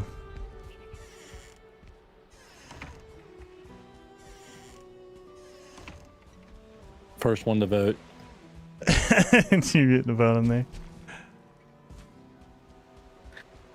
I guess Bob and me voted the same. I'm guessing it was yes for sure. I did yes for sure. Yeah. Oh. All right, I gotta jump out for a while. If y'all are on, I'll see you later. See you later, man. In Abyssal, man. I think it would be great for YouTube to make an option where you can actually also switch your game and your title middle of the stream. Yeah. So, you don't have to. You can switch the title. Yeah, right? But it doesn't switch later anyway. You know what I mean? It doesn't switch. Like it's a permanent change. Yeah. Yeah. And also, even if I wanted to change it now, people clicking on the link, it might not update like on YouTube side. So some people will see the Xbox Direct still, and some people will see the updated title and thumbnail. Mm-hmm. So it's that's why I've done this a couple times, and I'm just going to leave it, because if you change it later, then it becomes permanent, and then you got to go back, and it's like, oh God.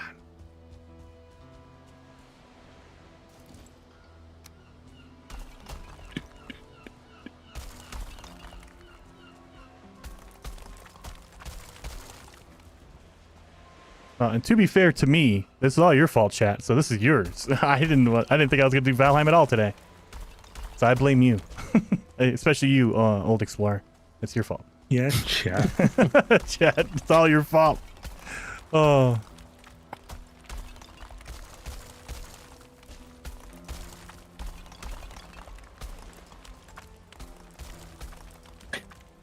I guess I'm gonna head off soon as well. Get to bed. Tomorrow another day. How was your internet today, bed Beebs? At a semi-reasonable time, Beebs. I had to restart my router, it seems. Do you do that on a regular basis, or is this the first time in a while? I didn't think about it before I started the stream. It seems like I'm gonna have this more regularly. Also, I'm gonna do a lot of complaining now. Yes. Do it, man. Because it's I made a log now. Every time I'm pressing the button to check my speed, it makes a log for me. So I have a whole log with all the speeds I got, and then send it to them. Yep. Now, hopefully they care more than America, because in America they would just laugh at that and say, "Okay." No, they do care about it, but we just need some professional response as well. Yeah. Thank you. So for me, what I have an actual timer on my outlet that you can turn things on and off, and you can program it. So I have it programmed so I think it's twice a week it'll reset my my plug that my router and everything is plugged into. I mean, you shouldn't have to do that, but you gotta work with the tools they give you. If they suck, you gotta make sure it works, I guess.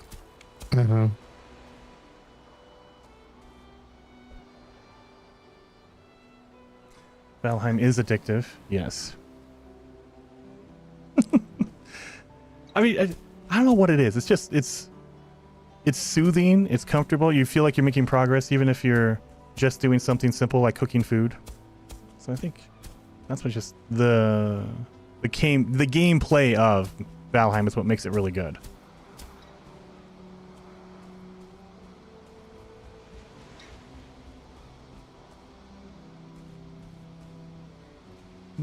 Jason needs to head off soon to make videos. That was like an hour ago, probably 2 hours ago at this point. Scar, I probably do. Oh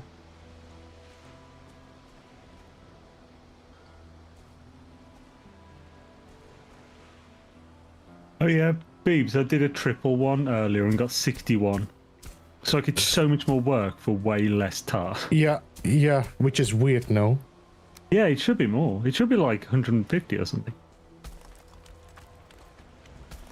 It should be a cool thing to find and not disappointing.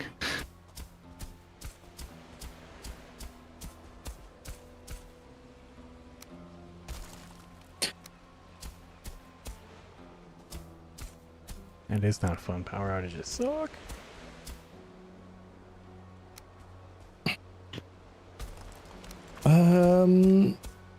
Alright guys, I'm gonna head off. Have a good one.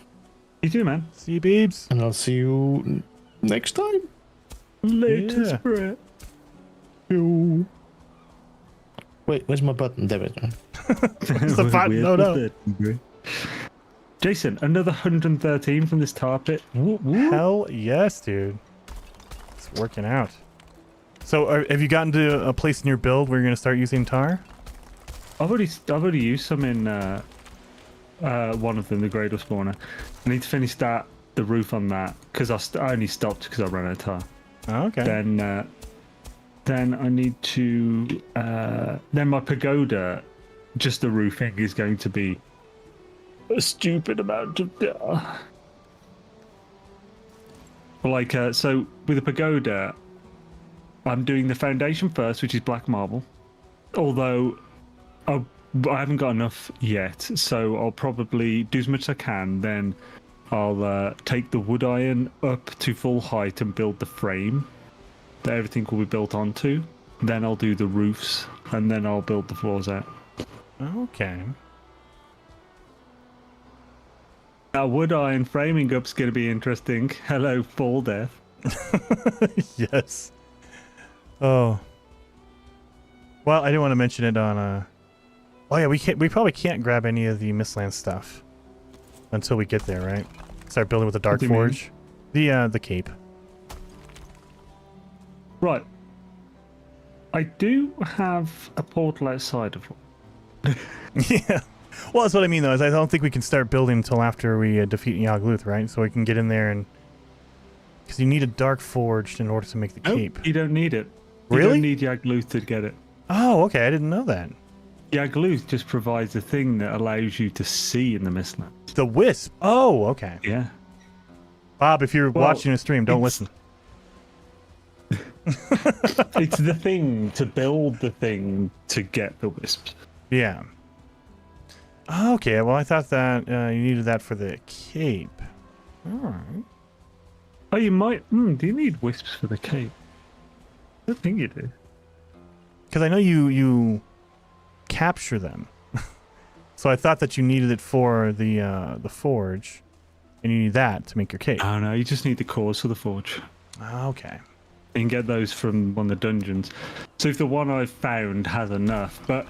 the only reason we're holding back is so that I'm not just pushing the server ahead before Bob's had chance to see stuff. Because, I mean, kind of already did that with Jot and Puff. Yeah, I was going to say, we're kind of edging into it a little bit. Like, okay. Thing is, I felt like Beebs gave me permission to get the Jot and Puffs because he even mentioned, he put the idea in my head. Yeah. See, he's gonna be evil like that. He's gonna say, "I don't know what you're talking about. I just mentioned it, and you just went full on in." yeah, because he acted as if like, oh, it's supposed to be. Yes, this is my Beeb impression. We're supposed to be holding back for the bubble. Perfect impression. If it's a 1-to-1. I couldn't even tell. I thought it was Beebs in the chat.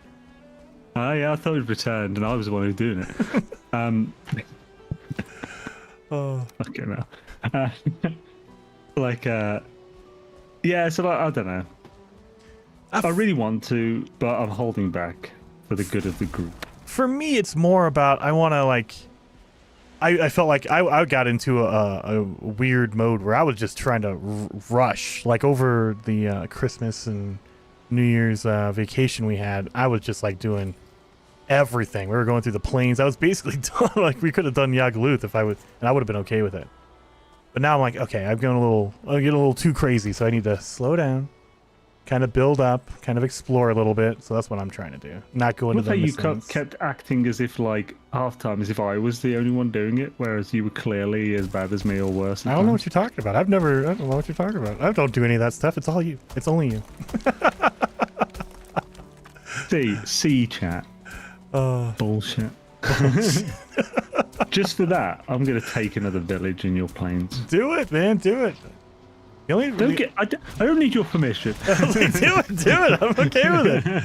The only thing I was using the villages for was for black metal, and I think I'm set up. I'm not doing any chests because I refuse to rebuild my storage. It's simple and effective, and I'm like, it's good enough. Simple and effective. A pejorative for Jason. Pejorative. Oh. Actually, I might have used the right word. I was going to say it's a pejorative. Effective is a pejorative now. Oh. Well, I mean, technically, it is an insult, so it kind of works. Oh.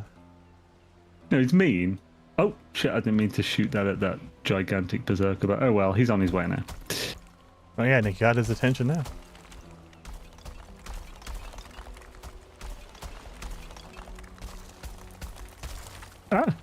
Fueling's everywhere, and not a drop to drink. God, yeah, I'm still waiting. I for sure thought that the Elden Ring DLC was going to come out in February, but man, they haven't announced anything yet. That's the next thing I want to do. Oh, you freaking berserker bitch. Well done dying in the tiny puddle of tar that was left, you son of a... Yes! I've got to dig out the... I wish they would give us an item to dissolve tar. Because there's so much crap, and I'm like, I am not spending the time digging this out. It's just done. Screw it. This some bullshit.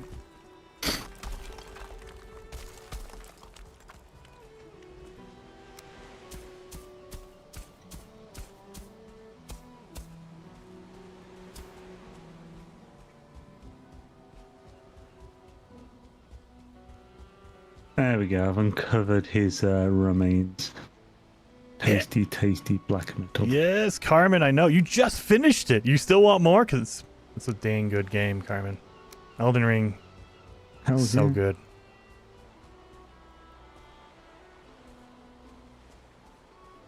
Truly is one of the games. One of the games of 20... Came out 2022. 2 years ago. I was like, dude, it hasn't felt that long, but yeah. I realized the other day, I was like, damn, they've been working on that thing for 2 years, that DLC. So, I don't know if that's a good sign or a bad sign. Does it mean it's going to be a massive DLC, or is it just, I don't know, are they just taking a long time?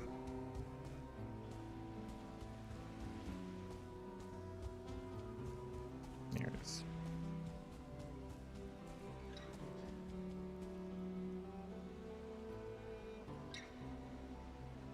Yeah, it's one dead start fueling.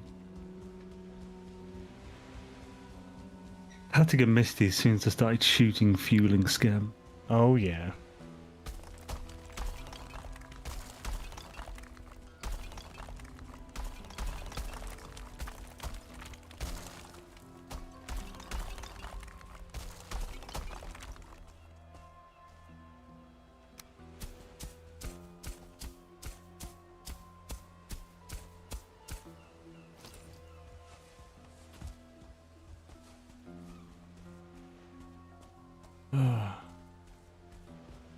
I feel like this is wide enough so I can start making some platforms and some walls now.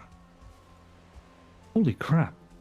Dude, I managed to see where the berserker was by twisting my camera to the side and then just shot in that general direction and just kept shooting and then just saw the purple poof. Yeah. It's like, yeah, berserker down. Oh. Wow, it was so off. It was actually one of the ones in that circle. I thought I was shooting one in the village. Nice. Oh, are you by the circle? Go to the circle. Do you want to come here and we'll both do the circle? I'll go, yeah, let me drop off some stuff. Yeah, I'll go hang out and we'll do the circle. Just don't be a jerk about it. I'm trying not to, jeez. It's a circle jerk. It's a terrible joke. Wait a minute. Hey. Sorry. I always forget. I always do it so late. Oh. Oh right. If you go to my base, come through a portal called X0. It's by my smelters behind my forge. X0. Okay, I can do that. Dropping some stuff off. Let me grab some arrows and stuff. Do I need some? Yeah, I do need some. I'm actually coming to my base to... shall we... Actually, let's see if we can sleep first while you're still at yours. Okay. You know, it'd be better if it wasn't... doesn't go into night while we're there. While we're there? Oh, it'll be fine. There we go.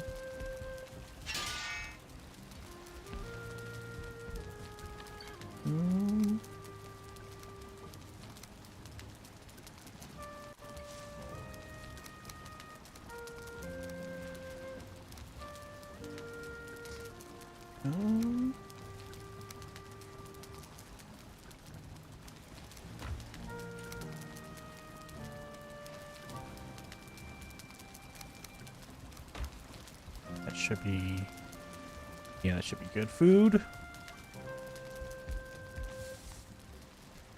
My issue is, it's too hard to resist a fueling village when it's remotely close to a tar pit. Because you just want to get the invite, and then you're like, well, I've started it now. Yeah, well, yeah, you just run in there. Trusted Zane for the jokes. Yes. Holy crap, and while I've been doing this planes, I've just gotten an extra, like, 60 locks, mate. Yeah, dude. Get all that barley going. Ooh.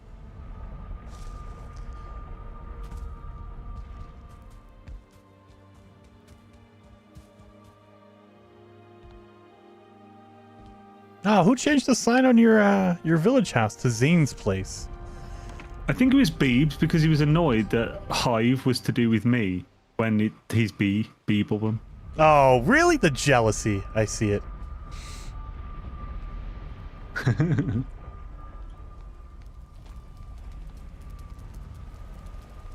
Just cleaning up while you get here so that you don't accidentally just pick up random crap. And you said which one? Alright, check out these 2 chests here closest in front of me. Yeah. Oh, look at that. Nice. Holy hell, that's a lot of tar. Holy moly, man. Damn Scooby. Yeah. Come this way, good sir. It's picking up some extra food. There we go. Right, so it's through this one. Oh, do you want to? I'm just peeking at your cool farm. Oh, you did lower this up a little bit. So yeah, it's only 2 instead of 4. Lower what up? Sorry. The windmills. Oh no, well the other 2 were at my plains farm. Oh, I thought they were right next to it. I thought you really crammed them all in. No. It's just I like it here because it just shits, like I say, shits it off the edge. Then. Oh, like, dude. Come over here. Let me show you my expert farm real fast before we go there. I feel like a freaking genius, and it's stupid and it's simple, but I feel like a genius. I'm intrigued. Oh.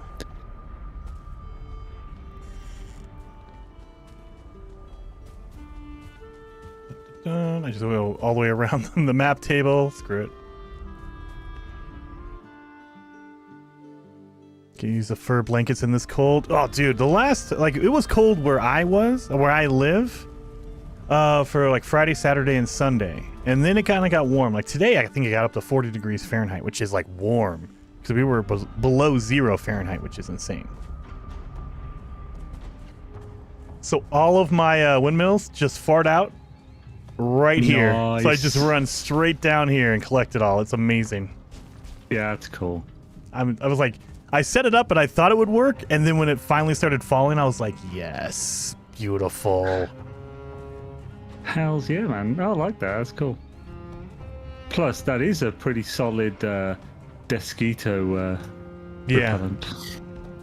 Yeah, I mean, well, and I made it way thicker too, so if I ever get a raid Yeah, here, oh yeah, I don't have to worry about it. Relax it, bit guys. Nice. Hells yeah, man. Oh yeah. All right, time to go out in the. Are you using your chest piece, your harness? Yeah. Oh no. Currently, I was calling the locks over, so I put my padded back on. I'm just gonna go full padded. I carry both with me. Yeah. So the harness I use when I'm just wandering around and doing random stuff. That's too much like preparation and going through stuff and changing. Nah. Yes, I don't die horribly. That's no, too much. I've now voted, because we're doing this, I've now voted yes for sure. Yes, for sure. I see it. The vote is at maybe once. That might change in the next 10 minutes. Oh. Oh, actually, where are you now? I just went to your base. We want to go back? Oh no, I'm just going to do the table to update because I've got a load of. I should probably do that. Just done a load of things in that. I've marked everything as I've gone in that planes. Let me do that real fast. Did you hit the table? Actually, I'll hit it after you've done it as well. Here we go. Table first, big thing first, little box second. I gotta remember to do that. Oh, yeah, I gotta turn them on. Oh, Jesus. I also added a bunch more mushrooms on the main island patches. All right. Near the spawn. So it's a nice and quick run now to get quite a lot. Do we need regular mushrooms once we get to Mistlands? I can't remember, but serpent stew is a good food regardless. Oh yeah, I mean I still use it for every once in a while I get the hunted from the wolves. So yeah. I make sure to pop that thing. I got a whole bunch of onions still for that. Off to watch Jeopardy, Carmen. Thank you so much for hanging out while you could. Right, so the circle. Oh yeah, you can see all now the fog's gone. You can see the remains of that berserker I took out. Yeah. So yeah, I was slowly whittling down that village. Let's watch out for that Skeeto. He still hit me, the git. Yeah. The son of a. Right, so look at that guy. Do in you the want to center. whack? Do you want to whack a bone mass? Oh yeah, I can do that.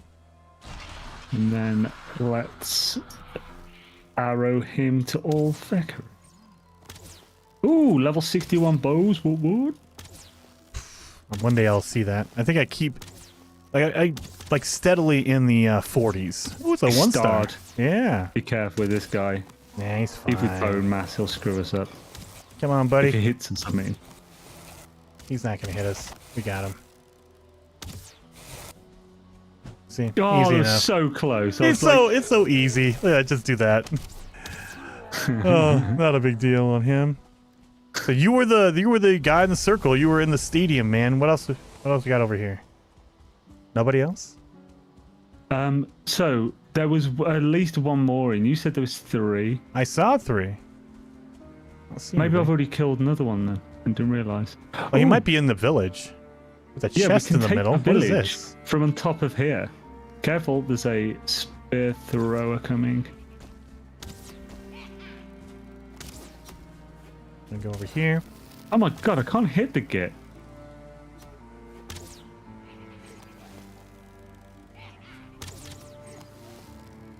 Oh, hey, I haven't not hit this dude at all. There we go. Finally. Oh, I'm getting a bit of lag. That's probably why. Yeah. Yeah, we got it. We're good. Yeah, this circle actually worked out. I didn't think we were going to be able to get up on these things.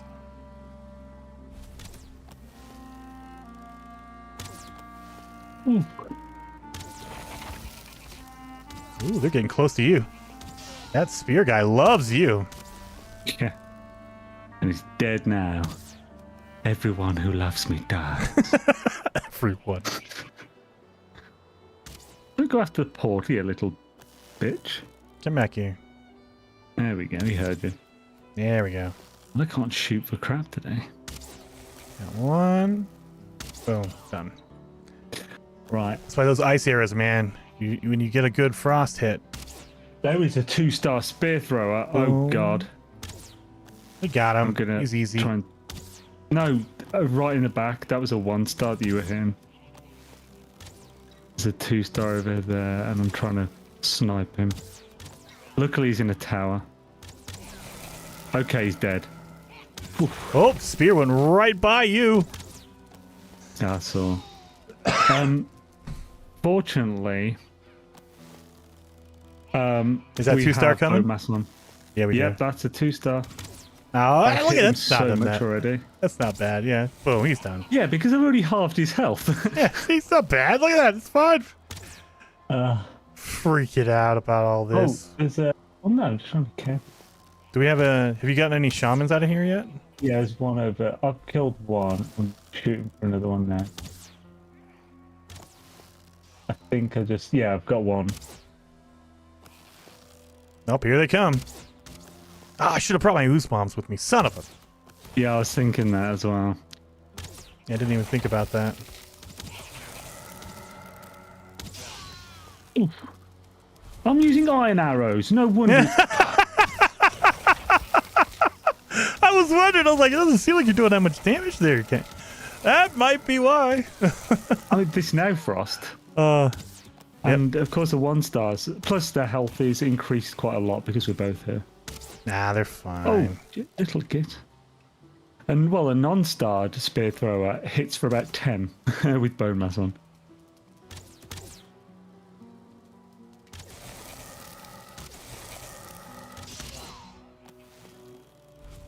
Oh, he's behind your rock over there. Okay. Got one. Nice. I love when you get this sneak attack and you like stun them. And it's like, nope, Yes. done. Oh, nice. I just sniped one, the complete other side of the village. Oh, yes. One-shotted like a little bitch.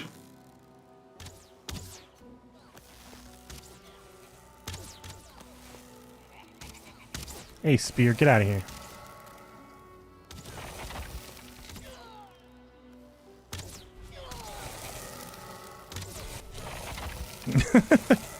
Take that. We're double teaming him. Oh, yes. Spit roast I've ever seen one. Oh, there's another 2-star, but he's a melee, so that'll be nice. Hey, got him. Well, I've hit him. First shot, yeah, stun shot. Ah, man, missed him. Oh, got him, nice. Oh, yeah, that's a 2-star. Yeah. I wish it was more blatant. Like with the Draugrs, you got a big purple. Like you can't miss the 2-star. These guys, it's a more subtle. You can still tell, but not really. Just a graveyard of black metal below us. Yeah. This is insane. You see any more in there? I do. Damn it, we've lost bone mass now as well, which hopefully... Oh, wait, no, I've got it as well. Shall I use it again? Yeah, pop it. I'm going to run in there. I'm going to try to bring them over. So I'll aggro them. No, I'm coming in with you. Oh, okay. Let's go. Let's see if you wanted to go in. Yeah. Yeah. Nerds. Oh, there's a shaman. Nerd alert. Hey, nope. Don't need your ass doing that. All right, shaman's done. Nice. Oh, the 1-star. There's a lot of there's a lot of 1-stars. Yeah. That's because we showed up. They're like, oh, there's 2 of them. All of a sudden. Use the stamina potion. Okay. Right, it's another one down. There we go. Get out of here. Don't do that.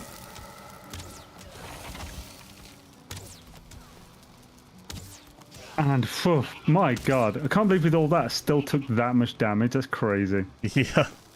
They were waiting.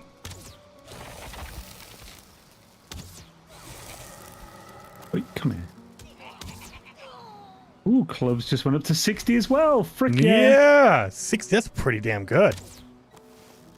I think I'm at 47. One of these days I'll stop dying, and that way I can keep my skill.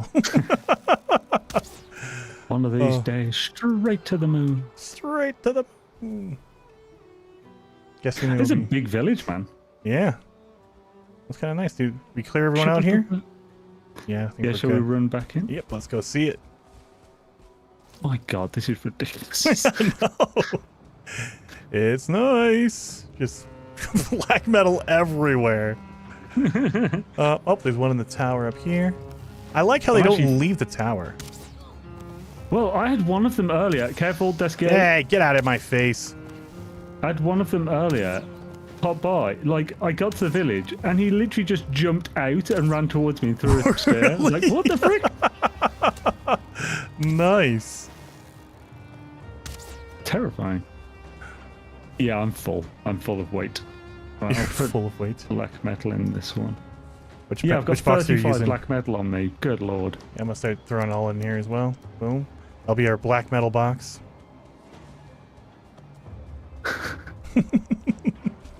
Excessive. Bloop. Nothing up here? Okay.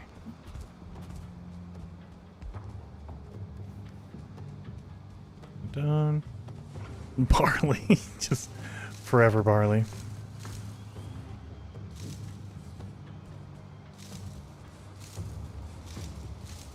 Do I have any? I don't have any. Right, I wonder if there's any on top of these towers. Not that. Not on that one. I just realized they only give you 3 wood for the boxes in here? What the hell? Oh yeah, everything's lower. That's bull. Yeah, there's 58 black metal in there now. Nice. That's I don't even think we got it all either. I think there's more out here, just all over the place. I've got, I think, 20 by the portal as well. Well, 21, because I think there's one just sitting right by the point. Yeah, there's one right here. We took out that one guy trying to take it out. No, that's the, that's what I'd gathered. Oh, that's the, okay. Oh, dang it. That's fine. I wanted more, though. I wanted more. We need to walk out of here with like 60 or 70. Oh. That's the thing. As I move with the portal, I just take it with me. When I get to a coast village, I'll whack it in a chest and mark it to pick up later. So I've got like 80 in the chest by the coast. Yeah. Freaking Desquito. Get him. Come on. Luckily for you, I still have bone mass up. Well, that's not for you. Luckily for me. There we go. That's done. That's done. Oh, there's more over here. Good lord. We went OTT with this. Just cleared out that village. So we're up to 60, 70, 80. There's 80 of them in there now. Yes. I think that's it. I don't see any more. Yeah, I don't see any more around. I'm a little upset that that big circle didn't really have anything in there. I mean, it has a chest, and there was a necklace and some obsidian arrows. Oh, weird. Yeah.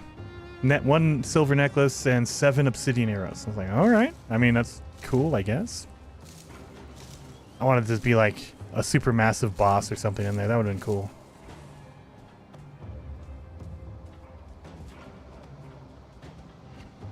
Oh, right, mark that bad boy then. No. Oh, the issue is, every time it's re-putting your markers that I turned off. And it's the same thing for me. Like I've adjusted my markers, but because I update the map, you guys had my old markers, so it remarks them again, and I'm like, what the? I took it off, and now because I'm doing it. Oh my god. So yeah. Oh, I wonder if it would be good to hit the import first, then do the thing, then do the input again. On the thing. No, because it sounds like we're picking up our old ones, then putting in our new ones. But if we put in our new ones to replace our old ones, then get what's there and everyone else's, then input again. I think, but so big, small, big. No, but I think the problem is because there's multiple of us, all of us have to do that. So if one person doesn't do it, it remarks it for all of us. Well, it depends if it retains ownership of the markers. I wish. Which I think it does. Because, no, because like I'm looking at it right now. I put a boss marker down for Yagaluth before we uncovered it. And then everyone else got that marker. And even though I claimed it, I'm the one who put it there first, it still remarks it every time for me. Even if I take it off and then I upload it first before you guys, it still marks it. So I think as long as you guys have it, as long as someone has that marker, it'll always upload. Ugh. Yeah. Look at, I have, what, 3 different markers on one little spot? Because I keep renaming it. Oh, yeah. Yeah. Yeah, check out the markers from this for all the tar pits. Because I put the numbers of tar I got from each one next to it as well. Yeah. I'm going to take off my old ones. 109, 71. Good lord. Yeah, that's some good tar pits. 113. Yeah, I'm going to take off my old ones that are not where they need to be. Nice. Yeah, that's a lot of tar. Holy hell. Yeah. Well, but everything in those 2 chests is from today. Yes. Holy crap, man. That's a good building right there. Is it going nighttime already? Yes. We spent the day doing that? All right. Do we need to move anything, or are you just going to leave it here? Well, I mean, doesn't matter to me. It depends. Do you want some of it? No, I'm not in. Don't need it. Don't need it at all. So that's all you mean. Yep. No, well, I'm just asking. I'm asking because depending whether you do depends on what. No. I'm good. Put it, I guess. I'll say the only thing that's in here would be the black metal flag. I'm good on everything. Oh yeah, do you need the other things like needles? I mean, I think I have a stack of 50 and another stack of like 20, so I should be okay on needles. Do you need needles? I have at least a stack more than you, so here's 18 that I just got today with you now. Okay. 18? Yeah. That's ridiculous. Well, I also picked up 221 gold. Do you want some gold? No, I've got 4,500. Okay. Thank you. Yeah, cool. Heck yeah. Well, nice. Cleared out that village and the big circle. So we need to, maybe we should put like a, oh, wait a minute. What's this over here? More black metal over here. What the hell?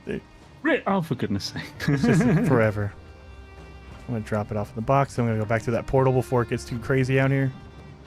I'm not even rested now as well. Yeah, I got 1 minute left on my rested. Oh, Jesus. Where'd the box go? Here it is. You go back through that portal. Oh, God. Oh, so yeah, no deaths. Ha, everyone. Hells yeah. Oh. And I mean, we both even ran in doing the stupid thing as well, and we didn't die. It didn't die because I think we're, and connection was a little bit laggy, but not too bad. Not too bad. Yeah, it's not too bad with two people. Yeah, that's the big thing is I want to see on Monday how bad it is compared to where it was because it was pretty bad this past Monday. Yeah. Which one are you? Main right there.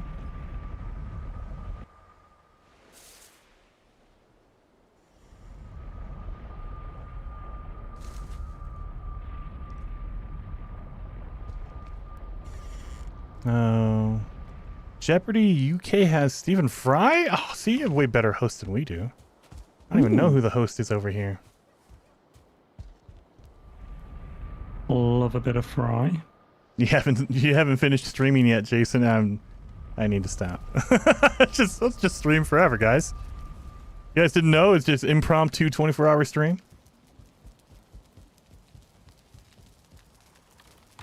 Yeah, man. Cheers for the adventure. That was fun. Yeah.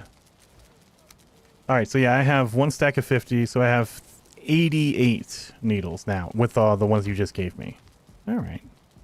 You start making some more needle arrows. And even without those, I have 129. Nice! Hell yeah. Oh, I did take the obsidian arrows. Do you want them? I had a stack of 7. Oh, no. We can split them. The 3.5. All right. Here you go. Done and done. I think at this point, when it comes to stuff like this, it's like the main thing. Holy, was that like 1,000 freaking frost arrows then? What do you mean? In your chest? Yeah.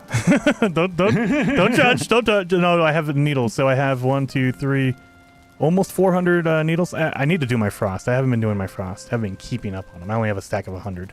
That's why you've got less needles than me, just because you made a crap ton of arrows. Yeah. Well, I keep rotating through. I'll make a whole stack of frozen, and then when that guy dies off, I'll do my needle, and I'll go back to frozen. So I'm rotating. So yeah, I have a problem. Nah, it's good. It's good to be prepared, especially with food and ammo and stuff. Yeah. Well, I mean, yeah, I've been making locks. Oh, I'm getting low on my locks. Once my storage is properly set up, I'll be doing the same. You see that bread, Zane?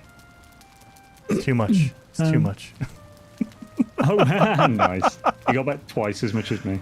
It's insane. And I still have so much. Like, I have barley everywhere because I don't know where to put it. So I'm like stacking it in all the, like, my meat boxes. I have it at my farm. I'm like, that 20 stack is 3 insane. chests, I think. Yeah, the 20 stack is killing me. I thought it was going to stack up to 100. Yeah, I had some barley in here.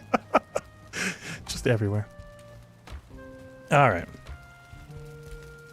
Because I stopped making bread because that's what I was doing. I was just making a whole bunch of bread and I realized I got like 500 bread. I better stop doing that. Do we need sleep? Yeah, I'm in bed. Yeah, okay. Waiting on you, you lazy bones. I'm doing it. I got arrows in bedside chest. Yeah, just because. 100%. Yeah, I'm gonna hopefully get my storage done tonight or tomorrow. Heck yeah. Like I built my storage with 2 levels in mind, just in case I needed to go. But I think ultimately I'm just gonna leave it as is. My junk chest where I have all my trophies. Do you need any wolf trophies or fueling trophies? No. I've already obliterated fueling trophies. I've got a shaman trophy in the obliterator at the moment. See, I can't do it. I like keep it. Like I have a stack of 20 for myself, and then I keep putting them at the village. So now I'm just like, oh my god, where am I gonna put all this stuff? I can't destroy it. It feels, I don't know, like a waste, I guess. Once I reach 20, the rest go in the obliterator. Oh, I got 20 here. I think I got another stack or 2 at the village. Yeah, yeah, I can't get rid of it. It's a waste. I feel like it's waste. It's not like you don't get coal. Well, hopefully. Yeah. I need to make an obliterator. I keep saying that. One of these days I will. We need a Valheim Goodwill. I think that's what the village is. I just keep throwing it there and I tell everyone, hey, if you want it. Like, I don't know if you've been to the village kitchen, but Beeblebum labeled all these boxes like vegetables and everything. It's all full of like onion soup and sausages because I guess like I don't have any room, so I just shoved it all in there. I think the honey box is the only thing that actually still has only honey in it because it was full.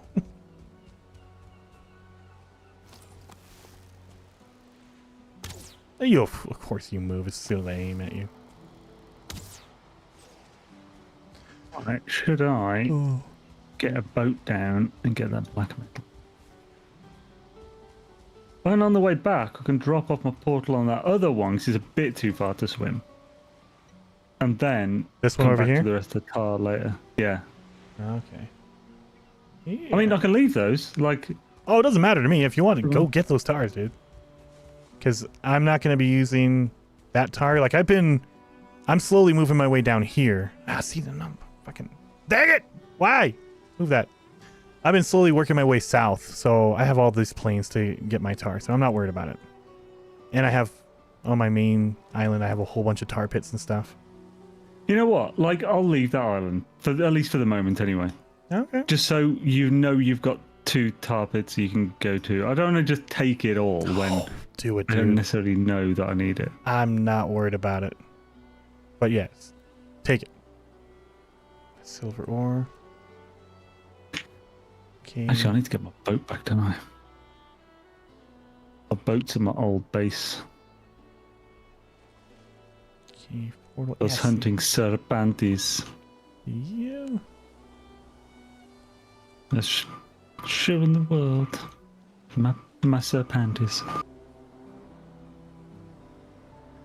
There we go.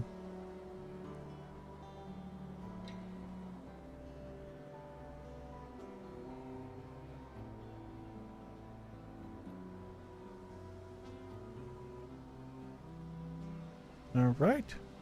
Have you done this one over here? This little village? Wait, could you ping? No, I haven't done that. You haven't done that one? Okay. Shall I? I mean, you can if you want to. It doesn't matter to me. I was just kind of looking and trying to see what you've done. I assume that village. We just did that one. So, right, I'll ping. So I've done that, and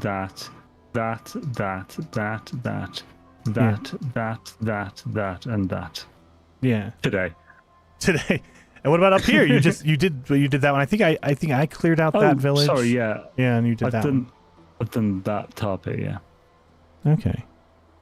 I checked and your portal and boat isn't there. Line marker. I know because because steal it. Because mine it says I updated it, but of course the freaking thing is just my safe house now. So it's a building, but there's nothing there. Yeah, I checked it out. You're building on top of the rock thing. Yeah, because I was using that as my portal to run around and clear stuff. You know, when I cleared off all your island, because, you know, I can't control myself. Oh. What it's like playing with Jason, guy. Nah, I can't talk bad of you. Like, you just let me do, like, 8 of your tar pits and 3 villages. Oh, it's fine. You helped dude. me with one village, and I'm still getting the black metal. Yeah, I mean, seriously, I don't know what I would use it for other than boxes at this point. Like, I think, yeah, I literally axe, porcupine doesn't need it. Yeah. Well, I mean, yeah, it's like a saddle for locks. Oh, I'm not gonna be taming locks. There's no way. I haven't even done boars or wolves yet. Oh. Well, I'm going to tame some locks on that little island by my elder. So, you could technically ride them over the landmass. Ooh. That'd be cool. That would be cool. Yeah, maybe. Old Explorer says take some for the boxes. I still have, I think, like 120 black metal that I just have sitting in my chest. Just like I think I have like 80 silver that I'm never gonna use for anything. I just have it. So I have enough for boxes. I think does it take 2 black metal for a box? 6. 6? Ooh, that's hefty. Holy hell. Yeah. It's only 2 for iron for the reinforced. Holy hell. Yeah, but it's, to be honest, you need less black metal, you need iron for everything. Yeah. Well, that's true. And it's not hard to get, really. Not once you've started the plains. Oh shit, I don't have any food. I'm out in the plains. Maybe I should eat. See, that's why it's good. That one thing was 5 minutes longer than the rest. Yeah. So you weren't at 25. My pie. I was making fun of Bob because I think we had that conversation like a week ago. He was just going through and he's like, well, I can't eat this because it doesn't match up with my food. And I was like, what? It doesn't match up? Like, are you eating particular foods that go together? And he's like, no, the timer. And I was like, oh, okay. That's kind of, all right. Oh. I thought I had issues. I thought at first he was only eating foods that went together because in my brain I was like, that doesn't make sense. You can't have salad with pie. That's weird. That's weird. You have to have a lox meat that's roasted and a salad with bread. Oh. Yeah, it does make sense of that. It's a good mashup. Oh. Oh, that's it. Thank you, Win, for going directly against me, you peanuts. You don't have motor with you? Of course not. We get the power, no one's going to use it. I love it. I have bone mass, and it's... Oh, actually, it is red now. It's no longer on cooldown. Oh, I don't want anything to do with you, Eskino. You're going to make me do it, aren't you? Oh, God, yep, you are going to make me do it. So, screw you guys. 2 Deskitos and a Lox, and I didn't even plan on the Deskitos. Come on. Got you. Got you. This is riveting content. Oh, yes. That's not sarcasm. Like, it is. I'm just watching you nearly dying casually. Right, yeah. Bone mass it is. I know. Well, it's just sitting there like, do I need to pop this thing or can I save it? Why are you destroying all my rocks, you jerk? Yeah, now I'm going to make some freaking Lox meat out of you. I'm going to waste your meat on purpose because you don't deserve to be a Lox pie. Just trampled all of my stuff. Hey, why you run into the ocean, jerk? That's not going to save you. Well, you did say you were literally going to waste his existence. Poor guy. I want to make your pelt into a carpet only for the portal, the boss shack. That's it. It won't be useful for anything out of when we do that. You'll be stepped on so we can kill your god. Exactly. And then we'll leave you. Never to be seen again. With your god's blood soaked into your... Okay, it's getting different. Oh, alright, I got some stone out here. I'm going to start... Probably over the weekend, I'll probably put some walls up. Now that I think this seems like it's a big enough area for the boss, right? Like, we don't need to go wider than this, do we? No, that's fine. That's good. I feel like it is. That's more than I've ever had when fighting him. I don't even do the groundwork normally. I just use the fingers to hide behind. All right. Well, I'm gonna put up some walls like right here. I'll put up I'll raise up the terrain up. You'll raise it up. Oh yes. Raise the roof. All right. Stone down. Somebody come raise her. She's dancing like a stripper. Oh, Jason, eat something. Too late, Cole. Too late. Oh, yep. I'm gonna just flatten this out. That way we're all good. And then I'm just gonna go fishing all weekend. Gotta get all that meat. Don't get it. What? Do I have any benches in here? I feel like if I put benches right on the edge of the plains in the swamp, maybe it will stop the spawns. I don't know. We'll see. We'll see. I don't think they're gonna stay here. If you do that, then the fight will be too easy and it won't be entertaining. We need death. So the morning before, I'll destroy all of the benches, spawn everything, and then bring it right over to Yagluth. Yes. Oh. What you need to do is tame some locks and just have an army of 40 locks at the arena, and then we just watch. Oh. Oh, that's my axe. Dangerous or not, that is entertaining. That would be fun. Just take bets on the locks. We'll name them all. Jason's in the ladies. Oh, he's dead. Damn it.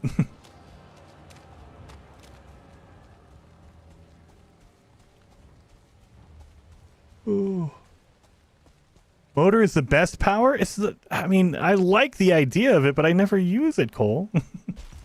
Whenever I think about it, it's like, well, I'm already on a boat, I'm already in the ocean, and I'm screwed.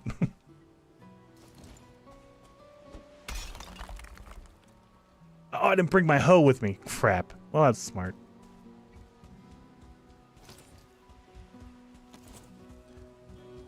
Oh.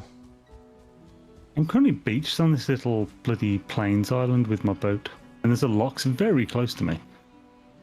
Oh, yes, I hated that area. I went through that area, and there was a fuel lane and a locks out there. And I thought I would be able to, this is way before we even got our padded armor. I thought, oh, I'll be able to just snipe them. And then that locks jumped in the water immediately, and I was like, oh, never mind. I just sailed away. Like, I'm out of here. Oh. Yeah, the island, it didn't seem like it was as shallow as it is. Yeah. I just got beached. There is a locks in the water here. Is that the one that chased you?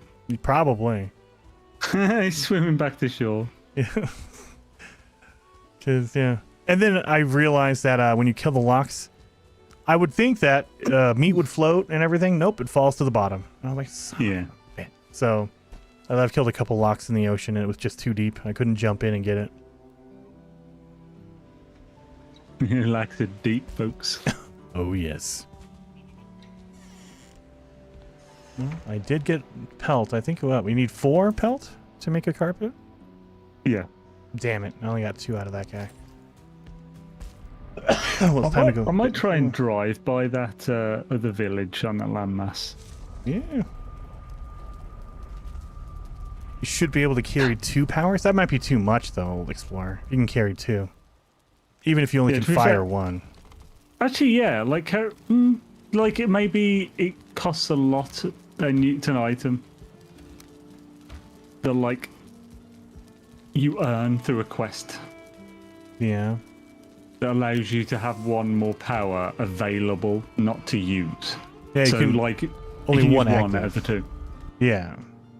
And it calls down both.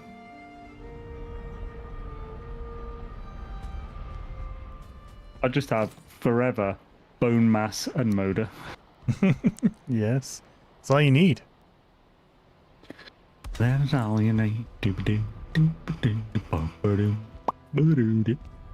Scoop-a-tooty, everyone barooty, scooty-booty. See, I go back and forth, Cole, between Ecthier and Motor.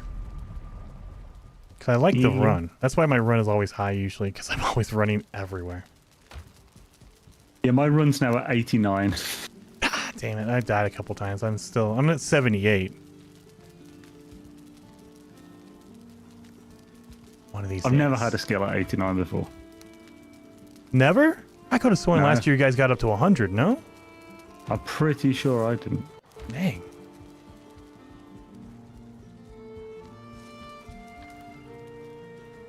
It's the thing, because of the higher difficulty, I'm forced to be less confident and use more strategy.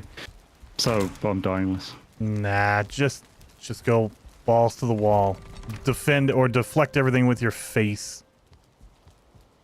I know that's your move. That's what I do. Bloody old explorer, nice. Run is at 100, dude. It's freaking awesome. I don't think I've ever gotten anything above 90. And I mean, by anything, I mean that's run. I've never gotten any of my other skills above a 50. Run, I've gotten I think up to 90 before. Oh, yeah, my pickaxe is 74, and so is my jump. The jump is such a good one though, because it's so noticeable. Yes. Well, and I think we had this conversation before. My wood cutting, that's the one that really was noticeable for me, because I kept dying and going above and below 50, and you realize that it actually helps you cut wood faster if it's above 50 rather than below. Yeah, it's probably just a bit of a break point, like with like, you know, as in like it just takes 2 instead of 3 hits or something. Yeah, because that is what it was, wasn't it? Yeah, it was literally like 2 to 3, and I kept, because yeah, we had that conversation where I was like, are the trees in the plains harder? Because it's just, and I didn't realize, I died and my skill went below 50. That's why I was doing it. Yeah, you see, I just thought, oh, he's an intelligent guy. He'll realize that the time difference was massive between the two. So he clearly, what he's telling me is he's literally just tested both of them back to back. But no, I just literally couldn't understand it. I was just like, what the hell? These trees have to be harder out here because there's no other explanation for this.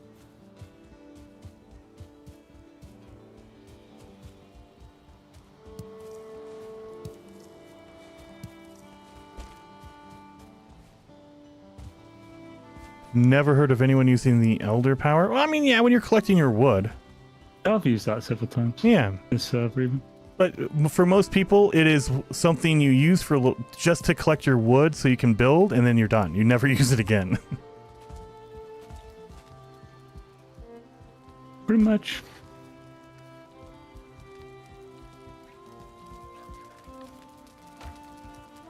Oh, Zane, be jealous. I have a reinforced, almost full stone box. That's probably going to get used up. I used 3 times that yesterday. I was going to say just 1 hour. You probably used more than that. Probably going to be used all up for my Yagluth arena I want to build. Dun, dun, dun. I'm tempted to go try Motor solo just to see if I can do it. Now that we have padded armor and everything, and I'll be solo, so it'll be easier, hopefully. Yeah, I'm tempted to the same because I want the trophy. That trophy is cool. Yeah.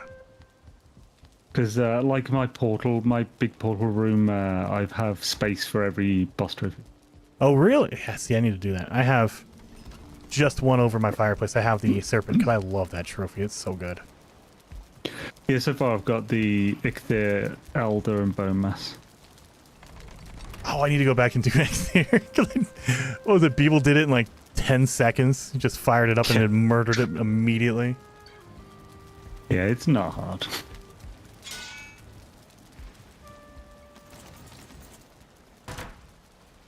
Of course, I run into the river with no stamina and just instantly drown. Just start choking. So come on, dude, you're a Viking. Chill. I'm almost out of ice cream, thank God. I've been slowly trying to drain that damn thing. Where's my sausages? I always keep forgetting that I've just haven't got anywhere to store it, so I've just been keeping my iron in my boat. I've got like 1, 2, 4, 5, 6, 6.5 stacks of iron in my boat that I've just brought down here. Just ready to go whenever you run across something. Yeah, boy. All right. 3.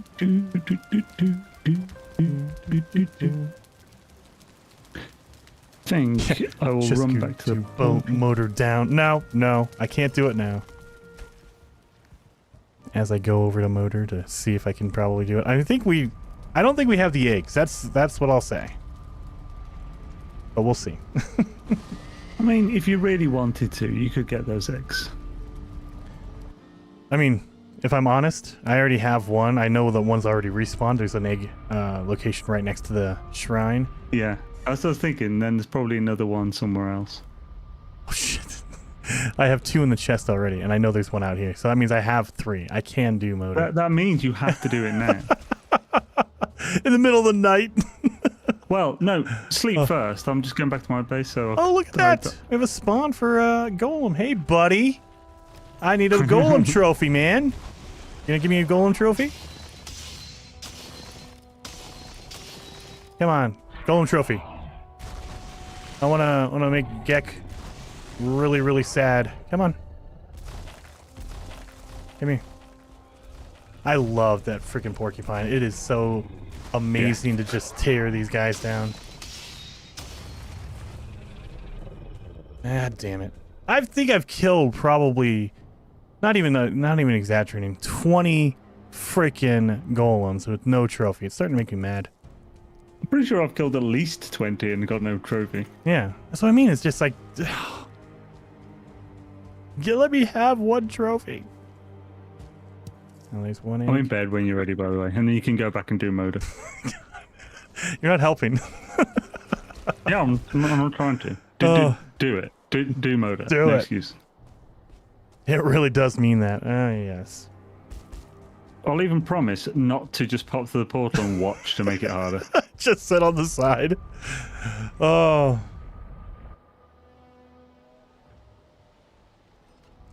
Why not carry full stacks of food? Coal, because I want to try to save on the weight.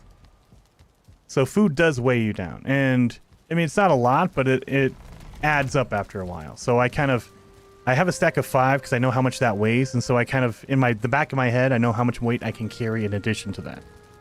That's why. Oh, also new rule, you have to use frost arrows. Yes, frost arrows. Let me go make a few more stacks of them. I'm going to need probably like 700 to take down motor with frost arrows. Yes. And then on the killing blow, you have to say, but there's a piece of cake, you frosty bitch. You frosty bitch. Food does weigh you down. Ask me after Thanksgiving. Exactly. Don't judge us, Cole. 1482. Now, chop motor. Don't change the subject and try and wheel out of it. Like, oh darn, I have to stop streaming, guys. I think I hear my wife coming in. You can stop streaming after you've killed motor. After you've killed motor, yeah. That's the only time you're allowed to stop. I will be bringing a full stack of these babies. Oh, you put the necklace and stuff in there, Jason. Yeah, just put it all in there. Just shoved it all in that box. Good. I should use a frost resistance too, just to rub it in his face. Oh, day 1482. Yep. I mean, I think I asked this before. What day did we get to on the last Bela's Rest? It had to be over 2,000, right? It was more than 2,580. Good lord. I'm pretty sure. So I remember 2,582. Good lord. I think. Oh, no. It's 2,540, I think.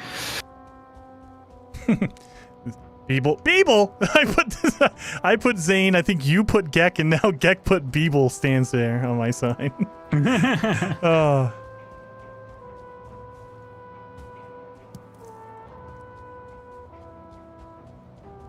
Dun. One more egg.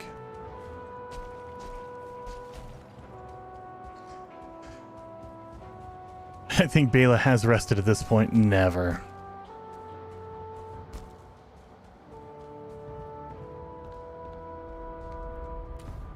What happens when you put 5 people with addictive personalities on the server? Yeah, it's just constantly. At least there's always at one time. There's always probably one person running. It's like addictive and very competitive. I wish that the trophy would have the last kill's name on it, because then we would fight over the trophy. Like, oh, if my name's on it, so yeah, put it in your house, because my name is all over that. Yeah, that'd be cool. All right, motor, here we go.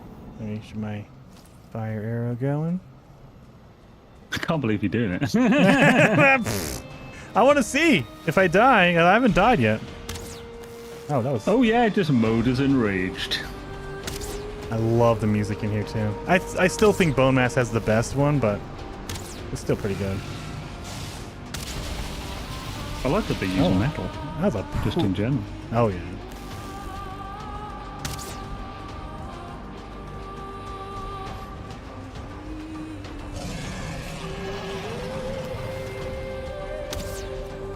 Hey, you're doing some good damage, man.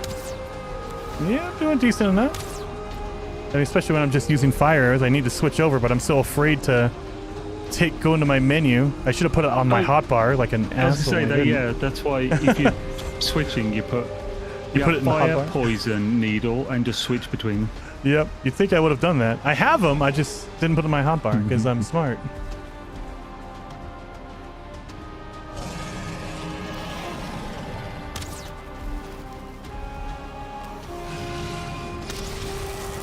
That was a good hit. Yeah, well, let's do that. Boom.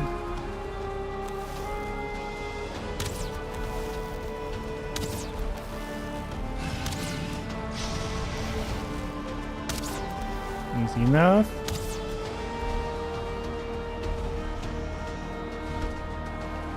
All right. There we go.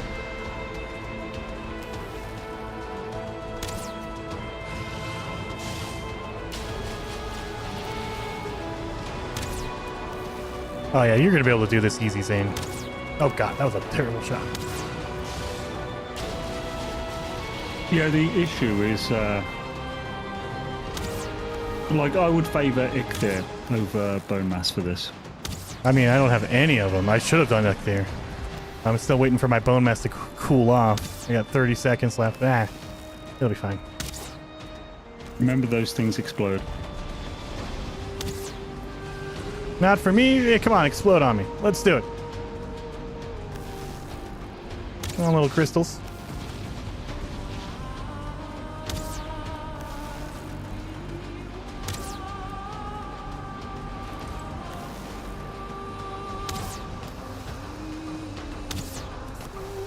Is there a weak spot on motor? I can't recall. Damn. But if there's anything that a certain anime has taught me, it's a dragon's weak point is their butthole. Aim for the butthole, got it. If Dark Souls has told me anything, it's the tail. So yeah, I'll just aim for the butt. Oh, that's actually pretty good. 62, 60, that's decent. Maybe it's true. It makes sense. My butthole's my weak point. Yeah, I was gonna say, if I got hit in the butt, oh my god. Yeah, if you hit me in the butt, I'm not. I'm in no position. I'm no longer pretending this doesn't affect me. Oh.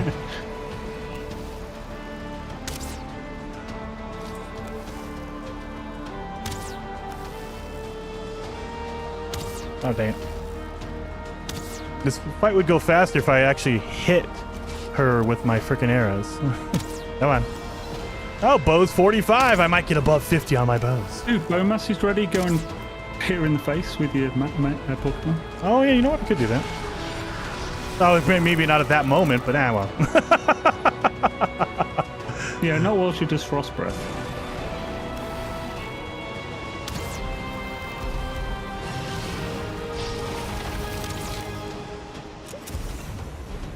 You only got hit by one tick though, so that's not too bad. I was out of the way of that one. Come on, motor. That was cheating. You clearly weren't. I like to think so. I was just sidestepping it just a little bit. Oh, come on. I sidestepped it. It's a cone. I still sidestepped it. Oh. Man, I am terrible. Oh, right next to all of them. Now I'm a little nervous. Now I'm worried. All right, good. They didn't explode on me, thank God. I sidestepped that one. Oh.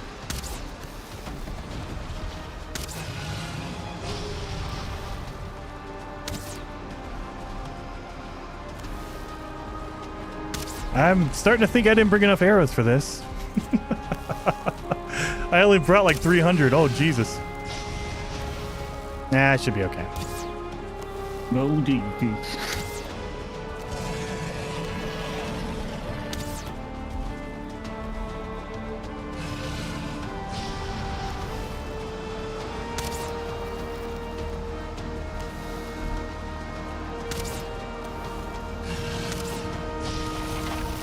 Damn it.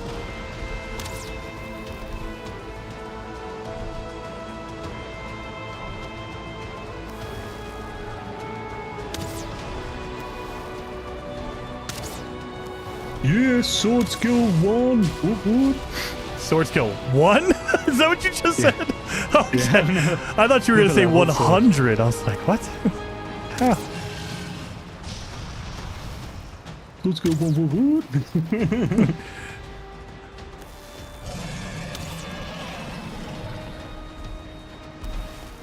Can she aim down? Oh, she can. Okay, yeah. Okay, angles do not work on her.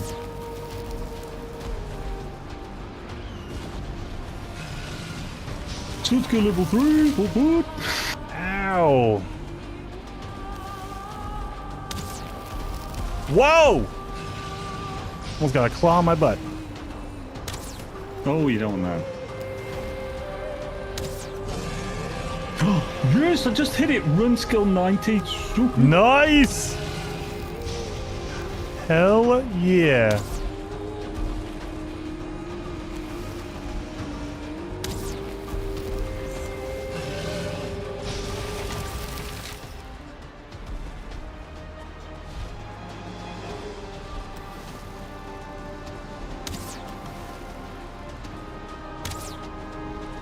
That went through the wing. That should have counted.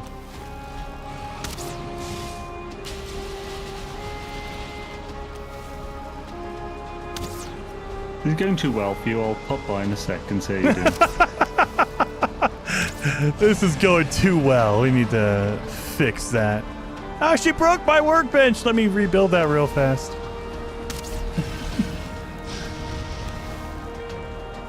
Maybe Jason builds a workbench in a boss In the fight. middle of a boss fight. Like, what are you doing? Oh, my eye's itchy. Oh, no.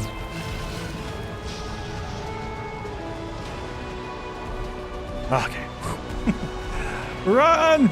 Oh, I didn't know she swung at you. Okay. Yeah. It's not too heavy an attack, to be honest. Not a big worry. I mean, it's a heavy attack, but it's like a 1-star hitting you full pelt, but it's not its frost damage. Although you are resistant to frost. Yeah.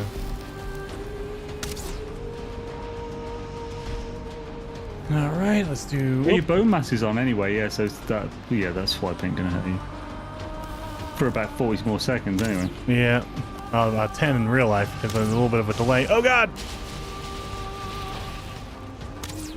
Nice, 160 black metal in my butt. Woo. Yeah. Yeah, you just sit up there all day. Just sit up there. You dumb bitch. Exactly, you stupid bitch. Oh, my boat was far more damaged than I realised. Good lord. What do you have left on it? I had like 30% left. Oh God, yeah, that's right there. What the hell happened? Now I'm gonna have. I just realized I'm gonna have 10 tiers. Oh, nice. Oh yeah, nice. I'm gonna make some more tables. You should just make them to block people's way, just annoyingly. Exactly. Yes. I was doing that to Heather on her stream. Every time I walked through her door, I would put up wood, so she was like, always running into it. And then I put her coal kiln right in front of her front door, so it was always spitting coal whenever you walked out the front door. She loved it. I think she said she appreciated that, and she wanted me to do it more. So did you? Because clearly that was a tactic to try and take the fun out, but I'm hoping you just went harder. Oh yeah. Well, if you like it. Oh yeah, definitely. I'm gonna be doing that. Like I'm gonna make 3 or 4 kills right next to it. Are you doing that at Beeves' base as well? Like Beeves, we're both there looking around, and like me and Beeves were at. Jason put beams of wood up to the other side of the door. Yes. And neither me or Beeves went through the door. He was very disappointed. I was so mad. I was like, "Come on!" I was trying my hardest not to giggle, so you guys didn't suspect anything. I was just like laughing on the other side of the door. Oh, Peter, where are you? Exactly. I'm up here. Down there. Oh.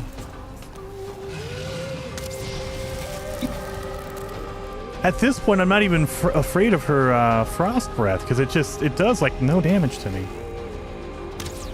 No damage is not 40% of your health. Well, 35. But I mean, my uptick is so fast, it doesn't really matter. Yeah, it's not like I was pretty sure before her frost breath hit for more than 1 hit tick. So I don't know if they did a balancing, or if I'm misremembering. Or maybe they made it easier in hard mode.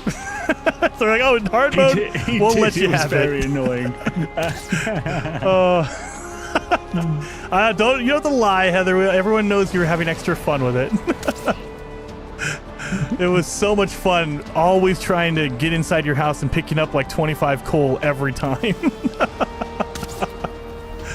Oh, because I made sure. I was like, dude, I'm gonna make sure this kiln is full every time I walk by it. So I've run out of wood. Better. Oh, she's got some fine wood here. Let's put that in. Just burn all of it. Core wood. Let's do it. My food is. Yeah. See, this is. You got this one, Zane. It's gonna be easy because my food is basically gone. There we are. Done. Hey, motor is in motor tears. tears. Yeah. Yeah, and I got 10 tiers and a cool motor trophy. Well, we're gonna be putting this back at the house. Nice. See, guys, and I didn't even die on that one. Now it's time for me to go take out this this golem and get a golem trophy. Come on, you know you want to do it. Give me a trophy. Didn't die. Yagluth, go. Hey, let's go. Yeah, I have.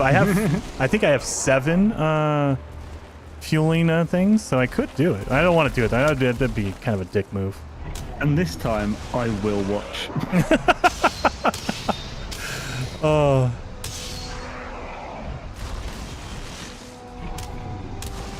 Ow! Hey! Now you're hitting for real. Can't have that. I also had 20 more black metal on this one village right by my alpha spawn. Nice. So now I'm up to over 180 black metal on this. God, no trophy again. Mother... It's like 20, 30 chests.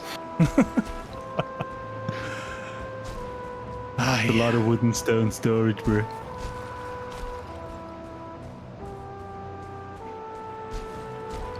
Right. Can't end the stream until you got a golden trophy. Go. I think I'm going to be streaming for the next 6 hours straight, walking around in a blizzard. Come on, just give me a trophy. I mean, to be fair, at this point, I do have my mountaintop that I have my golems in pits. I can go down there and see if I can get some out of those. Oh, God. Just keep going. I'm now regretting not killing your pitted golems.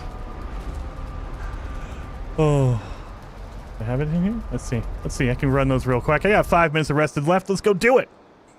You just say I can run them real quack. Real quack.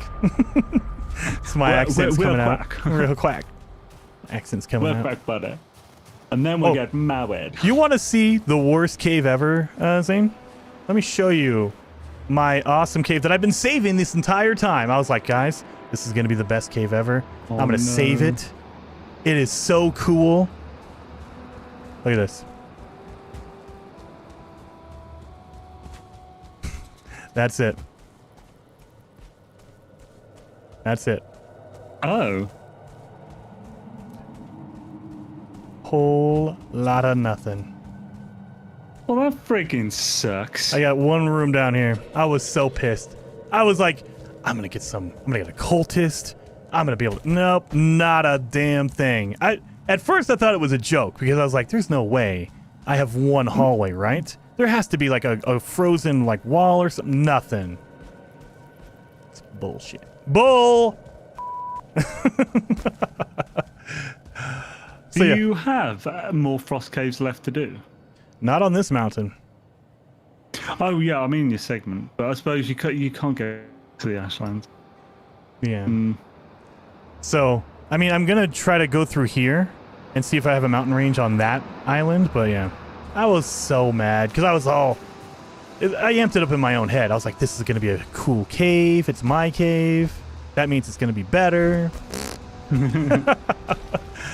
Hey, Golem, I need your trophy. You want to give me a trophy?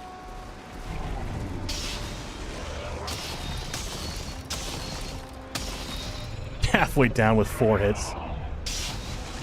Oh, nice. Got through on that. Wow. Whoa, whoa, whoa. That's not supposed to happen. Spiky, what are you doing to me? Oh, yeah. Bloody hell. Yeah, he got me twice. And that got me good.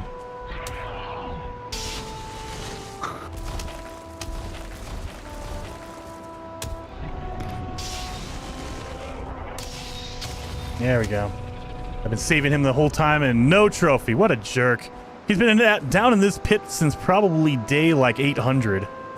And he's just been sitting there. Nope, no trophy. I got one more. I got 3 minutes of rest. We could do it. This will be the trophy. I'm going to keep saying that for the next 7 hours. This one will have a trophy. Caves like that should be illegal. I know. Well, I mean, at least it wasn't as bad as, like, Bob. He was doing his crypts, and he was getting, like, 10 iron out of there. I was like, oof, that's bad. I didn't think that was possible. Oh, it's possible to have none. That's insane. I thought they had to have, like, a minimum of 50, because I've never found anything less than 50. That's crazy. Oh, really? Yeah. I've had 3. Really? Yeah. Like, I wasn't getting, like, extraordinary. I've also had 246. Yeah, see, I wasn't getting extraordinary numbers, but I was never getting anything under 50. It was like a good average. I was like, okay. Because on this one server, I did about 40 crypts. But I do, like, doing crypts is one of my happy, chill, like, monotonous me time things. Yeah. So, like, I tend to do every crypt I have in my segment. Yeah. So if I have... Like, if I find a swamp that has a stupid amount of them, I'm doing all of them.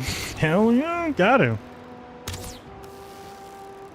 Yeah, so of course I've done a lot, so I've seen the extremes. Although this one I got like 209 or something in that one. That was amazing. Still haven't picked up the iron from that. Just have iron just sitting out there. You're so iron rich that you have some you haven't even picked up yet. It's just sitting out there. But yeah, that stuff from a boat was stuff I mined in like the first week that we got access to swamps. Just been chilling out in there. Yeah, because I got like 974 iron from one swamp. Well, that was almost all of my swamps, but it was one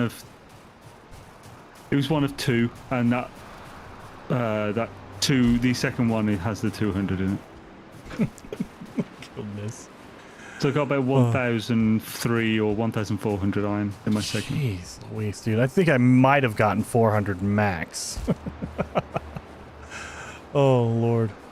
And then I got that 60 from the Vertigo Ruin, the ruined bridge thing for the black marble. Oh, yeah, I forgot. Yeah, they dropped the stuff as well. Oh, no, it was 71 iron from that and 24 copper. The great thing is the iron's already smelted from those bridges. Yeah, dude, that is awesome. Drop off my crystals. And I use that to make my Pokeball. Oh my god. Do you need glass? Because I have 50, 150, 200 crystals. Do you need some? I mean, if there's... I'd say if there's something you need that I have or whatever, I'm happy to trade for it, but I'm not just going to take your crystal. Well, I'll think about that. You might have some stuff I need. Yeah.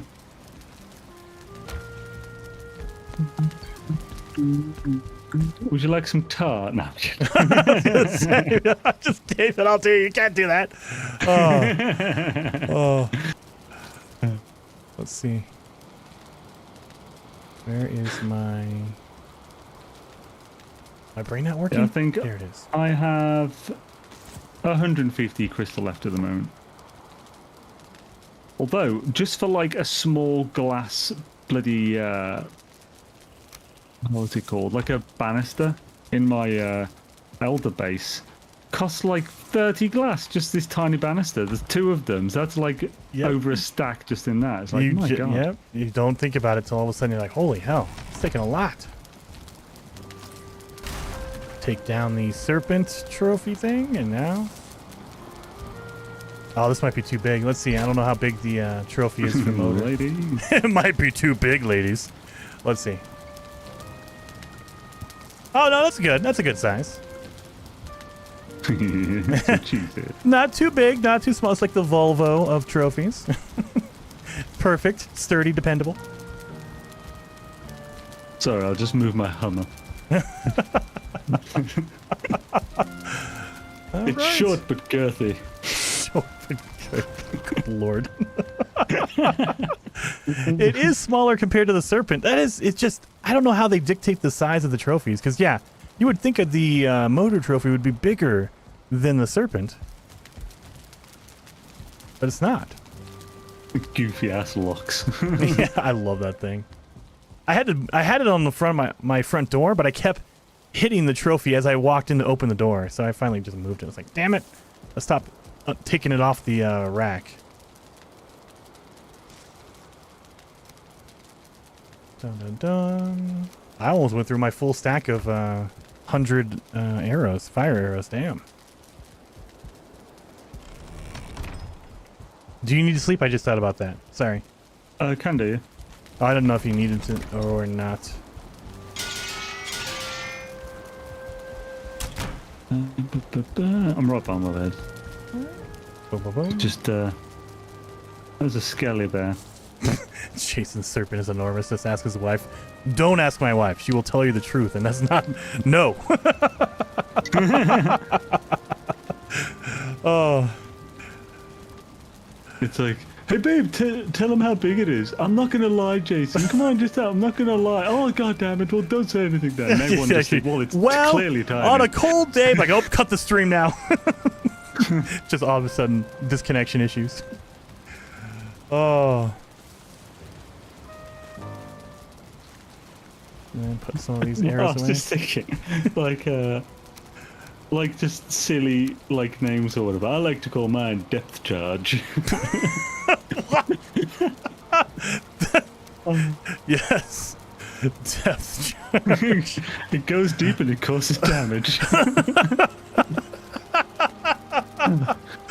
Ladies. That doesn't sound like a good time at all. Oh, you don't know. You don't even know. Some have called it even spiky. Why? What? What? No. That doesn't make it better. Oh. It's like a barrel. Oh, just stop. Just stop. But yeah, it explodes when it's deep enough. Oh my god. Oh. I just realized I went into that fight with sausage. What the hell? I should have used my serpent meat, but I specifically saved the serpent stew and meat and everything for boss fights, and I didn't even use it for motor. Damn it. Oh well. I mean, I'm serious. Zane, you can go down there and it'll probably be easy to run. Oh, if I can do it, you know you can. It'll be fun.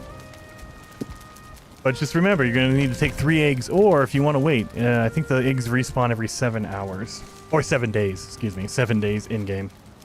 Yeah, every so often I'll just check back, see that egg, and pop it in the chest. Yeah. Until we've got 3. I'll do that too. Then get a trophy. Cool. Well, that was a productive stream. I wasn't expecting to do Valheim and take out Motor on my own. Chicken Motor, buddy. Who is streaming? Is there anyone streaming? Are you streaming? No, you're not streaming. I can't read you. Oh, you can any day, baby. Oh, yes. Oh, you mean with the Motor trophy? Oh, yes. Looks like APG is the only one. He's been playing a lot of Valheim. I think he has an addiction as well. Excessive. So let's do that. I mean, one of these days they're going to fix it on YouTube to where I don't have to go through 27 menus just to set up a friggin' raid. All right, well, I'm going to pop... you know what? Guys, thank you so much for hanging out. Thank you, Zane, for hanging with me and convincing me to do all this extra stuff. I should have probably stopped streaming like 3 hours ago. Thanks for having me. It was fun and enjoyable to be a part of your addiction. Yes, seriously. Thank you guys so much. We're going to be raiding APG. He's playing Valheim as well. Where is he at? He doesn't say what he's doing. He looks like he's sailing. Pretty darn close. So I don't know what he's doing. He's just sailing around. He's probably doing builds because APG does amazing builds in Valheim, at least compared to me. Maybe not Beeblebum level, but it's still pretty damn good. So I will see you guys tomorrow for Pal World. Are you going to be into Pal World? Are you doing anything, Zane, for Pal World? Pal World? I don't know. I'm going to have a look at it tonight. And definitely look at it. If you have, I don't even know if you have Game Pass or not, but if you do, I know Bob is going to jump in there. I'll be streaming it tomorrow, so jump in. Okay, cool. Sweet. Yeah, I'll have a look. Okay. See you guys tomorrow with Pal World. Bye.